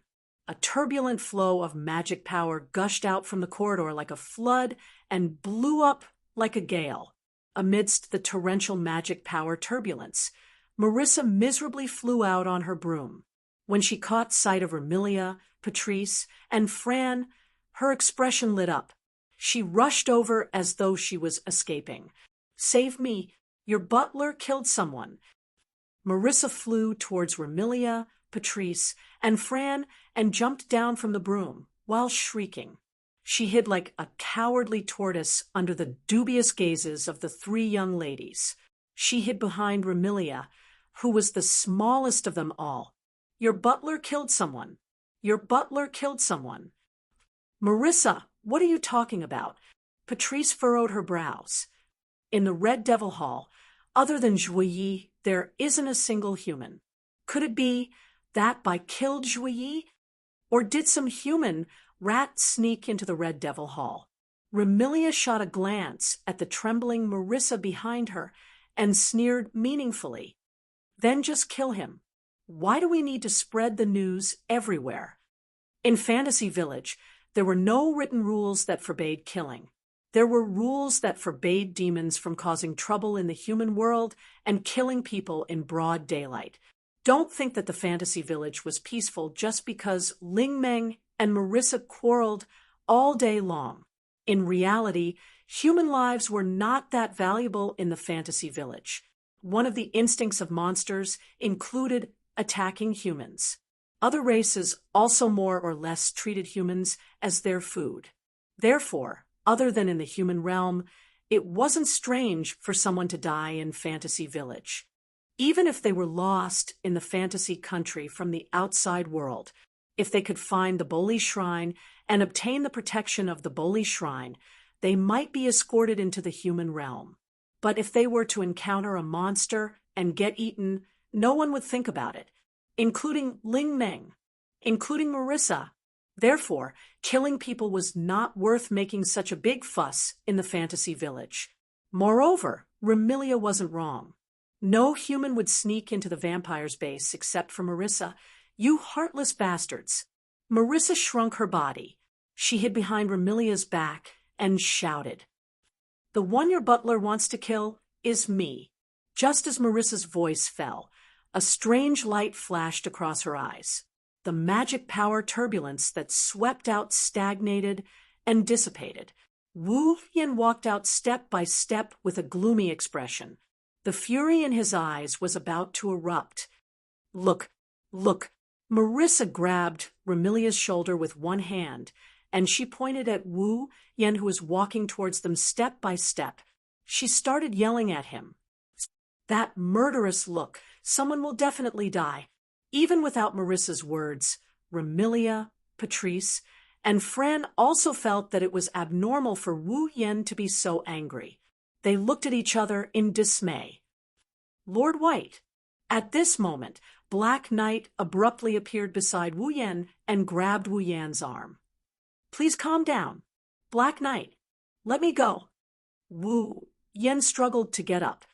"Today, I must teach this unfortunate Black and White a lesson and let her know what etiquette and manners are. I am not some unfortunate Black and White. I have a name, Misty Rain Marissa."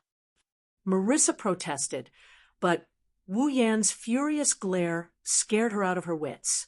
She shrunk back and hid behind Remilia's back.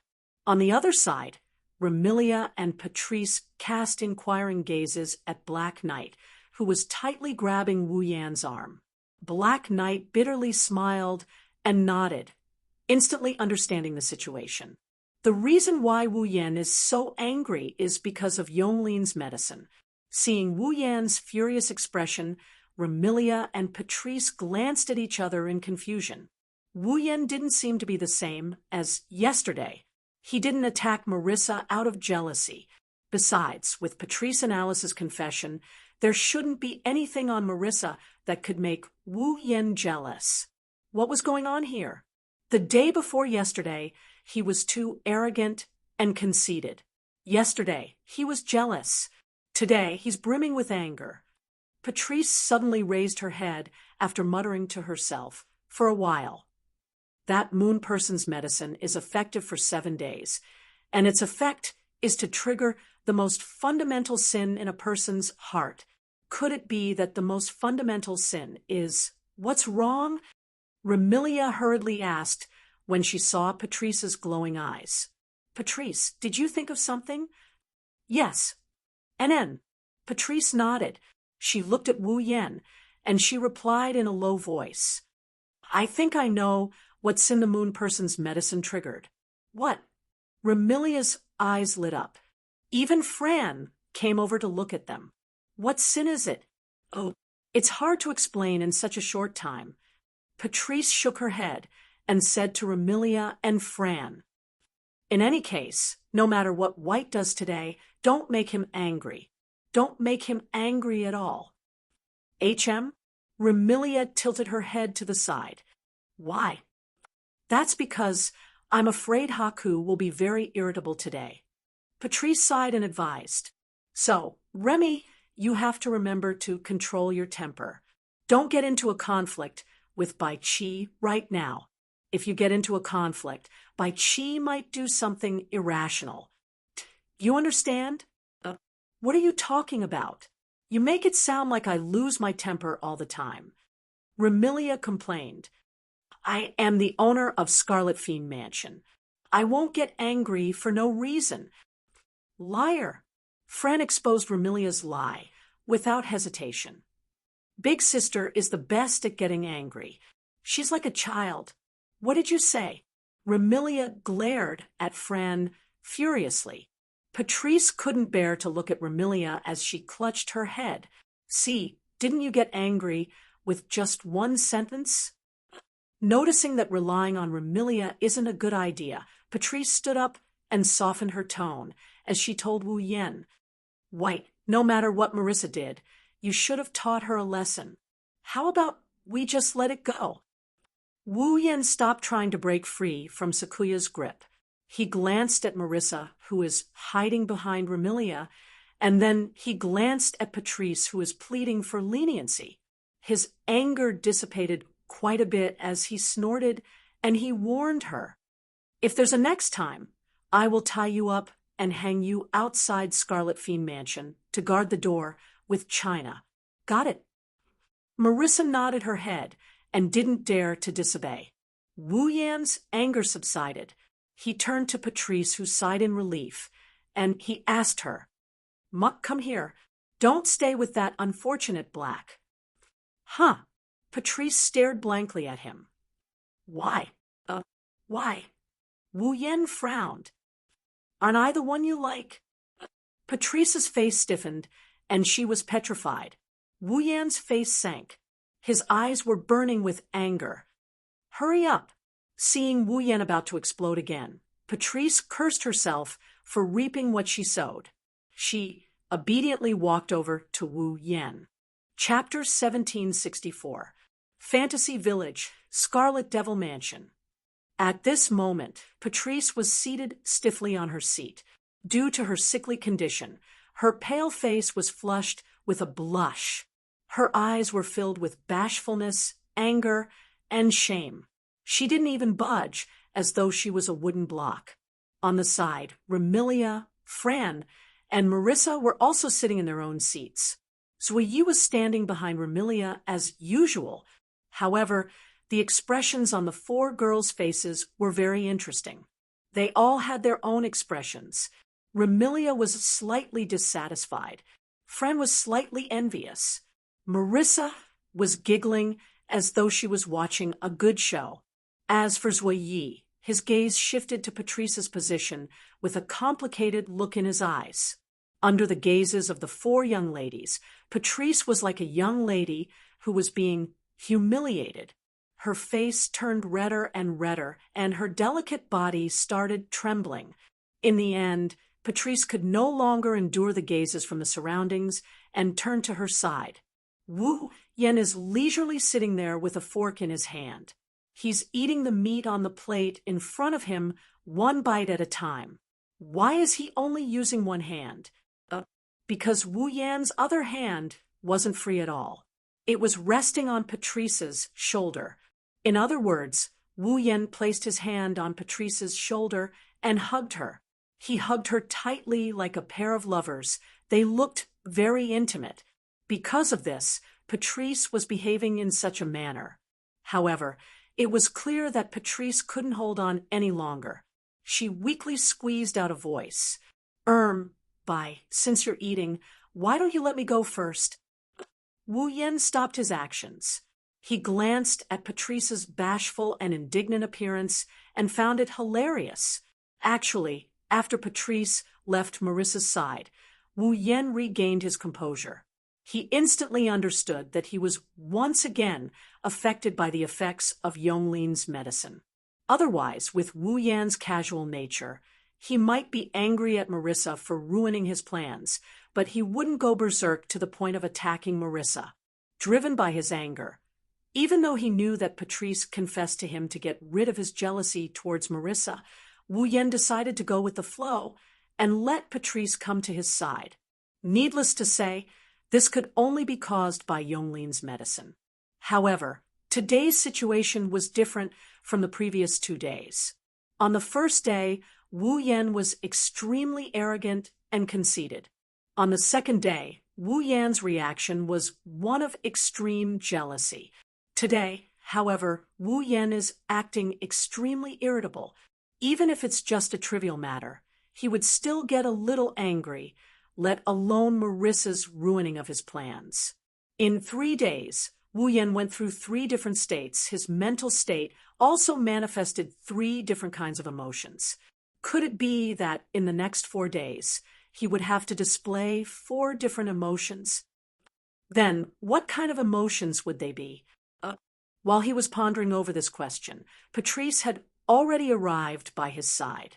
At this moment, Wu Yan felt awkward. After all, he couldn't possibly apologize to Patrice and tell her that he couldn't control himself and ask her to leave, right? Because he was jealous of Marissa yesterday, he played a barrage game with her. Patrice and Alice had to confess to him to get rid of the jealousy in their hearts. Wu Yan felt very embarrassed. He didn't know how to face Patrice. Therefore, Wu Yan decided to make the best of it. In other words, Wu Yan had accepted Patrice's confession and made her his lover. As for Patrice, she knew that Wu Yan was in an extremely irritable state. Therefore, in order not to anger Wu Yan and cause trouble for Wu Yan, she could only play along with Wu Yan's act. However, even though she had lived for over 100 years and was a witch with profound knowledge and high attainments in magic, Patrice had never come into contact with such matters apart from having some lesbian feelings for Marissa. Right now, Wu Yan was hugging her shoulder and receiving everyone's gazes. Patrice felt dizzy and couldn't take it anymore. Wu Yan inwardly exclaimed at her pureness, and at the same time, a mischievous attitude arose in his heart. Wu Yan said in a righteous tone, "How can that be? How can eating be more important than you?" In other words, rather than letting go of her lover to eat, she might as well give up on eating and be intimate with her lover. Such words of love not only made the young ladies who had never been in love, but also the innocent friend blush and felt extremely mushy. It also made Patrice want to find a hole to hide in. By the way, after living for over 100 years, Patrice had never heard anyone say such words of love. Not to mention Patrice, who had lived for over 100 years. Even Remilia, who had lived for over 500 years, couldn't take it. I say, if you two continue to be lovey-dovey in front of me, do you believe that I won't chase you out? Remilia clenched her teeth in anger. She didn't know why, but she was angry. Scarlet Devil Mansion forbids impure relationships. If you want to be lovey-dovey, go back to your room. Remy, you... Patrice looked at Remilia angrily. She clearly knew that he was forced to do this, but he still buried himself in it. Could they still be friends happily? On the other hand, Wu Yan nodded and hugged Patrice even tighter. He then gently blew into her ear. "Then, let me finish this meal first." Feeling the warm breath and soft whispers in her ear, Patrice's expression changed, and she almost moaned. She endured the strange feeling and quickly nodded. Wu Yan released Patrice, and she heaved a sigh of relief. "I say, little brother, aren't you being a little unreasonable?" At this time, Marissa seemed to have forgotten the pain after her wound healed. She spoke with a dissatisfied expression. "I don't object to you being lovey-dovey with Patrice, but don't forget, you still have Princess Ling Meng and Alice confessed to you. What do you intend to do?" "What do you mean by I still have Princess Ling Meng? I don't even have the slightest bit of relationship with Princess Ling Meng, okay?" "Oh," Wu Yan inwardly ridiculed and rolled his eyes. He spoke with a matter-of-fact expression. "Don't worry, I will treat them well too." Remilia, Patrice, Koi Yi, and Marissa didn't react for a split second. But when they did, shock surfaced on their faces. Could it be? Remilia spoke with incomparable astonishment. You intend to have a foot in 3 boats? What do you mean by having a foot in 3 boats? This time, it was Wu Yan's turn to reveal a dissatisfied expression. I only wish to divide this love equally among the 3 of us. Remilia and Marissa nearly fell over. Isn't that the same as having a foot in 3 boats? Wu Yan wanted to retort, but an ice-cold gaze swept over him, causing him to turn sluggish. He secretly glanced behind Remilia. Sen Yi used a frighteningly cold gaze to look at Wu Yan. The tray in his hand was unknowingly twisted. Only then did Wu Yan snap out of his complacent state. He almost pushed the head maid to the ground. And now he's saying that he's going to step on 3 girls, and she's not one of them. Even if the atmosphere of the Black Night gathering was just the atmosphere, they should be itching to cut him into 1,000 pieces, right? Cough, cough, cough. Suddenly Patrice coughed. Her charming face turned even paler and attracted everyone's attention. Patrice. Remilia seemed to have thought of something, and a worried expression surfaced on her face. Are you all right? I'm fine. Patrice waved her hand nonchalantly. It's just an old ailment. Hearing Patrice's words, Wu Yan frowned. You have asthma, right? Patrice looked at Wu Yan in astonishment. How did you know? Wu Yan didn't reply. Instead, he put down his fork and knife and held Patrice's hand. Patrice struggled for a while before she said bashfully, What? What are you doing? What am I doing? Wu Yan's lips curled up. Helping you treat your illness. Chapter 1765. Scarlet Devil Mansion, Underground Library. At the end of the library, there were several hidden doors that could only allow one person to pass through at a time. Behind these doors, there were rooms for people to live in, and some were warehouses for storing miscellaneous items. There were only 2 rooms that could be used for people to live in. Needless to say, one of these rooms belonged to Patrice, and the other belonged to the imp. However, at this time, the little devil was not in the room. Instead, he was tidying up the messy books in the pile not far from the room, categorizing them and placing them back on the bookshelf in front of him. However, from the way the little demon kept glancing at one of the 2 rooms that could be used as a living space with indignation in her eyes, it could be seen that the little demon's thoughts were not on those books at all. The room that the imp kept glancing at wasn't her room, but Patrice's. Just a moment ago, Patrice entered the room. Furthermore, she wasn't alone. Of course, the imp didn't know that Patrice wasn't willing to bring anyone in and didn't dare to. It was too dangerous to be alone. This thought was confirmed when Patrice brought the imp into her room and the imp spoke. Take off your clothes. Patrice almost couldn't believe her ears. She froze on the spot. Wu Yan thought that Patrice didn't understand his meaning and decided to remind her again. Take off your clothes. How is that possible? After realizing that Wu Yan wasn't joking, Patrice didn't do as he said. Instead, she crossed her arms and shouted with a flushed face. Didn't you say you wanted to treat my asthma? I didn't know that I needed to take off my clothes to treat asthma. How can I treat your asthma so quickly with normal methods? Wu Yan didn't care about Patrice's panic. He waved his hand casually. If it was that easy to cure, you wouldn't have relapsed. You haven't recovered for 100 years. What can I do? It's a hereditary disease. It's not like it's an acquired illness. Patrice's tone carried a hint of resignation. She cast a doubtful gaze at Wu Yan. I haven't been able to find a cure until now. Can you really treat my illness? Since I've said it, I naturally have a way. Just do as I say. Wu Yan spread his hands. So, you just have to do as you're told. Take off your clothes. Wu Yan closed in on Patrice as he said that. Patrice had an embarrassed and anxious look on her face. It was as though she was about to cry. No, no matter what, isn't this too difficult? As Wu Yan approached, Patrice couldn't help but retreat. Her arms were still crossed in front of her. She looked like a delicate and pitiful girl who was about to be violated. My disease is a hereditary disease. It's very difficult to cure, but it only happens once in a while. Since I'm fine now, it doesn't matter if I don't treat it. Who would leave their illness untreated? Looking at Patrice backing away with a blushing face, Wu Yan felt like he's turning into an evil person. He rubbed his nose, and he pounced on her. Since you don't intend to do as I say, I'll have to do it by force. Ah.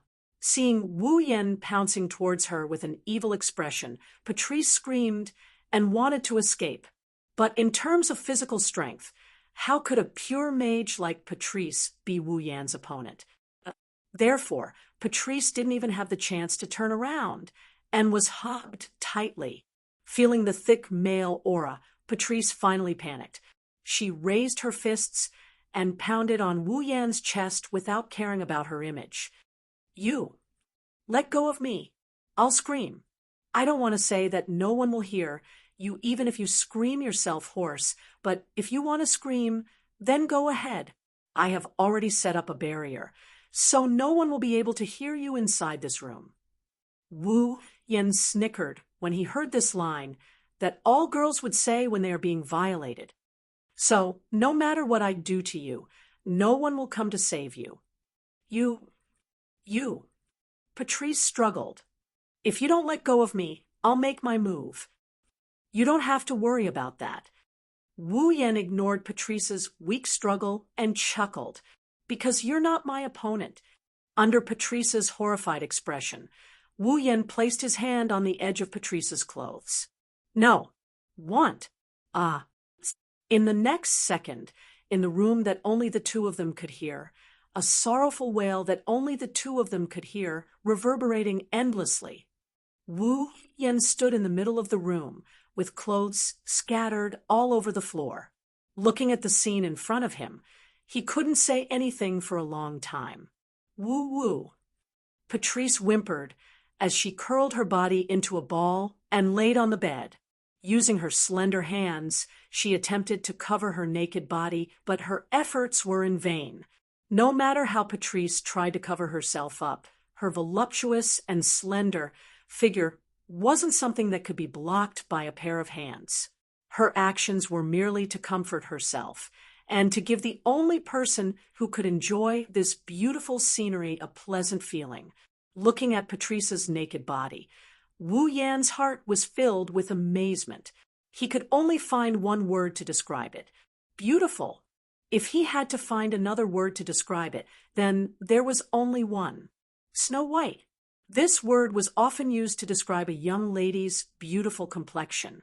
However, it was an exaggeration after all.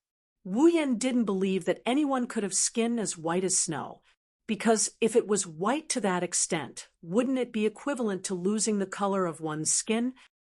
However, this young lady before him used facts to tell Wu Yan that in this world, there really were people with skin that could be described as snow white. It couldn't be helped.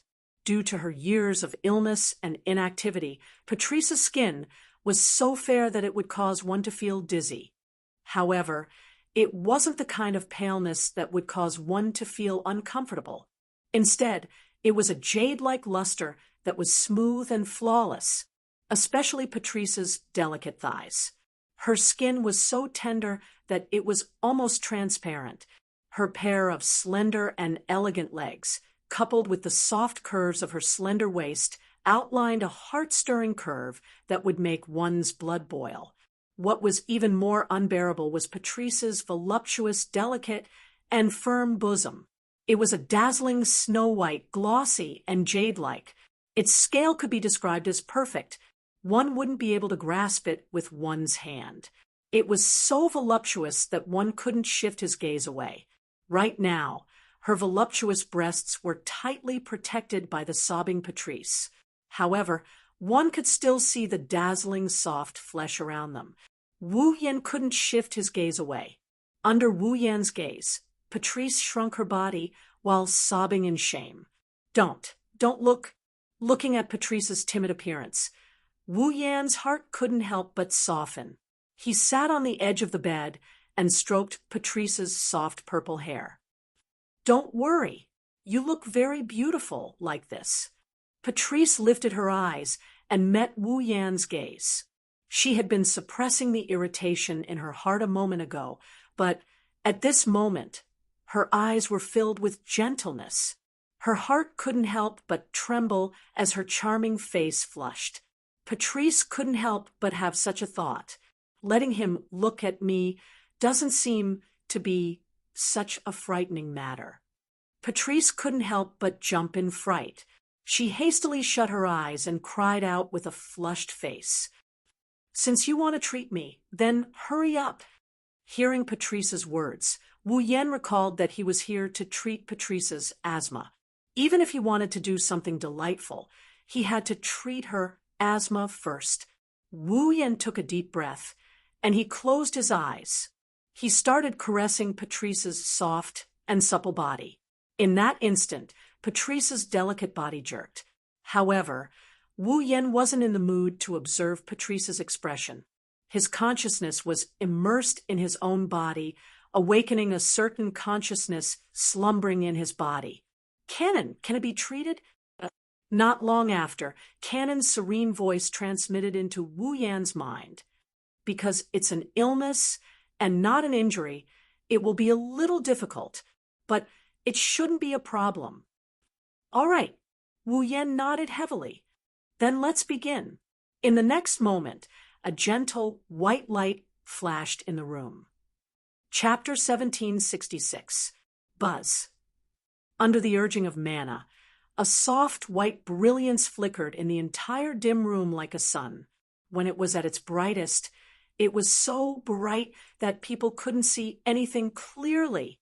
Even when it was at its darkest, the light could fill the entire room. Patrice had curled up into a ball, with her back facing Wu Yan. Even though her perky buttocks would be exposed to Wu Yan's eyes, it was better to expose her back instead of the front. In order to treat Patrice's asthma, Wu Yan used the angel's holy light ability to place his hand on Patrice's back. As Patrice's back was facing him, he naturally placed his hand on her soft back. But unknowingly, Patrice's body began to relax and lay flat on her back. Her delicate body was exposed, and her blushing face gradually turned into a healthy, rosy complexion. Patrice, who had been closing her eyes to sense the condition of her body, was astonished. Patrice knew her body better than anyone else. Due to her asthma, Patrice's breathing had never been smooth. Even when her asthma didn't flare up, her breathing was more difficult and weak than ordinary people. But now Patrice could clearly feel that not only was her breathing gradually smoothing out, but her breathing had also become stronger. What did this prove? This proved that the asthma that had plagued Patrice for 100 years and would cause unbearable pain whenever it relapsed was disappearing at a rapid pace. How could Patrice not be astonished? Patrice's asthma wasn't an ordinary disease. It was a hereditary disease. Like Natsuki, Patrice was born a demoness. However, she wasn't like Natsuki, who had signed a contract with a devil and gained powers. Instead, she was born with powerful magical powers and wasn't of the human race. Perhaps it was due to the massive amount of magical powers that she was born with. Basically, all the witches in Patrice's family suffered from asthma. Even Patrice carried the cause of her asthma, causing it to be a characteristic of her body that she carried around with her. Since it was an illness that was like a characteristic of her body, it was undoubtedly a pipe dream to use medicine and magic to eradicate it. Even with Yonglin Hakamara's medical skills that could cure almost any disease apart from reviving the dead, she couldn't cure Patrice's asthma. Remilia had even attempted to remove Patrice from the fate of being asthmatic, but failed as well. But now, Patrice's asthma was truly disappearing.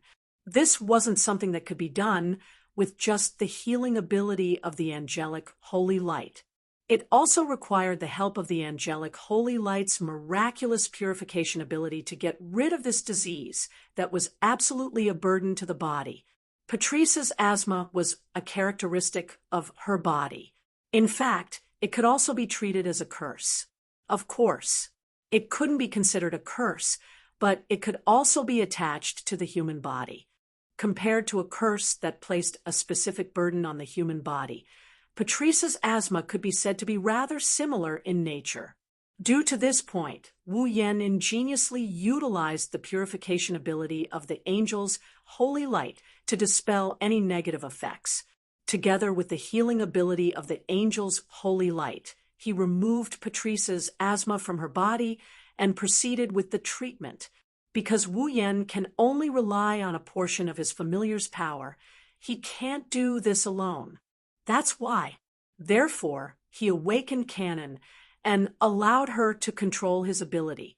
Through his body, Patrice could receive a comprehensive treatment, and the facts proved it. This method was indeed feasible. The pale complexion on Patrice's face was disappearing at a speed visible to the naked eye, and was gradually being replaced by a rosy complexion. As time elapsed, the rosy complexion on Patrice's face gradually returned to normal, while the unhealthy whiteness gradually disappeared until it was completely gone. She acutely sensed that her breathing wasn't as labored as before, and her body felt much lighter. Patrice couldn't help but release a limp, lazy, and comfortable moan. Wu Yan shuddered violently and laughed bitterly. Please, if you don't want me to lose my rationality, can you not make such a sound that easily breaks me down? Patrice's charming face blushed like a ripe apple. If it wasn't for the blanket that Wu Yan tossed to the ground when he forcefully removed her clothes, Patrice would have pulled up the blanket and buried her face in it. No matter how calm and far-sighted Patrice was usually, her behavior at this moment was no different from an ordinary young lady. She didn't know that such behavior would easily make a man lose his rationality. After confirming that Patrice's illness was completely cured, Wu Yan couldn't help but extend his arm and embrace her naked body. Patrice's heart skipped a beat. Only then did she recall that she wasn't wearing a single piece of clothing. Her body subconsciously struggled. But at this moment, Wu Yan's hand had already slid up and down Patrice's soft body and occupied a high spot. Don't do this. Patrice's voice began to tremble. And my illness has been cured. I got it. Wu Yan laid down beside Patrice. Her back is facing him as he sniffed the fragrance of her hair. At the same time, his naughty hands started rubbing Patrice's sensitive spots, including her full and round breasts. But I worked so hard to treat you. Shouldn't you give me a reward? I am not muck. Patrice grabbed Wu Yan's wrist, but she couldn't break free from his grip. She could only move his hand around her body. Patrice's heart skipped a beat as she tried to move his hand around her body. Then, Wu Yan rubbed his teeth against Patrice's earlobe. Shall I call you Patrice? Patrice's trembling heart pounded rapidly. Apart from Remilia and Fran, no one else called her Patrice. To be more precise, no one had a good relationship with Patrice. Even Marissa was the same. Now, a man whom she had only known for a few days actually wanted to call her that. If it was the Patrice of the past, she wouldn't mind even if others were to call her that. However, she would never agree to it. But at this moment, Patrice considered seriously. Then she spoke in a mosquito-like voice. It's better than anything else. This could be considered a disguised agreement. Wu Yan's actions became even more rough as he caressed the soft body in his embrace. When Patrice's breathing became louder, he whispered in her ear, Patrice, I want you. Patrice's heart skipped a beat. When she reacted, she pleaded, Didon, okay? Why? Wu Yan asked softly. If you say you don't have a favorable impression of me, I won't believe it. Indeed. If Patrice didn't have a favorable impression of Wu Yan when Wu Yan attempted to strip her naked, she would have made a move even if she knew she couldn't win. But the truth was, she did resist, but she didn't make a move. After hearing Wu Yan's words, Patrice had to admit it even if she didn't want to. Ever since she was devoured by the Book of Souls in the library and had intimate contact with Wu Yan had left a faint shadow in her heart even if she wasn't willing. After all, Patrice had never been so intimate with anyone before. How could she not care?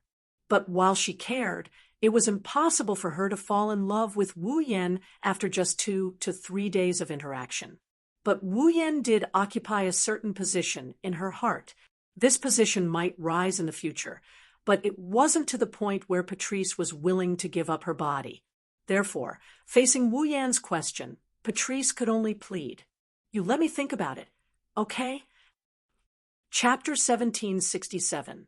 You, let me think about it. All right. Hearing Patrice's reply, Wu Yan turned silent. Think about it. The arrow was already knocked on the bowstring. If she still said think about it, then there was an 80% chance that it was hopeless. However, it was better than a rejection, right? Since Patrice didn't reject him outright, it meant that Wu Yan was still worthy of her consideration. Moreover, touching her soft body, Wu Yan could clearly feel her hesitation. Apart from hesitation, there was also a trace of fear. This wasn't strange. Even if Patrice had lived for a long time and was knowledgeable, how could she not be afraid of the most important first time of her life? Since that was the case, Wu Yan could only sigh inwardly. He let go of Patrice's alluring body and stood up. Phew! Patrice heaved a sigh of relief. She shrunk her naked body and looked at Wu Yan with a blushing face. You. Leave first. I know, I don't need you to remind me. Wu Yan appeared to be furious. He snorted and walked towards the door with a hint of irritation. Although he didn't force her, Wu Yan was still furious that she rejected him. After all, Wu Yan was under the influence of Yonglin's medicine and was in a state where he could easily get angry. Patrice didn't have the heart to see Wu Yan leave. She blurted out a sentence without much thought as she watched Wu Yan's departing figure. I will think about it and give you an answer next time. Wu Yan paused for a moment, but not for long. In the next second, he raised his feet and opened the door to Patrice's room. He left without turning back. However, Patrice wasn't dejected at all. Instead, her expression relaxed. If she wasn't wrong, Wu Yan should have nodded slightly before he left. The irritable atmosphere in the room also eased up. Am I going to be bullied by him in the future? She looked around her room and looked at her clothes that were scattered all over the floor. She felt her body burning from the intimate contact she had just had. Patrice lowered her head and whimpered helplessly. I should be resisting and hating him. Why can't I resist at all? After walking out of Patrice's room, Wu Yan took a deep breath and suppressed the restless lust in his body. He also suppressed the uncontrollable rage. One had to admit that Patrice was a stunner. Be it appearance or figure, Patrice was top-notch. She wouldn't lose to anyone Wu Yan had ever met. Even if she lost to others, it could only be in other aspects. It definitely wouldn't be in terms of looks and figure. In addition, due to her long years of illness and her constitution, under Patrice's calm and steady personality, there was also a delicate character. Once that calm and steady exterior was peeled off, one would see a frail young lady that no one else could see. She usually gave off a wise and calm vibe, but at certain moments, she would reveal a weak side. Coupled with her outstanding appearance and figure, if this wasn't a stunner, then what was? Facing such a stunner, to be able to hold back when she showed her weak side and was stripped naked, Ling Yun thought. Wu Yan started to admire himself for not losing control of himself and devouring this stunningly beautiful creature. Of course. After being rejected by Patrice, Wu Yen felt somewhat disappointed, and this sense of loss was transformed by the irritable feeling in his heart, turning into complete anger. If Patrice didn't say those words before she left, Wu Yen would probably be looking for someone to vent his anger. Wu Yen couldn't help but take a deep breath before bitterly laughing out loud. Fortunately, I only got angry easily today. If I was as arrogant as yesterday and jealous as yesterday after being rejected by Patrice, I would probably force myself on her. Patting his cheeks, Wu Yen attempted to calm himself down. It's best if I don't interact with too many people today. Otherwise, if I can't suppress my irritation, I might get into a fight. Thinking of this, Wu Yen decided to return to his room and sleep. Unfortunately, before Wu Yen could take a step forward, a figure flew over and landed in front of Wu Yen. It was the little devil who was sorting out the books. Lord Bai. Seeing Wu Yen standing in front of Patrice's door, the little devil unwillingly used an honorific and spoke in an unfriendly tone. Where's Lady Patrice? Wu Yen sensed the unfriendliness in the little devil's tone. However, he knew why the little devil was behaving in such a manner and shrugged. She's in the room. The treatment just ended. Is that so? The little devil's eyes lit up and she hurriedly asked. Then, Lady Patrice's illness. Seeing the little devil's expectant expression, Wu Yen smiled. Don't worry, she's fine now. Really? The little devil jumped on the spot and almost cheered. Then she seemed to have thought of something and stared at Wu Yen. Lord Bai, you didn't take the opportunity to do anything to Lady Patrice, right? Take the opportunity to do something. Wu Yen glanced at the little devil and spoke with a smile that wasn't a smile. What do you think I'll do to Pyuki during this time? Patrice. Little Demoness glared at him. Her heart was filled with displeasure. Why is Lord Bai calling her so intimately? Did you get Lady Patrice's approval? The imp's tone is obviously hostile, making Wu Yen, who had a hard time suppressing his anger, feel pissed off as well. Although you are Pyuki's familiar, aren't you overstepping your boundaries and protecting her a little too much? Wu Yen stepped forward and stood in front of Imp. Since he is a head taller than Imp, he looked down at her from a commanding position. Since you're afraid of your mistress being taken advantage of, why didn't you chase that unfortunate black and white rat out of the library? It's not that I didn't want to chase that black and white rat out. The little devil shouted angrily. I just couldn't defeat that black and white rat. Oh, Wu Yen raised an eyebrow. In other words, you think you can defeat it? The little devil's angry expression froze on her face. Soon after, she deflated like a deflated balloon. Can't. Then don't make me angry. I'm in a state where I get angry easily. Wu Yen smirked as he thought of pranking her. Besides, if Patrice becomes my lover, I will be your male master. And no. The little devil made a funny face at Wu Yen. Lord White, you've only known Lady Patrice for a few days. How could you possibly win her heart? Is that so? Wu Yen revealed an unreadable smile. The little devil had a bad premonition. Then, since your mistress has just recovered, why don't you take a look at her condition? He didn't wait for the imp's reaction and headed straight for the entrance of the library. Imp looked at Wu Yan's departing figure with a suspicious look. She turned around and opened the door to Patrice's room. She entered the room after doing so. In the next moment, the little devil's screams echoed throughout the library. Lady Patrice, why aren't you wearing any clothes? Little devil, why are you here? Lord Bai just left the room, and Lady Patrice isn't wearing any clothes. Could it be that you... And no, it's not like that. It's not what you're thinking. Lady Patrice really found a master for me. I said it's not like that. Patrice's panic shriek and the little devil's sorrowful cries echoed throughout the library. Wu Yen, who was walking towards the entrance of the library, smirked, who asked the little devil to be so ignorant, and almost triggered the irritation that Wu Yen had suppressed with great difficulty. Moreover, Wu Yen wasn't lying.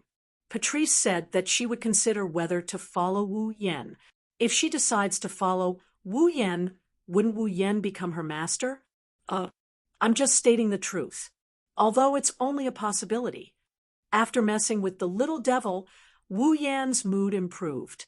He walked out of the library and headed towards Remilia's room. Chapter 1768.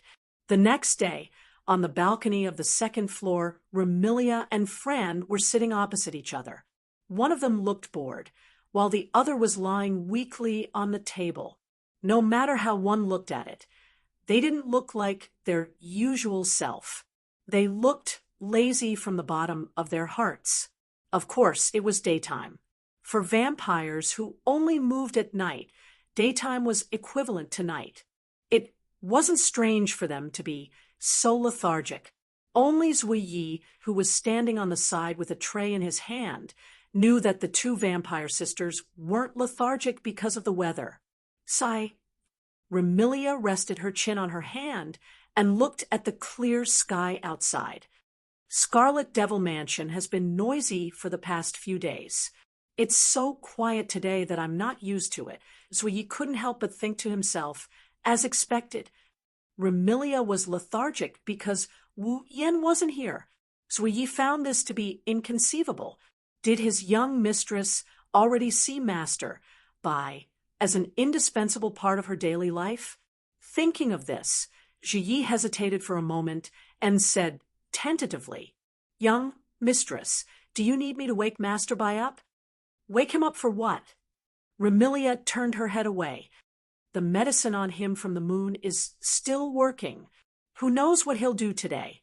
Just let him sleep. It'll save him a lot of trouble." So Yi didn't know whether to laugh or cry. "That's true." Fran, who was lying on the table, looked up and glanced at Remilia. Suddenly, she said, "Sister really isn't honest." "Huh?" Remilia was surprised at first, and then looked at Fran with dissatisfaction. "Fran, why are you talking about Sister like that?" "Fran is just telling the truth." Fran said with a grunt. "Don't think Fran doesn't know. Sister has been looking forward to brother feeding Sister like that day. Right?" "That's not true." It's not like that." Remilia panicked and glared angrily at Fran. "I'm not a child. I don't look forward to being fed by that guy." "Really?" Fran giggled. "Then Flan will tell Big Brother that Big Sister doesn't want Big Brother to feed her. From now on, Big Brother only needs to feed Flan. That fellow is the housekeeper of the Red Devil Mansion." Remilia's expression became unnatural. Since you're the butler of the Red Devil Mansion, it's only right for you to feed your master once or twice, right? So Big Sister is admitting that you want Big Brother to feed you." Fran muttered. "Sure enough, it's because Big Brother didn't feed Big Sister in the morning. That's why you look so listless." "Fran." Remilia glared at Fran. "If you keep talking, I'll get angry." "What?" Fran puffed up her cheeks. "Fran is just telling the truth." Remilia was incomparably furious, but she couldn't say anything. Her adorable face was dyed with anger from being too agitated. "Hey, Luo Yi." However, at this moment, Fran ignored Remilia. She turned around and looked at Luo Yi as she spoke pitifully. "You really can't wake Big Brother up?" "Second young miss." Luo Yi replied hesitantly. "It's rare that Lord Bai didn't cause any trouble today. Let him stay in the room. Perhaps it's not bad, but Big Brother isn't here. Fran feels so bored." Fran laid down on the table again. "Fran wants to go out with Big Brother. Second young miss, please endure for a few more days." Luo Yi comforted her. When Lord Bai gets better, I'll definitely take you out to play. Plus, Big Sister can take you out to play too. Remilia said sourly, Why must that fellow take you out to play? Fran tilted her head in confusion. But Big Sister can't bask in the sun, right? How can you take Fran out to play? Then I'll take you out to play tonight. No, there's nothing fun at night. That's not it. There's a lot of fun at night. What's so fun about that? We can have a banquet. Why are we having a banquet again? Luo Yi didn't know whether to laugh or cry as he looked at the two little sisters in front of him. One was distressed while the other was helplessly listening to her. Once upon a time, Remilia had always hoped to live a peaceful life with Fran like this. However, reality gave her a cruel situation and forced her to lock Fran in the basement. Now, Remilia got what she wanted. She got the life she always wanted to live. And all of this was because of Yakumo Bai. It was inconceivable, and it was brought by a mysterious person. Thinking of this, Luo Yi couldn't help but want to see Wu Yen. He cautiously said, Young miss, I think we should wake Lord Bai up and see how he's doing. It'll be better for us to plan. Hearing this, Flan lifted her head and looked at Remilia expectantly, which made Remilia, who was already tempted, feel a little annoyed. Go ahead if you want to. Okay, wake Big Brother up. Fran cheered and jumped down from her seat. She took Luo Ye's hand and ran inside. Luo Yi, let's go wake Big Brother up. Second young miss. Luo Yi hurriedly called. I told you to slow down. Remilia muttered unhappily as she watched Fran take Luo Ye's hand and leave. Seriously, all of you only know how to think about that guy. Red Devil Mansion, Remilia's room. Big Brother. Standing at the door of the room, Fran gently knocked on the door with her small hand while calling out in a crisp voice, Big Brother, get up. Fran's knocking and calling were met with an indescribable silence. Big Brother. Fran thought Wu Yen didn't hear her and raised her voice. Are you still not awake? There was still no response from the other side of the door. It was silent. Big Brother, get up. Fran's voice carried a hint of coquettishness. You can't sleep too much. It wasn't until Fran knocked on the door for the third time that a weak, cotton-like voice sounded from the other side of the door. Let me sleep a little longer. Big Brother, what's wrong? Hearing Wu Yan's weak response, Fran worriedly stood on her tiptoes and twisted the doorknob. Are you sick? At the same time, the sound of the door being unlocked was heard. Seeing this scene, Sui Yi also became somewhat worried. Although they have only known each other for less than 3 days, from the first morning Wu Yen stayed in Scarlet Devil Mansion, Sakuya knew that Wu Yen is very lazy in the morning and he hates it when people disturb his sleep. That's why the door is usually locked. But now, the door was unlocked. What's going on? Lord Bai. Luo Yi felt that something was wrong and took Fran's hand and pushed the door open. I'm coming in. Luo Yi entered the room with Fran, but as soon as they entered the room, Luo Yi was stunned. That's because she saw Wu Yen lying on the bed with his arms and legs spread out. His eyes are half closed. He's not sleeping at all. His blanket was kicked off the bed, but he didn't pick it up, no matter how she looked at it. It's weird. After all, Wu Yen wasn't the kind of person who kicked the quilt and didn't bother to pick it up. Besides, Wu Yan's expression was completely normal. There was no arrogance, jealousy, or irritation like before. There was only laziness, and his breathing was normal. He didn't look like he was sick. Moreover, at this time, Wu Yan's state was not so much that he was sick. It was more like he had just run 10 laps around Fantasyland and was too tired to get up. Lord Bai. Luo Yi felt a little strange and asked tentatively, Are you okay? Big Brother, are you sick? Fran climbed onto the bed and touched Wu Yan's forehead. Are you feeling unwell? I'm the true ancestor of vampires. I can't even die. How can I be sick? Wu Yan humphed weakly. He raised his hand, but before he could lift it more than 10 centimeters, he slumped back down. I just want to sleep a little longer. I want to rest more. I want to stay at home and in bed. I don't want to go anywhere. After saying that, Wu Yan closed his eyes, as if he didn't think he was convincing enough. 10 seconds later, he snored softly. Luo Yi and Fran looked at each other and got up. They were speechless when they saw Wu Yan sleeping. Chapter 1769. Scarlet Fiend Mansion, Remilia's room. Remilia, Patrice, Fran, and Zui Yi once again gathered in the room. They looked at the sleeping Wu Yan and sighed. For the past 3 days, Wu Yan caused trouble almost every single day. Although the Scarlet Devil Mansion can't be said to be in a state of unrest, it's definitely not a peaceful one. Now, Wu Yan was lying on the bed in an extremely obedient state. He wasn't even willing to move an inch. It was a stark contrast from before. Remilia, Patrice, Fran, and Zwoyi weren't used to it. However, one thing was for sure. Wu Yan's current state wasn't normal either. Although he wasn't making a ruckus, isn't it abnormal for him to be too quiet? What's more, Wu Yan's current state is more like a half-dead than a peaceful one. Anyone can see that there's something wrong with him. Then what's going on this time?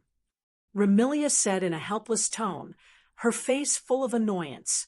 Could it be because he hasn't sucked blood for a long time and is finally experiencing a side effect?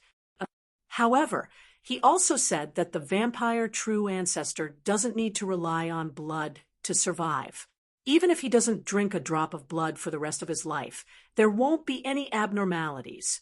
Patrice shook her head as she pressed on the nightcap on her head. So, there's only one possibility for such an abnormal state. Is it the medicine of that perpetual moon person again? At this point, Remilia's helpless tone turned into one of helplessness. But he was so noisy for the past 3 days. Why is he suddenly so quiet today? On the first day, Wu Yan didn't cause any trouble, but because of his arrogant behavior, Remilia almost went berserk. Sakuya even went so far as to erect an impenetrable wall between the two of them. If it wasn't for Wu Yan's timely realization, he's afraid that sooner or later the people of Scarlet Devil Dojo wouldn't want to get close to him anymore. The next day, due to his jealousy, Wu Yan became hostile towards Remilia. He escaped from the Scarlet Devil Mansion, causing a commotion in the Scarlet Devil Mansion. He even started a barrage game with Marissa. If it weren't for Patrice and Alice coming to the rescue, Marissa would have gotten a few bruises by now. On the third day, which is yesterday, Wu Yan started causing a ruckus early in the morning. He sent Marissa scurrying all over the place while sending the Scarlet Devil Mansion into a state of panic. Luckily, Wu Yan knew his limits. In order to avoid trouble, he hid in his room and slept for the whole day. Otherwise, it wouldn't end up like this. Today, Wu Yan was lying on the bed in a half-dead state. Even with so many people surrounding him, he wasn't willing to say a word. He was shaken awake several times, but he still continued to sleep. Compared to the past 3 days, the contrast was too great. It was natural for Remilia to have doubts. In response to Remilia's question, Patrice pondered for a moment before speaking. Actually, I have a guess about the effects of the moon person's medicine. Guess? Apart from Fran, who laid on the bed and had her attention on Wu Yan, Remilia and Zwoyi turned their attention to Patrice. Lady Patrice, Zwoyi said with uncertainty, you mean to say that you know what happened to Lord Bai for the past 4 days? It's not hard to understand if you think about it. Patrice glanced at Remilia and Zwoyi. The moon person from the Eternal Pavilion said that the medicine Lord Bai swallowed could trigger the most fundamental sin in his heart. This so-called fundamental sin, if I'm not mistaken, should be the 7 deadly sins. 7 deadly sins. Remilia and dark night froze at the same time. The 7 deadly sins refer to the 7 original sins that are the root of all sins. Patrice recalled and slowly explained. They are known as sins that all intelligent life cannot avoid. They are divided into pride, envy, wrath, sloth, greed, gluttony, and lust. They are the root of all sins. Arrogant people will be arrogant, conceited, and condescending. They will despise everything they see, whether it is strong or weak, whether it is a man or a woman, whether it is a human or a beast. They will feel that they are insignificant. Arrogant people will not bother to communicate with them or even approach them. Envious people will be envious, jealous, and resentful of what others have, but they don't have, be it money, looks, or even an excellent partner if they don't have it, or if they have it but can't win against others. Envious people will want to use the power they have to plunder, rob, or even destroy everything. Envy is the foundation of the 7 deadly sins, and the shadow of envy can be found in the other 6 deadly sins. Furious people will be extremely irritable. Facing such a person, even a word that he doesn't like would trigger him to vent his anger and revenge. He would vent his anger without any reason. Such a person is also the one who would easily hurt the things around him or her. Zhang Tai said, as he looked at Zhang Tai with a cold expression. On the other hand, lazy people have nothing to pursue in their lives. If we insist on pursuing something, then the only pursuit of lazy people is sleep and rest. Even if they are hungry, they will consider sleep and rest first. Even if they are thirsty, they will also consider sleep and rest first. To sum it up, they are lazy. Patrice said so much in one breath. Then she shifted her gaze to Wu Yan, who is lying on the ground. Don't you think that Haku's performance in the past 4 days is related to the 4 original sins? Oh, Remilia and Zhuyi nodded in agreement. On the first day, Wu Yan's arrogant attitude was a display of arrogance. Even Yonglin, who was one of the top 5 in strength and influence in Fantasy Village, was looked down upon by him. Wasn't that arrogant? On the second day, Wu Yan was extremely jealous. Even though Zui Yi was only fulfilling his duty, he developed enmity towards Remilia. Even a quarrel between Patrice and Alice caused him to resent Marissa. Wasn't that a display of jealousy? On the third day, which was yesterday, even though Marissa's carefree attitude was infuriating, not to mention the fact that she had ruined Wu Yan's plans, Wu Yan was only dissatisfied at most. How could he be so angry that Marissa was forced to flee from the Scarlet Devil Mansion? And today, Wu Yan was in such a half-dead state. Wasn't that a display of laziness? The moon dwellers of Eternal Pavilion once said that the medicine Haku consumed would last for 7 days. Patrice sighed, thinking about how Bai has been changing her appearance every day for the past few days, and then thinking about how the moon people's medicine in the Forever Pavilion can trigger the most fundamental evil in a person's heart. I think the effect of the medicine should be to induce one of the 7 original sins in the person who takes it in 7 days. This, Zui said in astonishment. That is to say, Lord Bai will commit the 7 original sins of pride, jealousy, wrath, sloth, greed, gluttony, and lust in 7 days, right? That's right. Patrice nodded heavily. The 7 sins will all manifest in these 7 days, and it seems like it's not something Bai can control. It's something he naturally wants to do. So, to be honest, I'm really surprised that Bai can suppress the 7 sins while he's in the state of the 7 sins. Patrice wasn't the only one astonished. If Yonglin knew about this, she would probably be astonished as well. After all, no matter who it was, everyone would commit at least one of the 7 original sins. Even a newborn would subconsciously crave food and commit the sin of gluttony. who could say that they would never commit these 7 original sins. Even the perfect and confident head maid, Black Knight, would sometimes be arrogant, jealous, and furious. To a certain extent, Patrice's thirst for knowledge was also a form of greed. Jealousy and fury would also occur at times. It was just that the degree of jealousy and fury differed. As for Wu Yan, he naturally couldn't avoid it. However, Yonglin's medicine amplified and strengthened the sins of the 7 deadly sins, causing Wu Yan's 7 deadly sins to be stronger than anyone else's. That's why so many things happened. Then, his current state is due to the influence of the sin of sloth. Remilia looked at Wu Yan, who is still snoring. She felt a headache coming on. There's no other way. Zuyi, you will take care of him today. Zuyi bowed slightly. Yes, milady. Chapter 1770. Thus, apart from Lai Yi, who stayed behind, Remilia, Patrice, and the reluctant Fran left the room to do their own things. Opening his eyes with great effort, Wu Yan gazed at the departing figures of Remilia, Fran, and Patrice. He appeared to be half dead, but that was only because he was too lazy to speak. However, Wu Yan had clearly heard their conversation. In fact, Wu Yan had more or less guessed it. The so-called most fundamental sin that Yonglin mentioned was the original sin of the 7 deadly sins. Just like what Patrice had said, the 7 deadly sins were the root of all sins. No one could avoid committing at least one of the 7 deadly sins.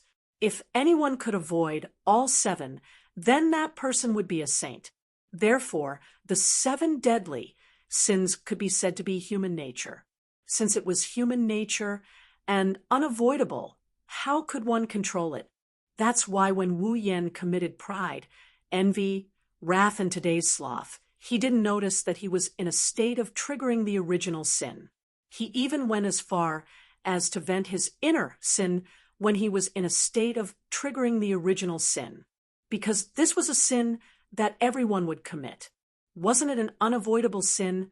Because of this, when Wu Yan realized that something was wrong with his condition, he was able to suppress the sin. That was his nature. This was the reason why Patrice said that she would be surprised, and also the reason why Yonglin might be surprised as well. Of course, Wu Yan didn't feel that it was strange. Indeed, human nature couldn't eradicate the deadly sins.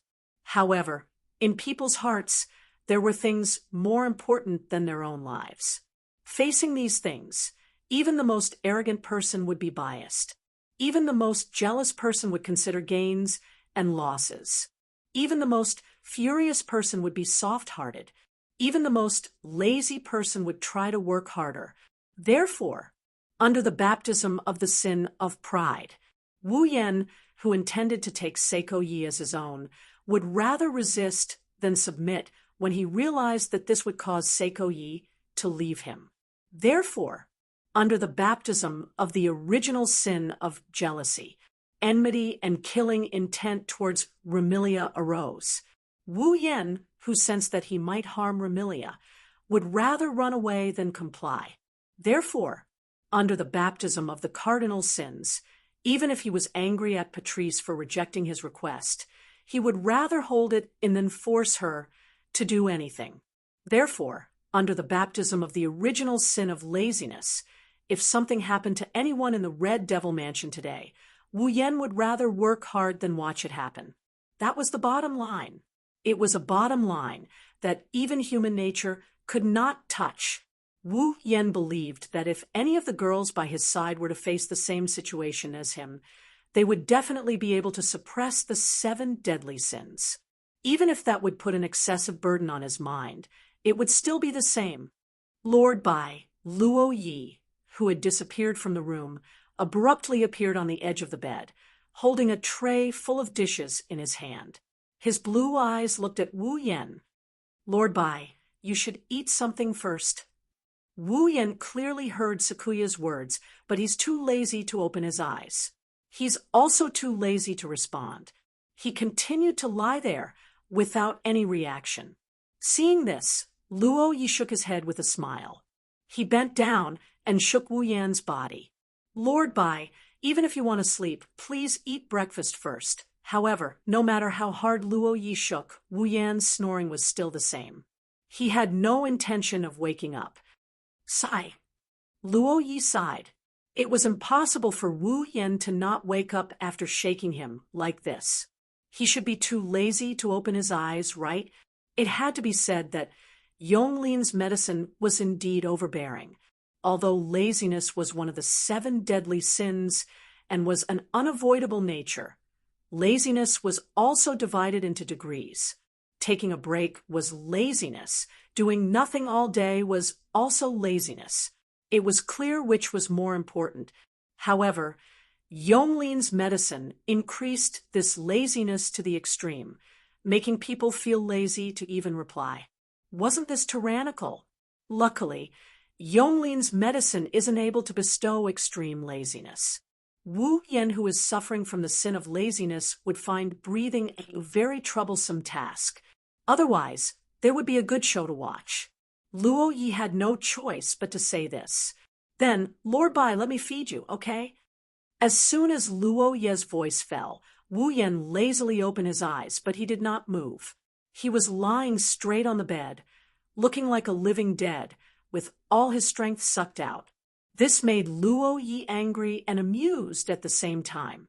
This also made Sakuya realize that ever since she met Wu Yan, her relationship with Wu Yan seems to have gotten a lot richer. Without saying anything more, Luo Yi sat on the edge of the bed and put the breakfast on the bedside. He helped Wu Yan up a little and then picked up the bowl and spoon full of porridge. Scooping up half a spoonful of porridge, Sakuya carefully tested the temperature of the spoonful. She hesitated for a bit before putting the spoonful of porridge in front of Wu Yan's lips with great care. Lord Bai, have some porridge first, looking at Sakuya reaching over and raising the spoon in front of him, treating him like a patient. Even the lazy Wu Yan couldn't help but feel speechless. He couldn't help but open his mouth and gulp down the porridge in front of him. The next moment, the warm liquid flowed into his throat from his mouth and into his body, warming up Wu Yan's stomach. Since the porridge was made by Luo Yi, there must be no problem with the taste. However, Wu Yan did not care about the taste of the porridge. While drinking the porridge spoonful by spoonful, his eyes were fixed on Luo Yi, who was constantly blowing the porridge in the spoon and carefully feeding it to him. This is the first girl to feed Wu Yan ever since he got the system and came to Silveria. Ever since his fate changed, this is the first girl to feed him. Even Ikaros did not have this opportunity. Now, Luo Yi was feeding him in order to take care of him. How could Wu Yan not look at her? Maybe it's a psychological issue, but Wu Yan and Nagaya felt like this meal was going on for a very long time. Although it was long and no one spoke during the process, the whole room was wrapped in a warm atmosphere. Even Wu Yan and Luo Yi felt as if their hearts had melted. They felt particularly warm and warm. Under such circumstances, looking at Wu Yan, who looks like he's expending a lot of energy to open his mouth to eat, Sakuya's beautiful blue eyes unknowingly lost their usual stern and cold aura. Instead, it's replaced by gentleness. Her movements also became gentler and gentler. Unfortunately, no matter how long the meal was, it would end eventually. After the meal, Wu Yan flopped onto the bed like a puppet with its strings cut. He didn't even bother to adjust his posture. He closed his eyes, and in less than 10 seconds, he didn't move at all. Luo Yi shook her head, not knowing whether to laugh or cry. She put the empty bowl on the tray and stood up. Just as Luo Yi was about to take the tableware to the kitchen to wash, a very soft voice entered Luo Ye's ears. "Thank you." Luo Ye's body froze on the spot. Wu Yan, who was completely still, slowly opened his eyes and looked at Luo Yi, who was frozen on the spot. In his heart, an impulse drove him to suppress the sin of laziness and let him speak. "Fran is my sister, Remilia. I am also very willing to treat her as my sister, And I also want to treat you as my family, a very important family member. After saying these words, Wu Yen simply closed his eyes and really did not move. Luo Yi stood there for a long time without responding. After a long time, she turned around and lowered her head to look at Wu Yen, who was lying on the bed. A very beautiful smile appeared on her face. Luo Yi sat on the edge of the bed again. Her blue eyes stared at Wu Yan's sleeping face. As if she could not help herself, she reached out her hand and stroked Wu Yan's face. Luo Yi is just a servant. I am not qualified to be Lord Bai's family member. Luo Yi is young lady's maid. If Lord Bai becomes young lady's brother, then Luo Yi will be Luo Ye's young master. After saying that, a peaceful smile appeared on Luo Ye's face. At that time, Luo Yi will do her best to serve you. Luo Yi did not care whether Wu Yen heard this or not. After gazing at Wu Yen for a while, she packed up her things, gently closed the door, and walked out. Chapter 1771. Time passed quietly. At some point, Wu Yen, who was lying on the bed like a corpse, opened his eyes. He stared at the ceiling blankly as if he's in a state of sluggishness. He's not sleeping anymore. Since yesterday, in order not to cause trouble for the people around him, Wu Yen went back to his room and slept soundly. Plus today's half a day. That is to say, Wu Yen has slept for more than 30 hours. From a physiological point of view, if one's body was not in a weak state and overslept every day, the body would automatically reject sleep when it reached a certain level. If one continued to sleep like this, it would even cause a stabbing pain in the head. That's why, under the influence of the sin of sloth, no matter how lazy he is, he couldn't make himself close his eyes after sleeping for so long. Naturally, he couldn't fall asleep either. However, because of his lazy mentality, Wu Yen did not want to find anything to do, nor did he want to get up. He was not even willing to turn over and change his position. However, just lying on the bed and doing nothing felt particularly uncomfortable. Therefore, after finding that there was no way to fall asleep, Wu Yen finally made up his mind. Go out and stay for a while. Of course, walking is too troublesome, shopping is too tiring. Wu Yen just wanted to find a place to lie down and enjoy the scenery outside. Unwillingly, he mustered up a bit of energy and used all his strength to summon the mana in his body. Resisting the urge to slack off, he chanted a few incantations that are hard to understand. Buzz. The next moment, the magic of space transfer in the room worked. The fluctuations of space rippled out little by little and wrapped around Wu Yan's body. Not long after, Wu Yen completely disappeared from the room, leaving no trace or sound. It was noon. The sky was clear and sunny. Wu Yen quietly appeared on a grassy plain in Fantasy Village. As soon as he appeared, he was lying down on the grassy plain as if he had been lying there since the beginning. He did not look out of place at all. A gentle breeze blew, causing the grass around him to sway and bring fresh air. Wu Yen, who was too lazy to move, could not help but take a deep breath. His face, which was originally filled with laziness, was now filled with a trace of contentment. Excluding those monsters, fairies, demon spirits, and other non-human creatures, the Fantasy Village was actually a very magical place. It wasn't like the real world, where there were skyscrapers, car pavilions, and houses where there was a trace of noise that a city should have. It wasn't like some bustling cities and villages where there was garbage and dirty industrial gas everywhere, and there was no traffic or exhaust gas. In terms of the environment, it was simply a paradise. It is an environment like this. Wu Yen has never seen such a place except in Sao. However, there is a setting in Sao. It is an imaginary world. Even if you want to throw garbage, it will turn into pieces like dead players and monsters. It is impossible to pollute the environment. However, Fantasy Village is real. Thus, Wu Yen really likes Fantasy Village, this utopian environment. Not to mention, he also likes Fantasy Village. There are many magical places in Fantasy Village. Of course, there are also places with bad environments in Fantasy Village, but Wu Yan has never been there. Therefore, unknowingly, Wu Yan had such an idea. If there is a chance, he must explore the entire Fantasy Village. Suddenly, Wu Yan frowned. Wu Yan has the taser ability and excellent spatial sensing ability.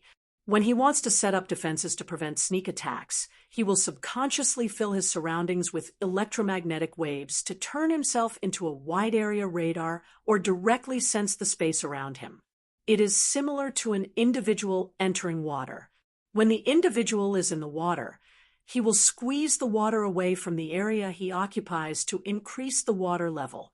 Although the addition of an individual in a space would not increase the density of the space, it was an undeniable fact that the individual occupied a position in the space. Under these circumstances, Wu Yan can feel it. Whether it's the electromagnetic waves around him or his perception of the space around him, everything is telling him that something is wrong. Someone is around. There is obviously someone around, but Wu Yan did not hear or sense anyone approaching him. Only the electromagnetic waves and spatial sensing are telling him that there is someone around him. Wasn't this a little too strange? Does the person have the ability to conceal himself or eliminate his presence? Thinking of this, Wu Yan is slightly interested in the existence that is approaching him. Wu Yan closed his eyes and suppressed the laziness in his heart. He blocked all the 5 senses that are affecting his detection. He increased the release of electromagnetic waves and spatial sensing ability to the limit. This time, Wu Yan sensed it. Thanks to the electromagnetic waves and his perception of space, Wu Yan could feel it. In a corner around him, an individual caused the electromagnetic waves to reflect and occupy the space in that corner. Following the electromagnetic waves and spatial sensing ability, Wu Yan opened his eyes and looked at the corner. However, in that corner, Wu Yan did not find anything. No, it should not be said that he did not find anything. Instead, something, or an ability, is preventing Wu Yan from finding that existence.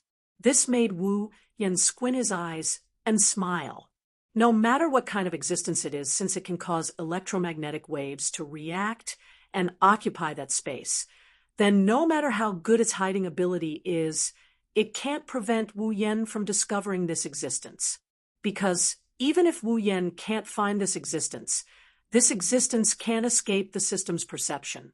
Immediately, Wu Yan activated the system's perception ability and scanned the corner. Then, Wu Yan was stunned.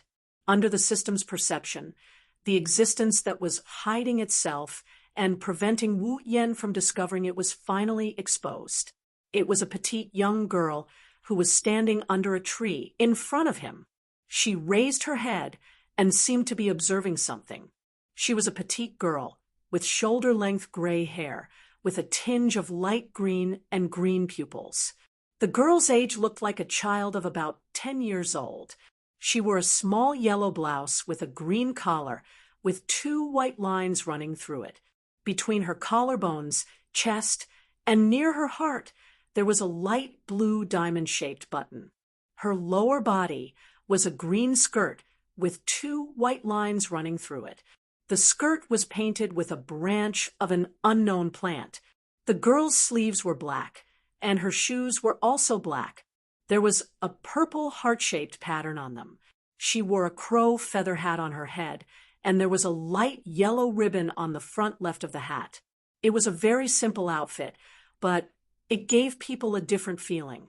The real difference was that in front of the petite girl's left chest, there were 2 tubes extending out. One went around her right shoulder and connected to the heart of her left foot. The other formed a heart shape on the left side of her face and connected to the heart of her right foot.